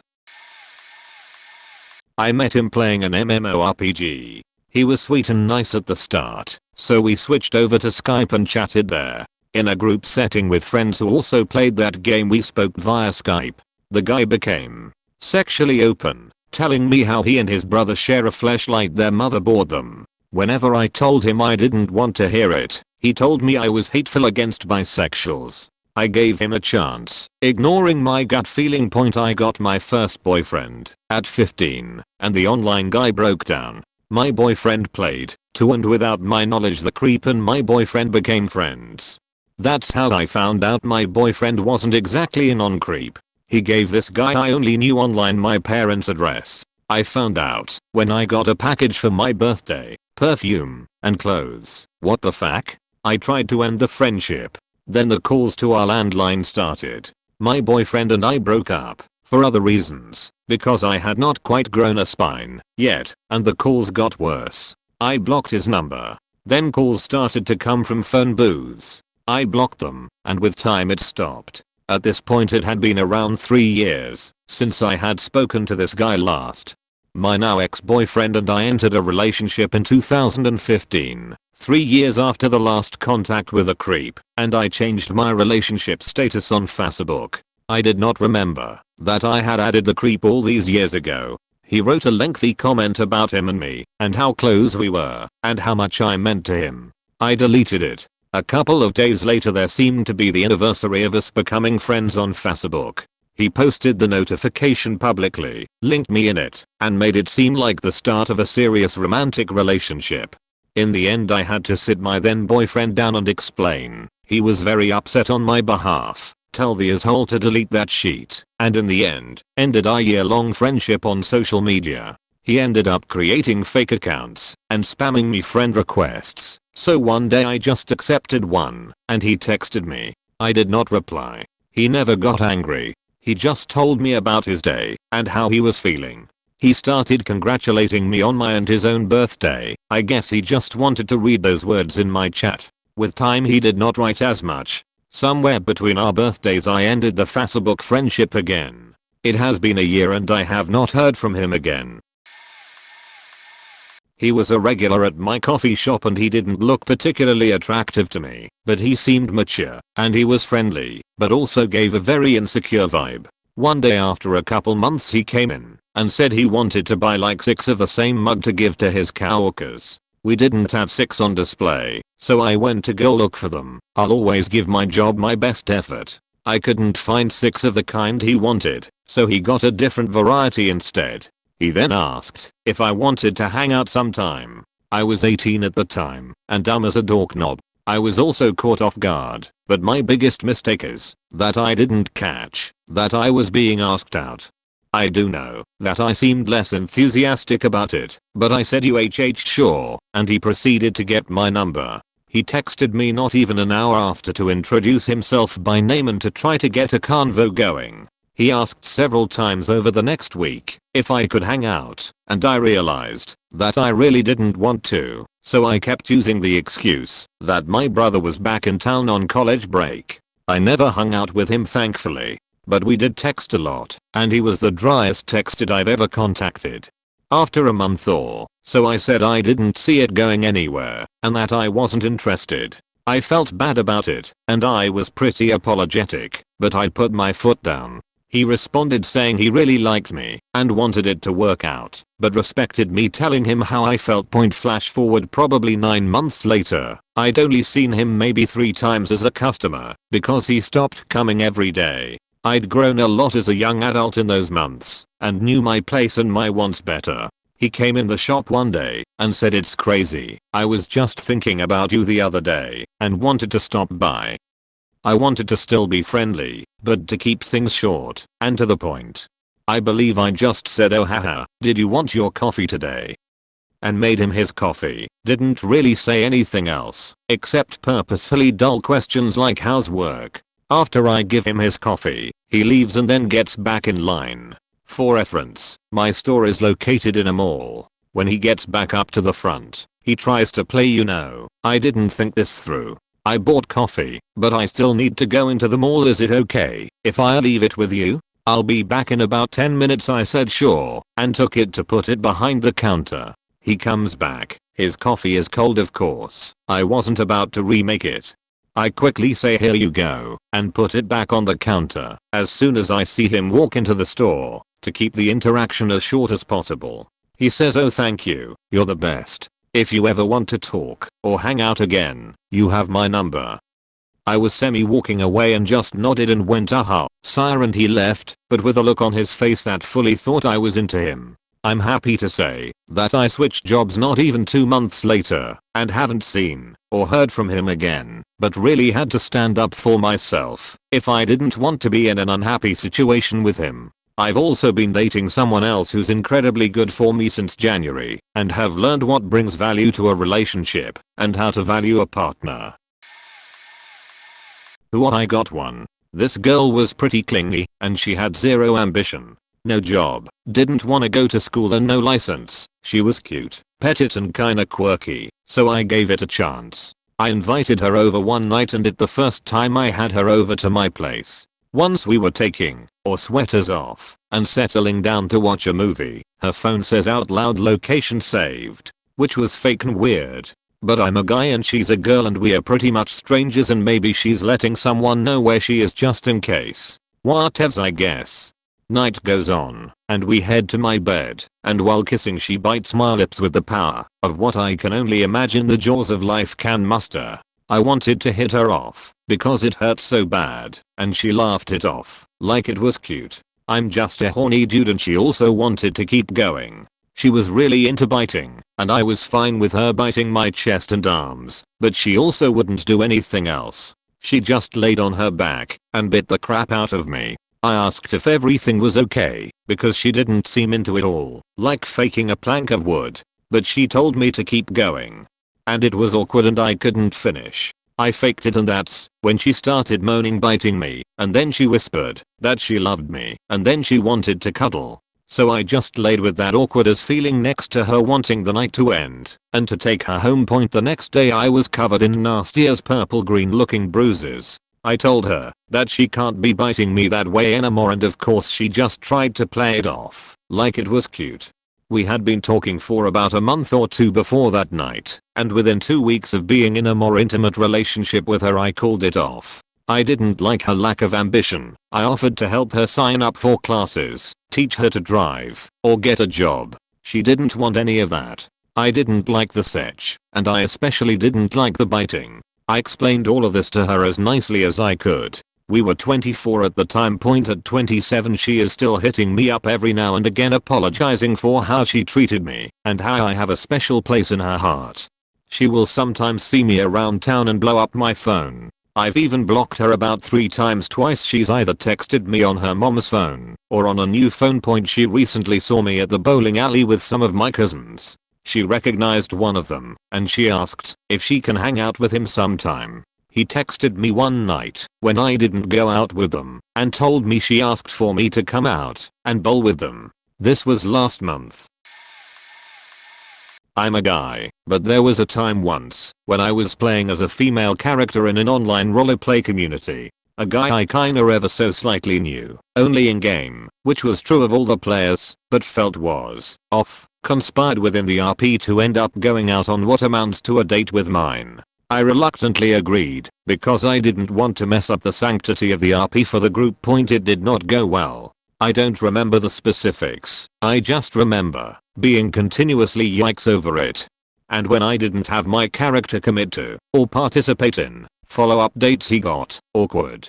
A new character joined the group and incidentally pokes me and is like, "Oh hey, I'm friends with creep guy. He mentioned you. He had such a wonderful time. He's so happy. Blah blah blah." And it was pretty obvious it was him in an alt account. After a week, where I had still not committed to another date, I then get a message from the friend that went roughly to the tune of, "Hey girl, he's really in a bad place. He's upset that his girlfriend isn't going out with him. He says you two had something really special, a deep connection that he's never felt before. He's super upset. Like, right now he's in the backyard punching the shit out of a tree with his bare hands, screaming about how it must be his fault somehow and how he wants a second chance. I think his knuckles are already bleeding. I'm sure if you told me you'd go out on a date with him, it would get him to stop. At that point I just blocked them. Others were kind of tangentially aware of the behavior, and when they started trying to tear up the RP setting, we just started ignoring them. When suddenly they began spamming messages as fast as they could type to make playing basically impossible, the server admin banned them. Not sure if no date counts as giving a creep a chance, but she kept talking about Setch and her many fetishes, mainly bondage, constantly asked for nudes and shares hers, like she was some cam girl or something. I said I never share nudes, unless I have a very special bond with someone. Couldn't get a proper conversation out of her. It felt highly suspicious, but I did my due diligence. It was a verified Tinder profile. Her Facebook photos matched. I found a couple of friends and family members which didn't look fake either. The constant doubt and the whole detective thing already ruined it for me, to be honest. Decided that I wasn't all that interested after constantly dodging sexting, and that I might as well drop the T-bomb, that I'm trans. Let's just say that after a very nice heart-to-heart that I finally felt like I got through to her. I think we chatted for over an hour, how she could support me, and how she'd spot when gender dysphoria would potentially put me in a bad mood. But then she did a 180 and said something along the lines of, "Don't worry, to me you are a woman, and on days that your dysphoria takes hold of you, I'll tie you down and take you from behind to make you feel like a woman." What the actual fuck? This woman is insane. About an hour later I received a video in which she was masturbating, and, after she had an orgasm, she said, in the video, "I can't stop thinking about you Delta 40, obviously imagined my real name instead of my Reddit name," and in chat she that this was her third time masturbating since we talked. Due to all the previous shit I tried to see if it was a deep fake or something, but I couldn't find anything. I also recognized some things in the background, so all still matched. The next day I asked what she was gonna do that day, and she said she was going to have a one night stand. I wrote a long message about how hurtful it was to hear something like that, and that it wasn't going to work out between us. After 4 days I still didn't get a reply, so I blocked her on all apps where I added her. I've dated a guy from my uni with very unhealthy view on women for half a year cause I was faked in the head. It started because we became good friends online and he never treated me as a romantic interest, but prior to our first meeting it started to change. We had the same company and he used a very shady tactics of speaking for me when he told everyone I was very fond of him and we were such besties, while I never told that myself. The day we met he was very touchy and kissed at the end of the date, and I wasn't in the right place to resist.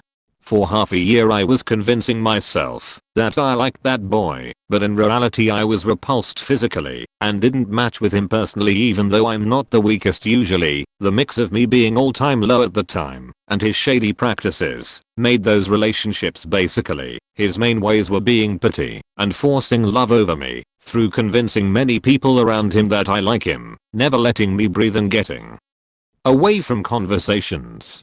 Of course, he did it because he was obsessed with me romantically. It became very pushy at moments, and he wanted a lot from me while never doing anything himself. He's generally entitled, cause he's too attached to mom. He also had generally concerning views, but the main thing that made him a creep was his views on women. He's an avid 4chan stay-at-home Dota enthusiast. Born addicted, mostly hentai I suppose. Guy with nationalist leaning views, I found out later, would have been an ekbud if he wasn't very slim, so he doesn't really understand how real women work of course. But he can manipulate very well. I was afraid to leave him because of his threats and pressure from friends, but I managed to do that when I started being friends with a guy who treats me respectfully. So the problem started to become clear. I stated that I disliked his pushy nature, said it's dumb how much he wants from me considering he's obsessed with me and doesn't do shit himself. I really started to feel like a nan girl simulator, you know, and sealed it with his poor hygiene and constant gross jokes. He was calm and understanding, but confronted me on us never having sex. For the record, I would never, but he didn't even once tried to have sex, mainly cause he was too afraid himself, and probably also repulsed by real women's body, and I'm quite attractive for most of the boys in my circle. Apparently he wanted me to take all the initiative. Lol. Point, he never spoke to me after, but he goes kind of showy every time he sees me around people. Don't invite him at uni parties, if I'll be there. Mainly cause he'll get blackout drunk and start to destroy property and be annoying. I've got a strange perspective for a couple, cause the creeps are often not the creepy ones, which can be way worse. Point, for most of high school I never got the chance to go on dates. Got turned down many times cause I was frankly aiming too high on the high school social hierarchy. Lol. Senior year though, a friend of mine asked me out, so I said yes, and we actually got along well, dated for like 3 months, but she had a very annoying habit of constantly complaining anytime we did anything other than watch a movie or get food, and I'm the kind of guy who loves to travel and explore, so didn't mesh on that at all.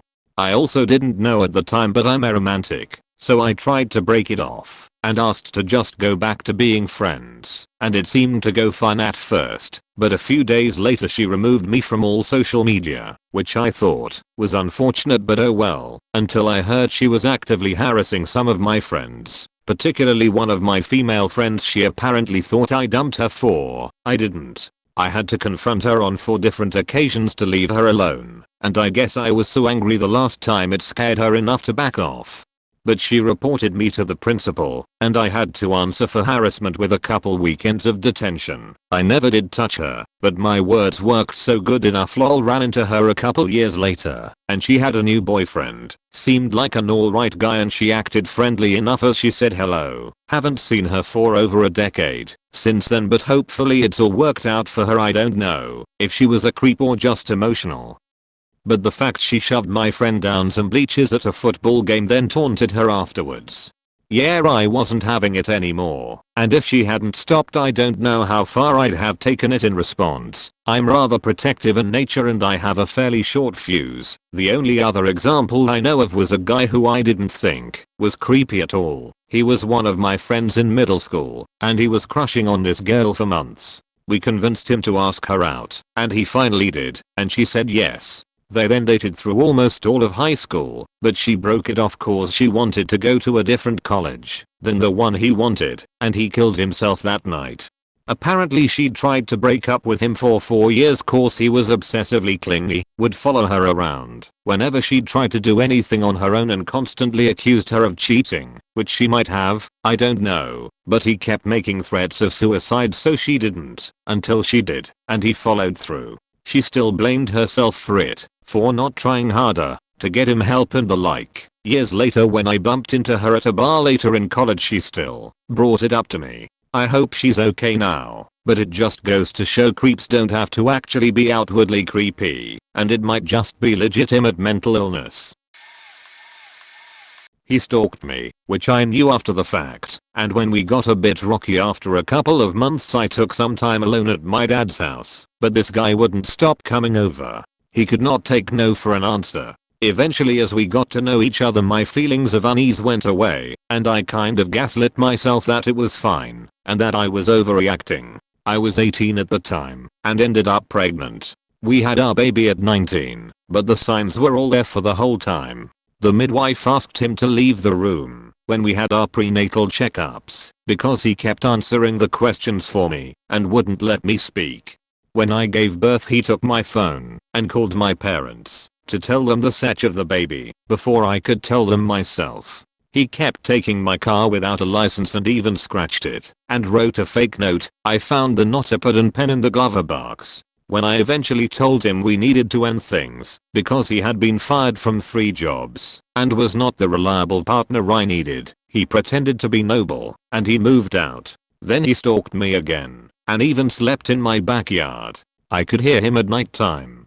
When I was at work he broke into the house and put Deep Heat Tiger Balm on my eyeliner pencil and in my underwear, cut the hose to the dishwasher and put blue food dye on my white work uniforms. One day he even called the police to report me as an unfit mother and told them that I was on drugs. So they turned up to my workplace, a prestigious home building company, and then they came to my house to go through my cupboards and fridge to make sure I was looking after my son. One night I woke up to him strangling me after having broken into my house, and that was the last straw. He ended up with a broken nose and a restraining order. I ended up with broken ribs and a free life. When I was in HS, I volunteered at a school that you went to when you got suspended for over a week. I used to tutor some of the kids in English. Anyway, one day as I was heading home, one of them gets on the train with me. I'd just been tutoring another student closer to my age. He was a couple years older than me. Anyway, he asked me if I wanted to grab a bite at McDonald's. I said yes, because TBH he was actually really sweet. Anyway, we get to McDonald's near my house, and we sit in a booth, but instead of sitting across from me, he sits right next to me, which would have been fine if he didn't smell like cat's pee, legitimately. From this close I could see how unwashed he was. Anyway, I sat through the meal, hardly touched my food, because the smell permeated everything, and I swear I could taste it. When we get up to leave, he asks to walk me home. I tell him it's all good and my mum will be home when I get there, so it's not like I'll be home alone or anything. He insists with a "well, I'll just follow you then, to make sure you make it in one piece." Hair goes up on my neck, so I pretend my mum called me and sneaky dial her, insinuating I was late home and he was going to pick me up because we had plans. I thought that was that. Dude goes in for a kiss and I very tactfully go in for a hug, stopping the kiss. I walk out, and mum picks me up a short time later. That was not. That dude must have followed me home another day, because next thing I know he's standing outside my house every afternoon. It was lucky that the first day it happened I had friends come back with me. Anyway, from then on another friend, big guy, my age but looks pretty imposing, comes home with me every day and hangs out until mum gets there. This went on for 6 months. I kid you not. I didn't tell mum because she would have freaked out, and I didn't want to put her through that. I figured I could handle it if I just kept ignoring him. Finally one day a different friend comes to my place and her brother picks her up. He's 18, looks 18, drives a muscled up car, etc. He stops outside, and when he's at the door he's like, "Who's the dude sitting in the gutter out the front?" I give him the quick rundown and he immediately puffs up, turns on his heel and walks out the gate yelling, "Oh, I mate. If my sister's friend says you've been around here again, we'll have a faking problem." Got it. Never heard from him again. Gosh, I think I had the ultimate creep. Guy was a bit off aisle and blamed everything bad that happened on me. We met on a dating website. I was 18, had zero baggage, was completely new to the dating game, was in my first year of university, didn't have any real world experience, etc. He was 27, on income assistance, kept getting fired after 1 to 2 days of work and just had nothing going on for himself. I think he started talking to me because he thought I was an easy 18-year-old and would let him get away with anything. Anyway, he always made me feel bad and tried to bring me down multiple times. He said I should quit my job because it wasn't for girls, demanded I buy him certain presents, wasn't happy I gave him a Chapters gift card when he wanted an Xbox game, gave me his ex's stuff and swore it was new when one of the gifts had his ex's name on it. 2-3 months into the relationship he told me that a year ago he got fired from a summer camp job. He said that he touched a girl and got fired. The police/authorities were never called, so he was never really punished. He used every excuse in the book, such as we were in a pool, she wanted to be touched, if she didn't want to be touched she shouldn't have gone in the pool, and the camp owner offered me the job back when the girl told the owner she lied. Major creep. I felt trapped because I had invested a lot into the relationship already and his excuses worked. Anyway, there was always this cloud looming over my head because I was always keeping his creepy secrets. So months and months go by. His controlling behavior gets to be too much.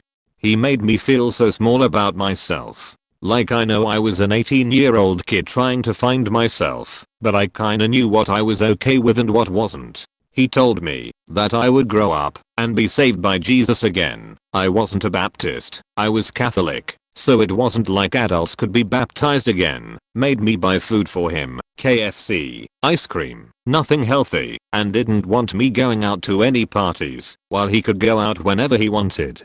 While visiting him at the 9th month mark, I went to go use his computer to check on my emails. On the Internet Explorer page it said that a dating site was his most visited sites. That wasn't there the last time I went on his computer, so I checked his history. Oh my god, it was nothing but Born, or the dating site. I called him out on it, and he spun the sheet back to me saying, "How dare you not trust me? This is an invasion of privacy. I have a computer virus." It worked. I didn't break up with him, and I actually felt bad for not trusting him. Looking back, his computer worked fine, and I don't think there are any computer viruses that exist that put stuff in your history. I went home head over heels. He later texts me and says he's no longer in love with me, and that his dad's cow, dad was a farmer, that was named after me, was sent to the slaughterhouse.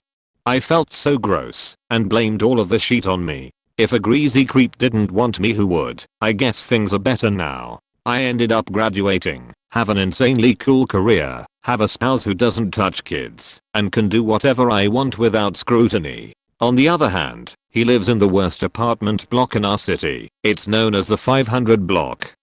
You need to hide anything of value, because a burglar will jump into your apartment and steal it, and does costume design. His costumes look but ugly and poor quality. I creep his Facebook at times and see that he's always dating a 18 to 19-year-old. He's getting progressively older, but the girls he's dating are still teens.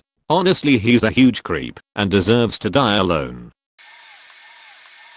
Started out fine. He was my high school boyfriend, and I liked him well enough. We both liked anime and video games, but we had completely different interests outside of these two things. He was sweet and shy, and I felt bad for him because his dad was a really shitty, abusive person. I wanted to help him get out of that situation, and he did, but things were tense all the time.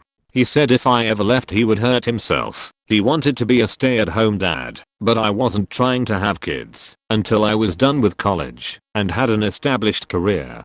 He wrote a fantasy novel about us, but my character was a lot older and was essentially his character's maternal figure who he would eventually hook up with. This did not sit well with me, and I asked him why the dynamic was like that, and he told me he just wished I was more maternal. This would become something we would fight about for the rest of the time we were together. Some other highlights were him causing a scene at prom because I was trying to dance with him to a song he didn't like, and subsequently refusing to dance with me the rest of the night. The time I got into a conversation with a stranger at the movie theater about the movie we had just seen. He wanted me to be a cat girl and bought me a collar, and of course how feminism was ruining the lives of men everywhere. We broke up in college, and that's when shit hit the fan. He would call me at random hours and scream at me about how I owed him money and or such. I would block him, and he would call me from another phone and messaged me on every form of social media he could find me on. I was so worried he would show up at my dorm and cause a big scene, but that never happened. Eventually he chilled out and rewrote that book about us. He self-published it. I betray him, and I in it now, but he finally stopped contacting me after. I was 15 to 16 at the time, bullied at school, looked weird, and had never experienced any guy showing interest in me before. I was big into anime and regularly attended a monthly anime convention in my town. He was the type of guy who wore fedoras and carried a camera to every event, only taking pictures of attractive girls and skimpy cosplay. He was nice to me, seemed genuinely interested in my personality, and didn't seem like a violent guy. So me, lacking social skills on all ends, was later diagnosed with autism, felt flattered and agreed to meet him when he asked me for a date over Facebook. He was already 18 or 19 by the way, and made it very clear that he thought he was so much more mature and smarter than me. Lol. First thing he did when we met up was take me to a nearby cigar shop and buy himself a couple of cheaper cigars and a bottle of whiskey, which did weird me out a bit, but alright. He acted like an Ekbert's version of a gentleman at first, but as time went on, he started to make some possessive and misogynistic comments, which started rubbing me the wrong way. Fast forward a few weeks, he essentially stole my first kiss by pressuring me, because the weather is so nice, and it's so romantic sitting here at the riverside blah blah blah. I finally gave in and experienced the sloppiest worst kiss I ever had. Was really turned off at this point and invited him over the next day, planning to break up with him. He took the bus the next day. I picked him up from the bus stop and the first thing he did was lecture me because my underwear is showing it wasn't. I was wearing a laced undershirt which he got a glimpse at apparently, which was making him think bad things, and I don't want to do something I might regret later. I was majorly weirded out at that point. We arrive at my parents' place and the first thing he does is open the fridge and grab something to eat.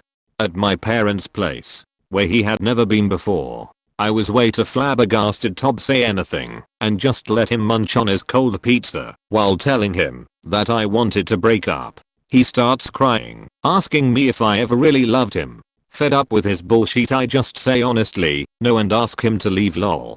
He kept blowing up my phone after, kept bear hugging me whenever I met him at the anime convention, and didn't stop until I basically screamed at him to leave me alone. He didn't listen, but I started to just flat out ignore him, which apparently hurt his ego so much that he finally stopped. I still see him occasionally, and every time he has a different young insecure girl at his side, I always feel sorry for them.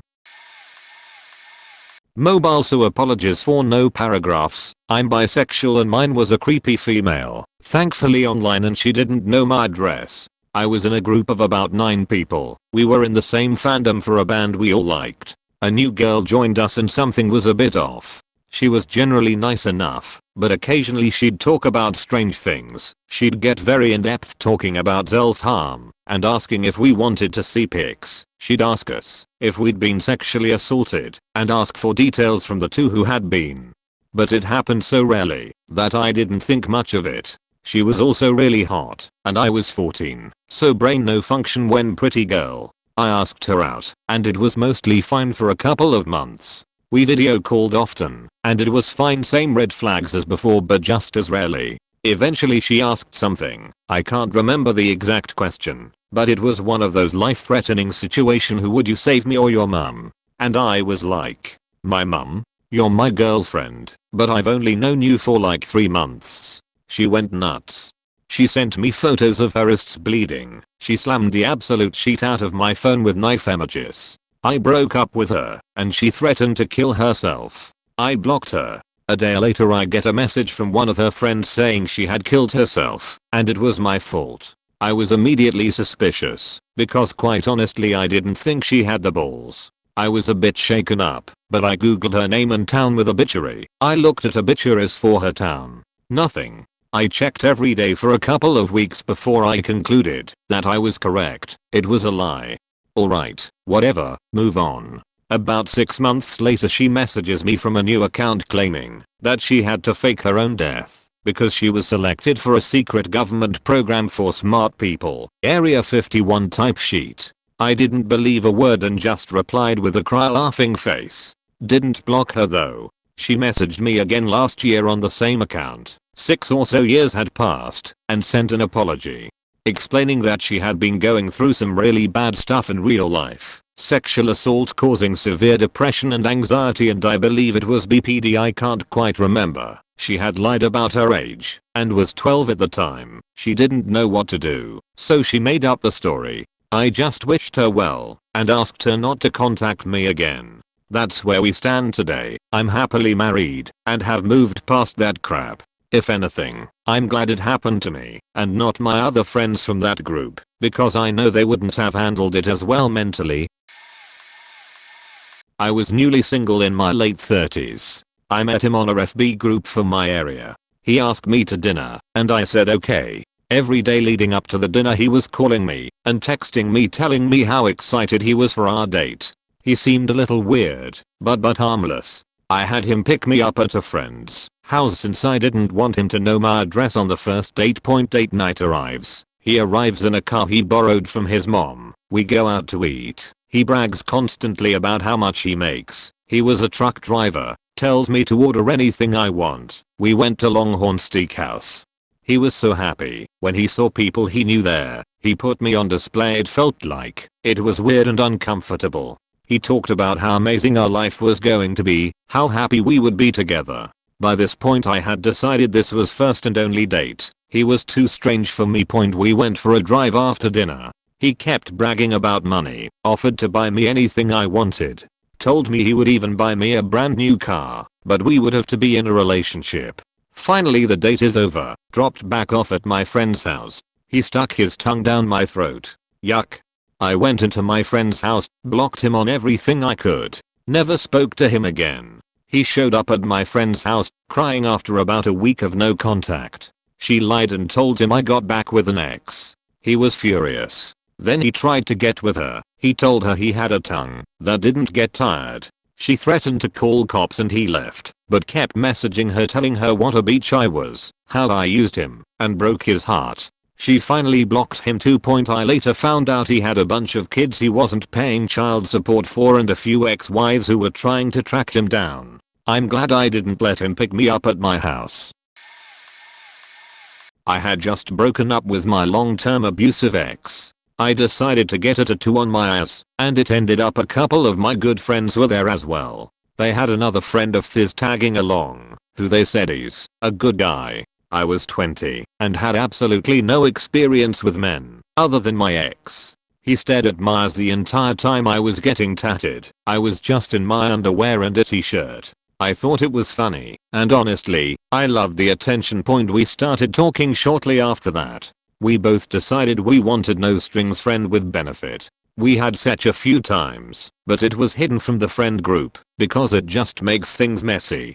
I was hanging out with a couple of friends previously stated. We were all drinking, having a good time, and they decided to invite him over. I was nervous, but I agreed, having confidence he wouldn't say anything. When he got there, he chugged an entire fifth of Jack Daniels. In the span on 20 or 30 minutes. An entire fifth, gone. He started trying to make moves, touch my boobs, and talk about fucking me every time they turned their backs. I got uncomfortable, and they definitely noticed what he was saying. I claimed I was tired, and they offered their bed. I laid down, and passed out shortly after.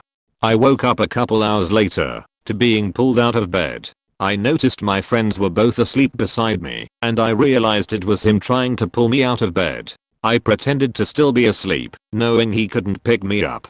He kept muttering about how he wanted me to come to bed with him, and how I've betrayed him. He eventually stopped trying, and I just laid there until the sun came up, telling my friends everything. When they woke up, they were shocked and disgusted. Fast forward to now, and he's been arrested and charged for strangling his now ex-fiancée. Ironically, he introduced me and my boyfriend at my boyfriend's birthday party 4 years ago, and we've been going strong for 2 years now. Just to explain a couple things before I tell the story, there will mention of a few NSFW things, but they will be brief. I now identify as a lesbian, but at this point in time, 2 years ago, I was lonely AF and got into a lot of unhealthy relationships just to stop being lonely. I'm also not polyamorous. I have nothing against poly people, but I'm strictly monogamous when in a relationship. Last but not least, I'm dumb and socially inept. I'm terrible at socializing and get pressured into things easily cause I just feel bad and don't know what to do. I knew him through mutual friends when I was younger, and he was constantly asking if I wanted to go round his. He's 4 years older than me, and I'm like 12 at the time. Anyway, when he realizes my age he unfriends and blocks me, even though I never hid it from him, and he friended me. Anyway, fast forward like 7 years, I'm in university in a town near my hometown and we happen to start talking again cause he lives in the same town as my uni. I barely remember him at this point cause I went through a lot of shit after knowing him, but we start talking, and we end up hooking up. After talking for a bit, he starts saying how he's interested in me and stuff, even though previous discussions we had implied he's polyamorous and still in love with his best friend. Despite my better judgment, I got into the relationship and it just went downhill. After a month I split it off with him, and we said we'd remain friends. What I didn't realize was staying friends with him would involve him messaging me all the time. However, it wasn't messaging me as a friend. He'd talk about how much he misses me and how in love with me he is. If we could meet up, such jokes that related to my kinks, trying to force me into answering to mine and his kink names/titles, etc. I've been in a relationship for 2 years now, and he still continued it until last year despite knowing this. I tried to tell him multiple times to stop, explaining why, as I know he has autism and sometimes he's socially unaware as a result. But no, it just got worse to the point where my best friend at uni went up to him and talked to him, because anytime he saw me he'd just stare. And like usual he would respond with a feel sorry response and never change. I dunno when he finally started listening, but as of this year he hasn't messaged me, and I'm grateful to be honest. TLDR. I knew the creep as a kid, dated him as an adult, and he continued to send creepy messages after we broke up. In 8th grade, this 7th grade guy liked me. I had zero interest in him. I was 13 and not trying to date. His mom worked at the school and would try to fix us up.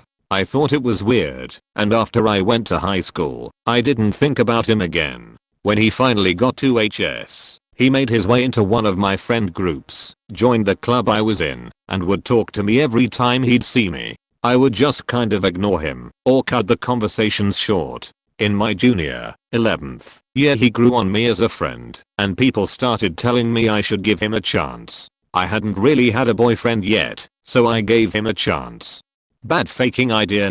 He would stalk me after every class. I hadn't even told him my schedule and he'd be at the door of my class when the bell rang. He'd follow me around during passing periods and miss his class just to be at my lunch. Even though he started having these stalker vibes, he never really got to know me. He liked this version of me he had in his head. He'd love bomb me with letters and gifts that I didn't like. Like he bought me chocolate with peanut butter in it, and I'm allergic to peanuts. Then he'd get mad that I didn't want the gift. His mom was super abusive to him and his brother, and would get scary with me. He started trying to be abusive to me. He tried to get me to not have guy friends or lesbian friends. My good friend came out as bi, and he'd say she was trying to fuck me. I decided to end it. He wouldn't let me. He had this fake persona that made everyone think he was a nice guy. So when I would try to break up with him, he'd have a meltdown at school and start crying. He'd threaten to unalive himself and would get people to talk me into staying with him. I was able to avoid him most of the summer, but sometimes he'd show up at my house. During my senior year, I mostly avoided him at school and didn't see him at all during noon school hours. We were just technically together, so I could avoid being harassed for breaking up with him. His family finally moved out of state, and I broke up with him. He would still call me. He had a morning DJ in my town call me on air to do a wake up prank. I hung up on the DJ after he said the guy's name. When senior bowl came he said he was flying back to go with me. I told him no. I had plans with my friends that night. He lost his sheet. He said that his parents had already paid for him and his mom to fly back, the hotel room, and his tux. I told him I was sorry, but that I had never told him we'd go together. His mom got on the phone and yelled at me. Then she threatened to sue my mom for the costs of everything if I didn't go. My mom was going through a bunch of health stuff, so I agreed to go with him because I didn't know any better and didn't want my mom to get sued. We went to the dance, and by that time people knew what was going on and how he was. A lot of them physically kept him from me at the dance so I'd have a good time. After that I told him to fuck off and didn't see him again for a while.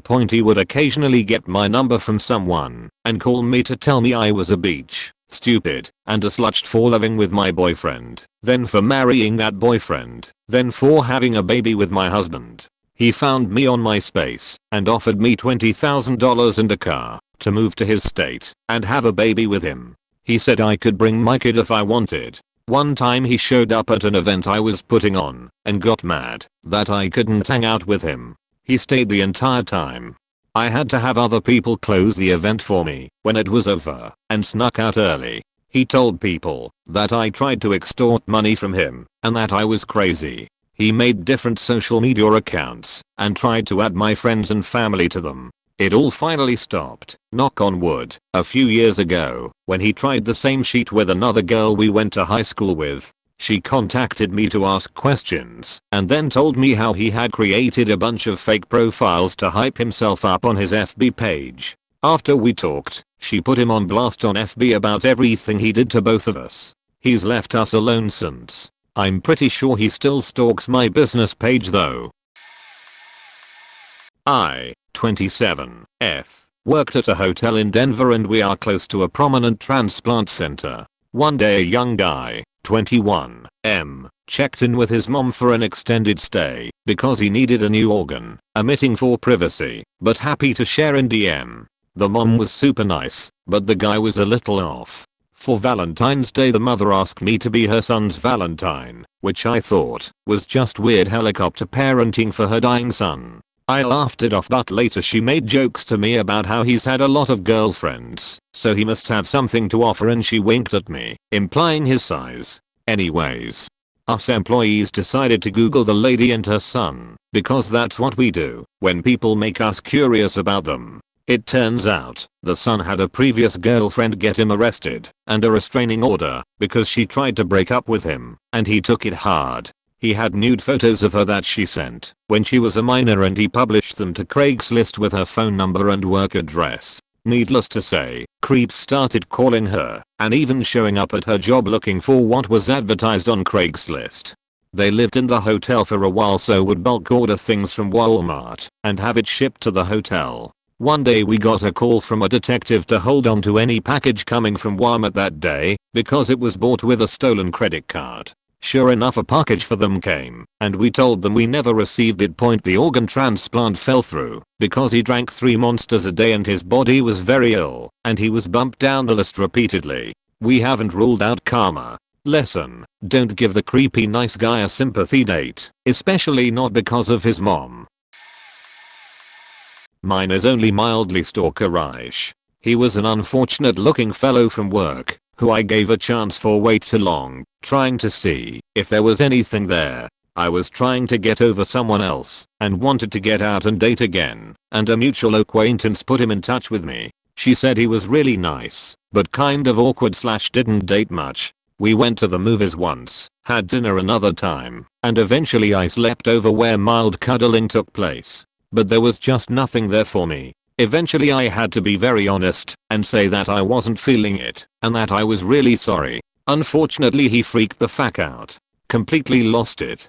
Texted me pages and pages of text over a few days. One text involved how his trigger finger hurt so much because he was repeatedly squeezing the trigger on his gun because he was in so much pain. Then weird shit started happening. I got back to my place one evening and my door was cracked. No one inside, thankfully. I'm very OCD about my door. I literally lock it, push and pull the door, and sometimes double / triple check that my door is closed before I leave, so my door being opened was extremely unusual. Another time I swear I saw his truck creeping through the parking lot where I lived when I was taking out the garbage. I texted him about it, and he freaked out saying it wasn't him, and how dare I accuse him of stalking me.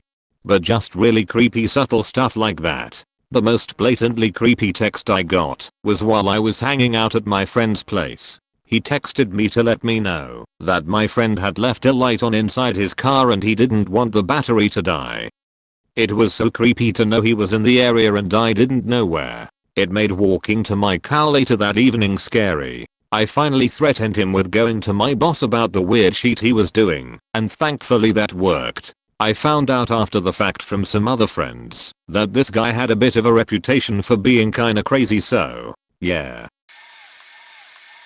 We had mutual friends who pressured me to date him out of pity for him. We were 16, and I already had a relationship that lasted nearly a year before, so I guess it was like let's try. I was aware of my sexuality back then, but I tried to just fit in. I didn't felt chemistry, but I blamed my sexuality. Then he kissed me right in front of everyone. No consent given. At some point I discovered he had Nazi-like ideologies and I began to be afraid of him and forced me to meet his older sister and mother. It made me feel trapped.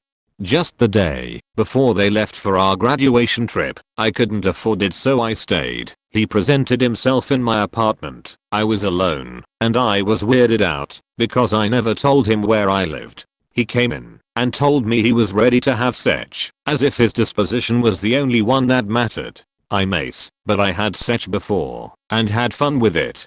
but I was not ready to have it with him. But he pressured me using manipulation and telling me my sexuality didn't exist. It was a bad experience. I didn't enjoy it and was tense, uncomfortable and disgusted. He didn't care for my feelings or pleasure, and then he went home. I just was relieved he was gone. I planned to break up with him once we graduated. Only 2 days later my best friend calls and tells me he has cheated on me with another girl. Then I texted him, and he was blaming on me for it, saying the sex was so bad he had to search for it on someone else. Because he kissed me in front of the entire class, everyone knew we were dating, and that he was cheating, the girl too, and I received lots of calls and texts even from people I barely talked with who were worried, and had a bunch of wholesome conversations with them. It made me feel so loved, especially since I could not go to that trip and I always thought I didn't click in that class. I warmly cried. The confidence boost was enough to break up with him, and while he spammed and pestered me for hours I only felt relief and freedom. I just muted my notifications and played my favorite music. I'm pretty sure I even made homemade butter, cheese, and honey garlic bread, my fave, as celebration point. So yeah, never date a creep or someone who just doesn't give you the right vibes. Now I'm engaged to an amazing man who is a decent person, who respects me and my sexuality, and who cares for my satisfaction as much as I care for his. I feel just right and comfortable with him, and any new situation doesn't make me feel uneasy, because he checks on me first. We dated for 2 months. It felt like 2 years. It was intense. He was a narcissist and often gaslit me over things he would read on my Facebook, or he would question who a guy friend was on my friends list. He was a compulsive liar, claimed to love me, but cheated on me with multiple women, all while having them believe they were also the one. I found another girl's panties in his bedroom, which he claimed must belong to his ex. His apartment was filthy. He hated to shower. He was only relaxed when he was high, which was most of the time. I made the mistake of letting him stay at my house to wait for me while I went to work. I know he looked through my stuff and used my room as PlayStation. He showed up at my work and I never mentioned where I worked. We ultimately broke up because he pulled the last straw and lied about being in a rehab center for drug addiction. He tried to get back with me. I blocked him everywhere, and my roomie and I had a fire pit with a sheet he left at my house, like an old flannel, a necklace, and some papers. A year after that he apologized via Facebook Messenger, the one place I didn't block him, because his account disappeared. I ignored and blocked him. Haven't heard from him since, but before leaving the job at the time, I carried a knife directly on me just in case I got any surprises. It's now been 5 years since all of this, and I met the real love of my life. It was 2 months too long, and I wish he wouldn't have had me so wrapped around his finger that I didn't leave him sooner. His next girlfriend wasn't so lucky. She had 2 babies with him and had to kick him out and get a restraining order. I'm sad that the bullet I dodged hit her right in the heart. Late to the party, but we became best friends for high school. He was super quiet before me and nobody really spoke to him, but we met at a birthday party and I was instantly taken in because it seemed like we had the exact same humor. He'd say something faked up and then laugh like it was a joke, so I just thought he had dark humor. I was literally 14. I know I was stupid. We, 3 of us, went to a hotel to get drunk one night. We were all 16 to 17, and he kept saying how hot I was and how he could get me so drunk to fuck me and how hard he's made other girls come. He laid down on my legs while we were on the bed and I absolutely could not move him at all. I'm not a thin girl and I've always been sorta strong, so I remember getting terrified because I instantly realized he's drunk and so much stronger than I thought. He also threatened to throw himself off the hotel balcony and hung off it with one hand because I found out he lied to me about something stupid, but we got him back over the railing after like an hour. After he laid down, he went to sleep and my other friend and I went to sleep in the other bed. He'd never been this gross to me, so I figured he was a shitty, sad drunk and just sorta brushed it off for the most part. A month or so later he moved a few hours away, and he sent me a huge rambling message about how he never was actually my friend, and he spent the entire time trying to fuck me, and how he just realized I was never really his friend either, and how I use guys like him to do stuff for me, but never actually fuck them. I asked my questions before blocking him, because I actually couldn't believe this was the same guy I let into my house to meet my family. And I stayed friends with 4 years. A month later he killed his mom with a kitchen knife, stabbed her in the neck, and was found naked covered in her blood. He slashed the family dog too, but he survived. He successfully pleaded insanity, and he got 5 years in a psych ward, potential to get out after the 5 years. This was in 2019, so I'm just vibing until 2024, when he inevitably comes back to kill me. Dated the creep in high school, put up with his creepypasta obsession. He swore his cousin was the real life Jeff the Killer. Bragged about supposedly being locked up in a mental hospital because he's psycho, even though it never happened. One of those guys that thinks being mentally ill is some type of trophy/accessory. One girl in another state said he was her boyfriend and made posts about killing me. Another girl in another country said that he was her BF. He wouldn't let me tag him in any Facebook posts unless he got to see them and approve of it himself. He was very edgy, and I figured that was as bad as it got. Eventually we'd fight over me smoking weed. One fight got really heated, tried to explain I used it as migraine and anxiety medicine, but he wasn't having it. Told him I wasn't gonna put up with him belittling me and calling me names. Dumped him, and then he sent me a picture of his face covered in blood. I freak out thinking he's hurt, immediately fall for it, and we stay together. Like 2 weeks after that he's getting jealous that I'm hanging out with a kid that lived around the corner from me and tried to stab the kid at school. X was a very scrawny guy and my friend was a very big redneck fella, and he used a plastic spork, so it didn't do anything, but I was still super freaked that he would even try to do that. Dumped him. He called me saying he was gonna kill himself and he was sorry, all that crap. Didn't go back to him after that. He followed me around school for a while after that, like a lost puppy. Eventually got another girlfriend and left me alone. About 6 years later I date a guy who happens to know Creep, and Creep had been telling him I was a hoe and that I'd cheat on him. Boyfriend didn't believe it, ignored Creep but was still friends with him. Every time he'd be around after that it was like he was trying to impress me, talking about being single, bragging about stupid stuff, still talking about creepypasta, blood, and murder like he never changed past 15. He even looked at me and said, "Remember when I used to give you so much hell for smoking?" Told him yeah, he was a dick, and that I remember the death threats from girls and blood and stabbing attempt too, and that even if he was friends with my boyfriend because of their mutual nerdiness, I was not going to be his friend and to leave me alone. He tried to talk to me again a few times after that the past 3 years, ignored him each time. As far as I know he's still the same interests, same edginess. I'm in another state and he's not really active on Facebook from what I can tell, so good riddance. I read a lot of various threads and these red flags. It is peculiar because my husband of 20 years said things when we first started dating that could be taken as such, but like didn't digress into the crazy when initially rebuffed. Like we met at a rock concert and talked online for a few months. He also has a G.F at the time, and I'm like not gonna do that.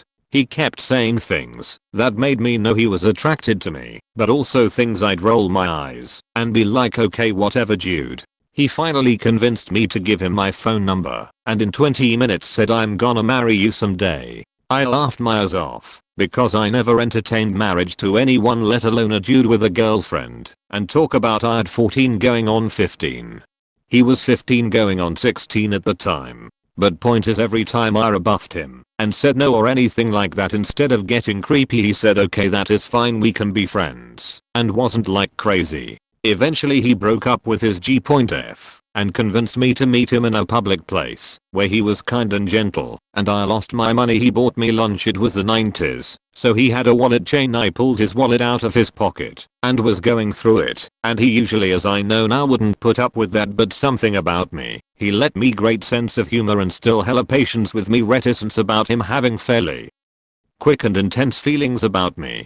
So basically, even though he said red flag things, was honest in his feeling and attraction he never once gave me. That creeper vibe never made anything feel forced. I think that is likely the exception to the rule. I think most PPL who behave in the natures I read other women describe, they should follow their intuitions, but just an odd thing I have noticed over the years. And we are still together 3 kids, 4th on the way he stops and picks up strays, or we chase them down together and find their homes. One when a dog jumped out of a person's car and bit him. When he tried to collect it and he didn't get mad, it was scared, he brought it home and we found its PPL. Like, he is genuinely a good guy. I hope all of you find someone who is genuine to you.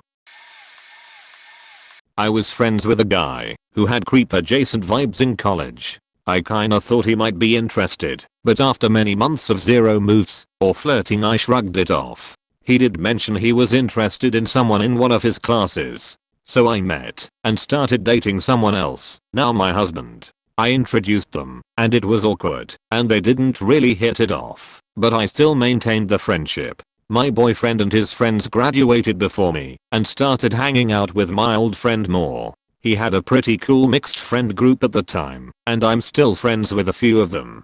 The group eventually had drama. One girl broke up with her long-term boyfriend and started seeing his best friend roommate. The group split to guys and girls with a few exceptions and a few who managed to stay neutral. My friend got depressed and expressed a lot of frustrations about his friends calling them assholes and all sorts of names. Really two-faced. Some real neckbutt comments about the one girl who caused the drama. And whenever I would talk about my boyfriend, he would go out of his way to insult him. He would also break down and cry about never having dated someone, and it looks bad at this age, etc.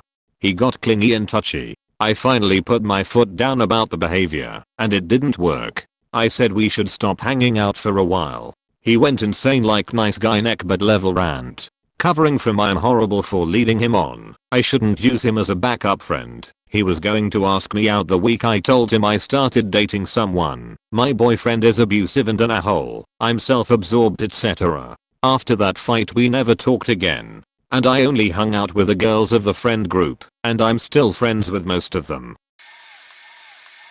I was pretty drunk at a bar when a guy approached me and said he recognized me. Finally came to the realization he was my 6th grade crush. He moved out of the neighborhood and I hadn't seen him since elementary school. This was about 11 to 12 years later. We started talking about old times, and I kept laughing in my head that 11-year-old me would be dying right now knowing Chris, I'm still freaked out by this 25 years later I'm using a fake name, was flirting with me. We hung out all night and swapped numbers, landline times, no cell, and kissed goodnight. By the time I got home he had left 4 messages on my voicemail. They increasingly got strange, but I figured he was just trying to be funny. I figured I'd call him back the next day. Phone starts ringing around 7 AM on a Saturday. My roommate answered and told him I was asleep. He told her to go and wake me up and tell me it was him. I told her tell him I'd call him back. She didn't hung up. I just remember her saying psycho after she hung up the phone. He called back 2 more times, then we took the phone of the hawk. I'm starting to get freaked out by his persistence, so I eventually called him back and made up a couple excuses why I couldn't date him and just wanted to be friends. Just got out of a relationship, getting ready to move for a job. He said whatever and hung up on me. I figured this was over and was mostly relieved and a little bummed tbh that he had become a creep. This was far from over. He called constantly, leaving initially okay voicemails the first couple days. Then they started getting violent. He threatened to find me and rap me. Things like that. This was the 90s, and I wouldn't say this kind of thing was tolerated, but it was more so just brushed off. I couldn't switch phone numbers because I had 4 roommates and we all shared this line. One voicemail was just him reading off my address. Finally, about a month and a half later, the calls stopped. Relieved I'd put that nightmare behind me. About a month later my mom called to say a guy named Chris had called their house looking for me. What the fuck? Then my mom actually gave him my phone hash. He told her he already had that number, but he couldn't reach me, and it was important. He must have looked up their hash in the phone book. Obviously I told her to never ever do that again, and told her the whole story. He called them one more time, but my mom said not to use her as an answering service. Haha. About a year later, in an entirely different part of our city, I ran into him at a bar. All he said was, "You think you're so faking clever." I grabbed my friend and we ran out of there. I never saw him again. Fast forward a few years to my 10th high school reunion. I was chatting with some of the boys from the neighborhood. We went to elementary school together. One of them said, "Whatever happened to Chris?" I didn't say a word. But another guy said, "You didn't hear? He's on trial for murdering his girlfriend and her daughter in another part of the state." A couple of them mentioned he had gotten weird as a teenager and lost track of him. Then I told them my story and we agreed I dodged a bullet. Possibly literally. One of the guys said he was a meth head, which explains some of it, I guess. Years later I found him on Google. He apparently did spend some time in prison. Didn't see anything about him killing anyone though. My takeaway was that it was the last time I hooked up with someone from a bar, and I never gave my phone number to a stranger again. I was scared for quite a while.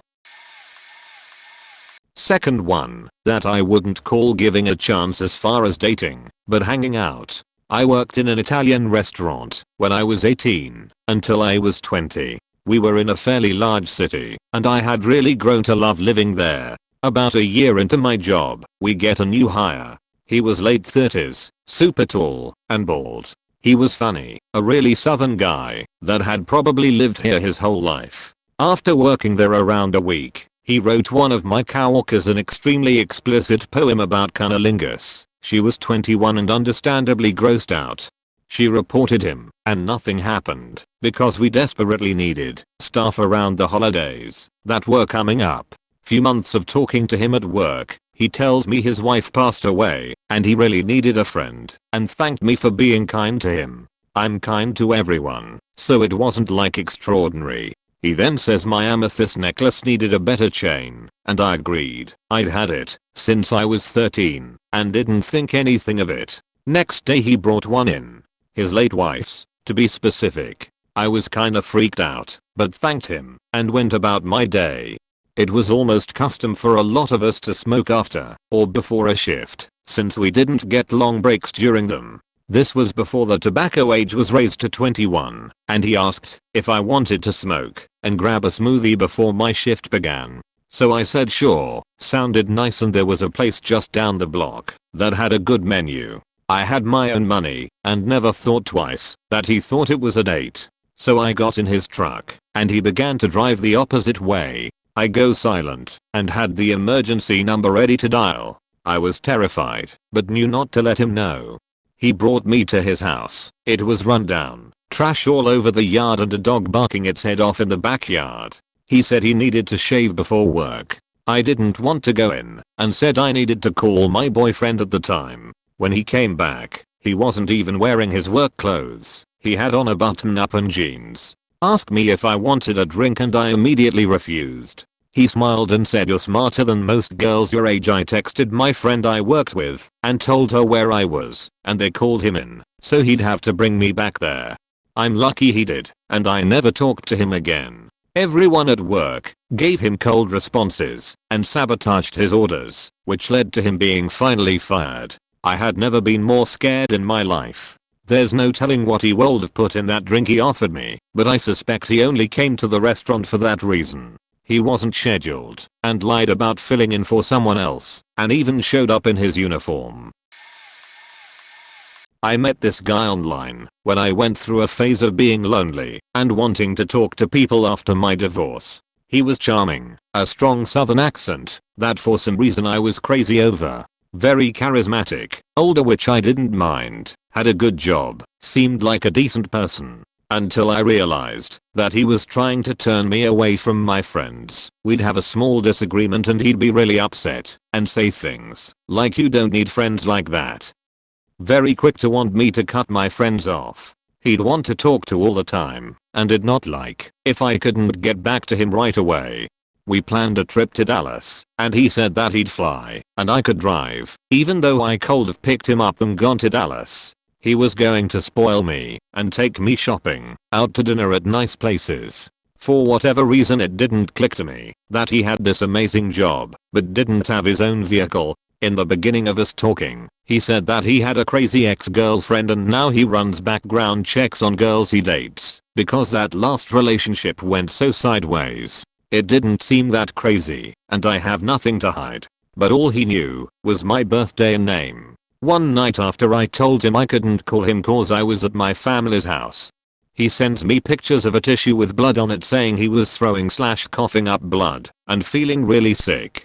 I was begging him to go to the but he gave me some story about how even at the they wouldn't do anything for him and it was a waste. I was a little immature, but he was a few hours away. I stopped answering his calls/texts because he knew my name and where I worked. He was able to get my work number and started leaving me several voicemails and calls late at night on my work phone. I finally had to unblock his Bunsen to tell him to stop calling me and that I wanted absolutely nothing to do with him. Luckily, it stopped completely after that. Typical abusive relationship.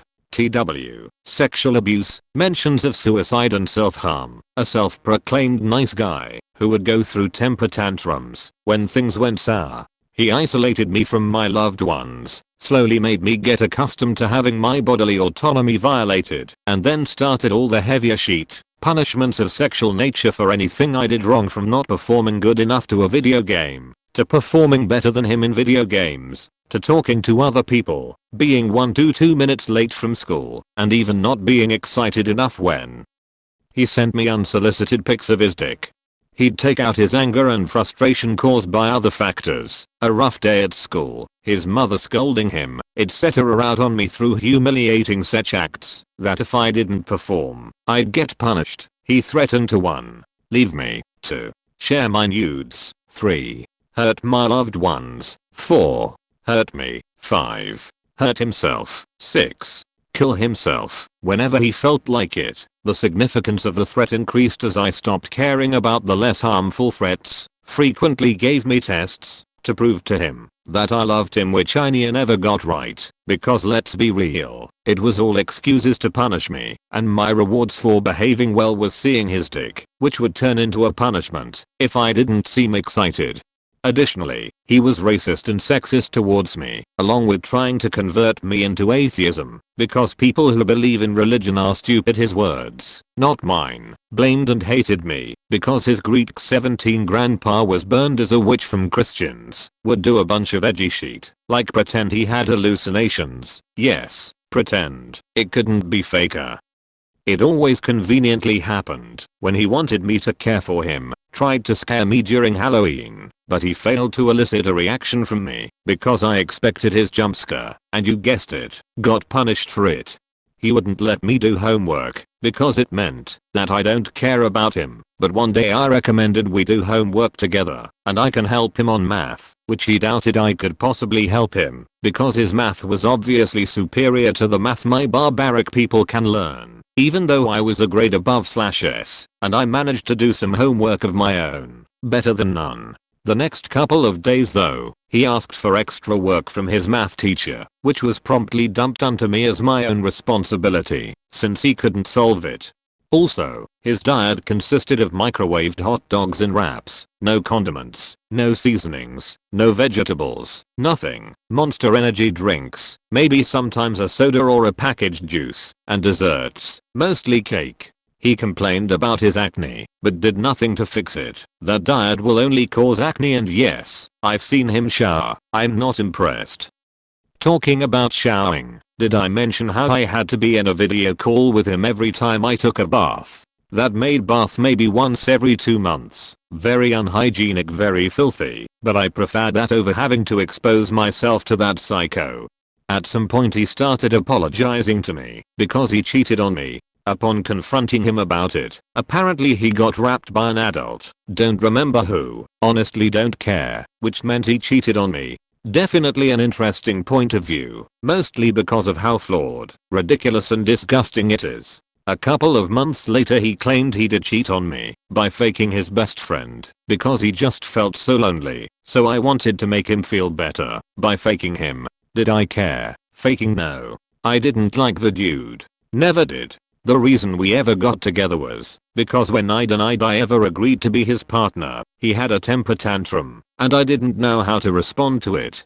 Do I believe such horrific things happened to him? No. Why? Because he had said so many stupid shit that were exaggerated, if not straight out lies. Things like "you're my 48th partner," mind you. He was 14 at the time, or "there are ghosts in my room," or "I've talked to Satan via Ouija board, but the Christian God doesn't exist because I have no proof of his existence." Unlike Satan, I hospitalized someone because they were mean to my friend, and I punched them so hard because I was in a state of unfiltered rage, etc.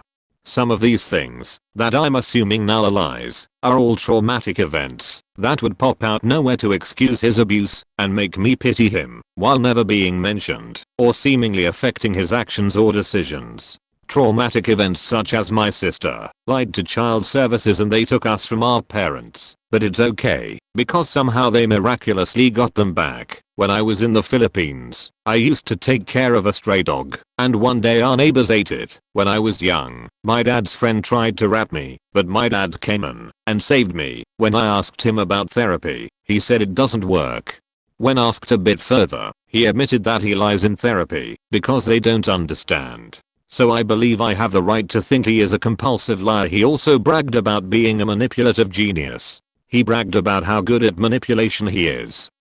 He also blamed my girl's friends we played together with for souring his mood. His excuse was that they didn't play good enough, and they sounded so gay. One day I came out about being asexual, which I am. I was before he even became a thing in my life, and I always knew, but never had the right language to articulate that. His reaction was to constantly say bye and not respond to him because he thought I was one of those weird attack helicopter freaks. I managed to educate him on asexuality and managed to lower the favors from 7 a day to once or twice every 2 days. Jokes on you, Macius. I'm a attack helicopter freak, you faking dickhead. Suck my gender fluid dick, you motherfucker. TLDR, he was a manipulative, racist, sexist, transphobic, homophobic, pathetic little bitch. I'm 76% sure he was a compulsive liar and have strong suspicions he has a personality disorder. I'm pretty sure I have CPTSD because of what he made me go through, although I haven't gotten diagnosed with it yet. Too many stuff to talk about in therapy, not enough time. He isolated me and sexually abused me for a year while threatening me the whole time. Years ago when I was living in London, I became friends with a guy who I will call Tom. We were into the same kind of music, which was a big part of our friendship. For the first year he was really chill, funny and just fun to spend time with. Then Tom got an injury while playing sports that wouldn't heal properly. This made him frustrated, so he went to a church his mother recommended where a charismatic preacher could allegedly heal people. Tom thought that this preacher helped with the injury, and after this, he became overly religious. He started judging me, my friends, and pretty much everything in my life. He would send me long emails listing things that I need to work on and the kind of music I should start listening to. Tom became the opposite of what he used to be like. We had a few arguments, but at first he'd always back off and say he's sorry and that he just cares about me. So we stayed in touch, though I felt uneasy around him.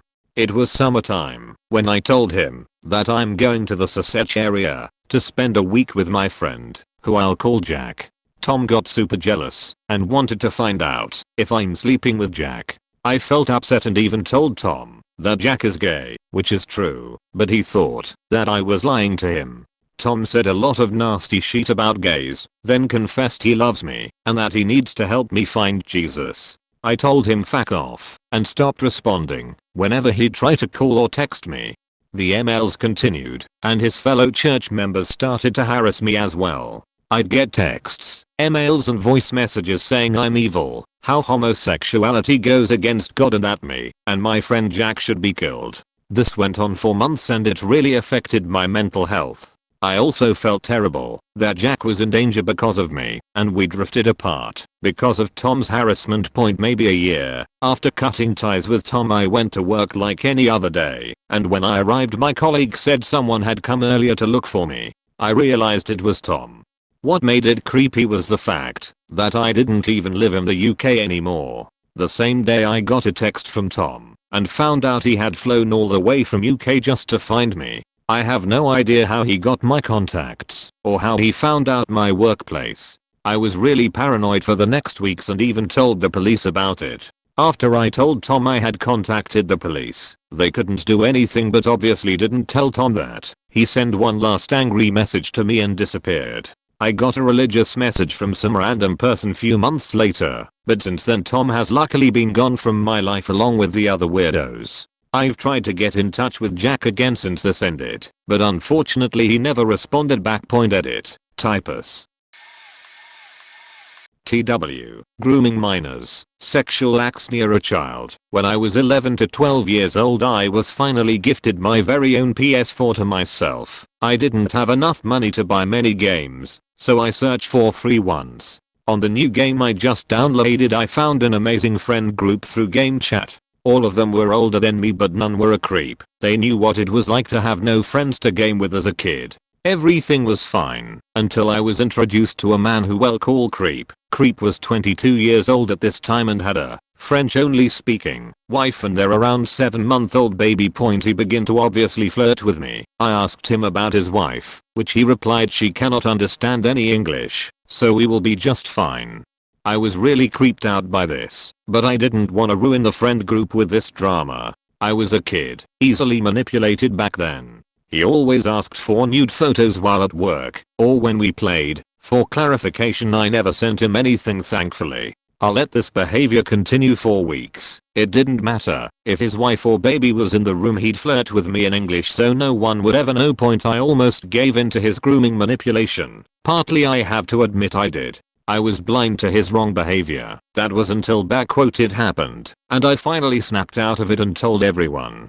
One night he was holding his baby in one arm, singing him his French lullabies softly as we played another game. Creep told me to check my Snapchat and said quietly that I would enjoy his pic. The photo was of his private part in his hand, while you could see a bit of the baby's feet off to the side of the frame. This man genuinely had his 7-month-old baby in one hand as he sang a lullaby while stroking his penis in the other. He kept asking for a photo so he could finish to me. I screamed no and left the game before reaching out to the group of friends and told them everything. Looking back at it now I wish I would have left sooner. I wish I could have somehow have told his wife what this faking creep had been doing around me and his child. Never will I give any creep a chance again.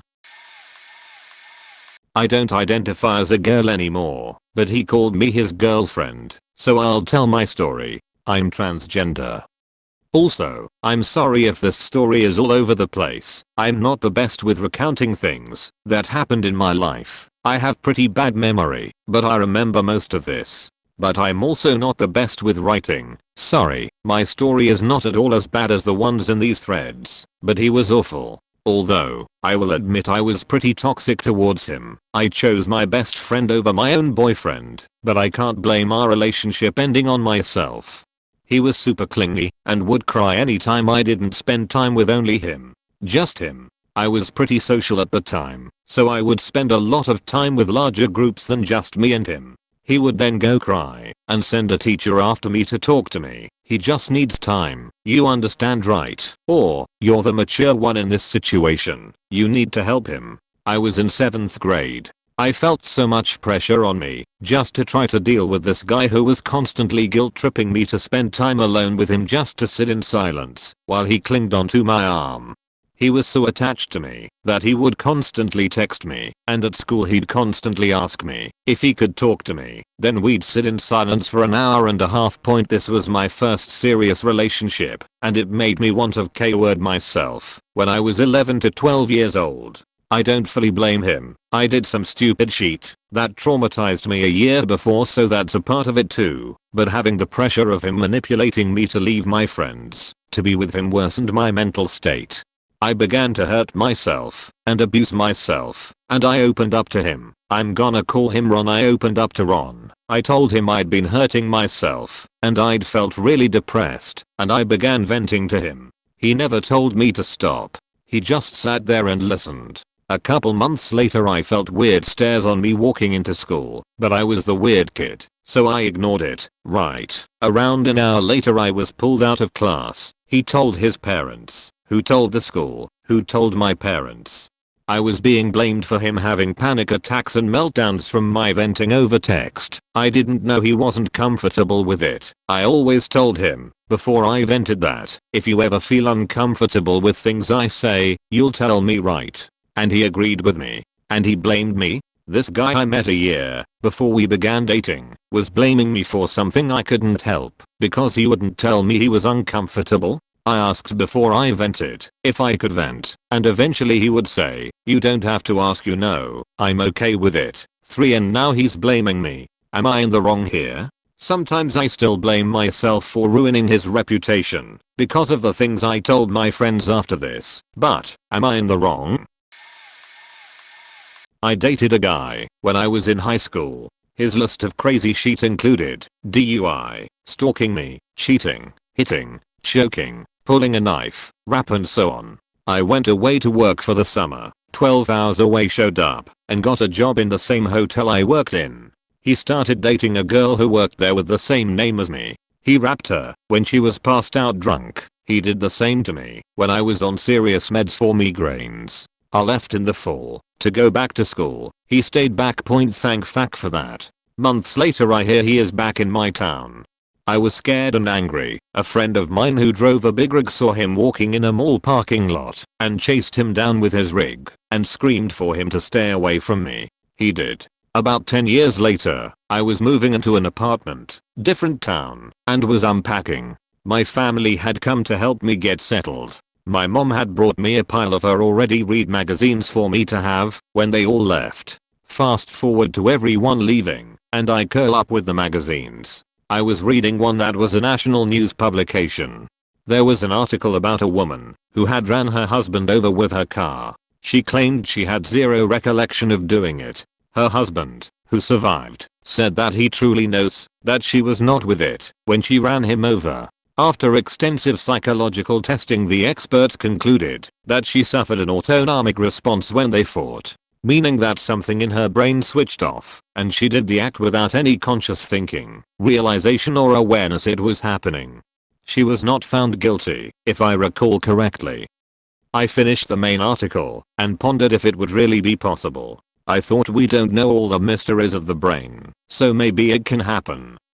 Below the article was a blurb about other cases where autonomic responses have been involved. I then read that so and so from such and such place was acquitted of sexually assaulting a 2-year-old girl due to the fact that he was asleep. Yes, it was the guy I dated in high school. I knew this was a load of bullshit lies on his part. He had climbed through my bedroom window and come into my house and took advantage of me when I was asleep or vulnerable due to medication when we were together. I spent days trying to decide if I write to the magazine so I could tell the parents I believed them. Apparently he was left to babysit his victim and he got into bed with her and was caught. I couldn't find it in me to write as I did not want him to ever find me. I'm sure he wouldn't have, but my fear was real. There are very few people in my life that I hate, but he is in the top 2, not because of what he did to me. I have healed from that point, but for that little girl. If I ever saw him again, I would pummel him to a bloody heap for what he did to her. Evil is among us, and we all must trust our gut instinct, and we must also speak out about the creepy creeps so everyone is aware.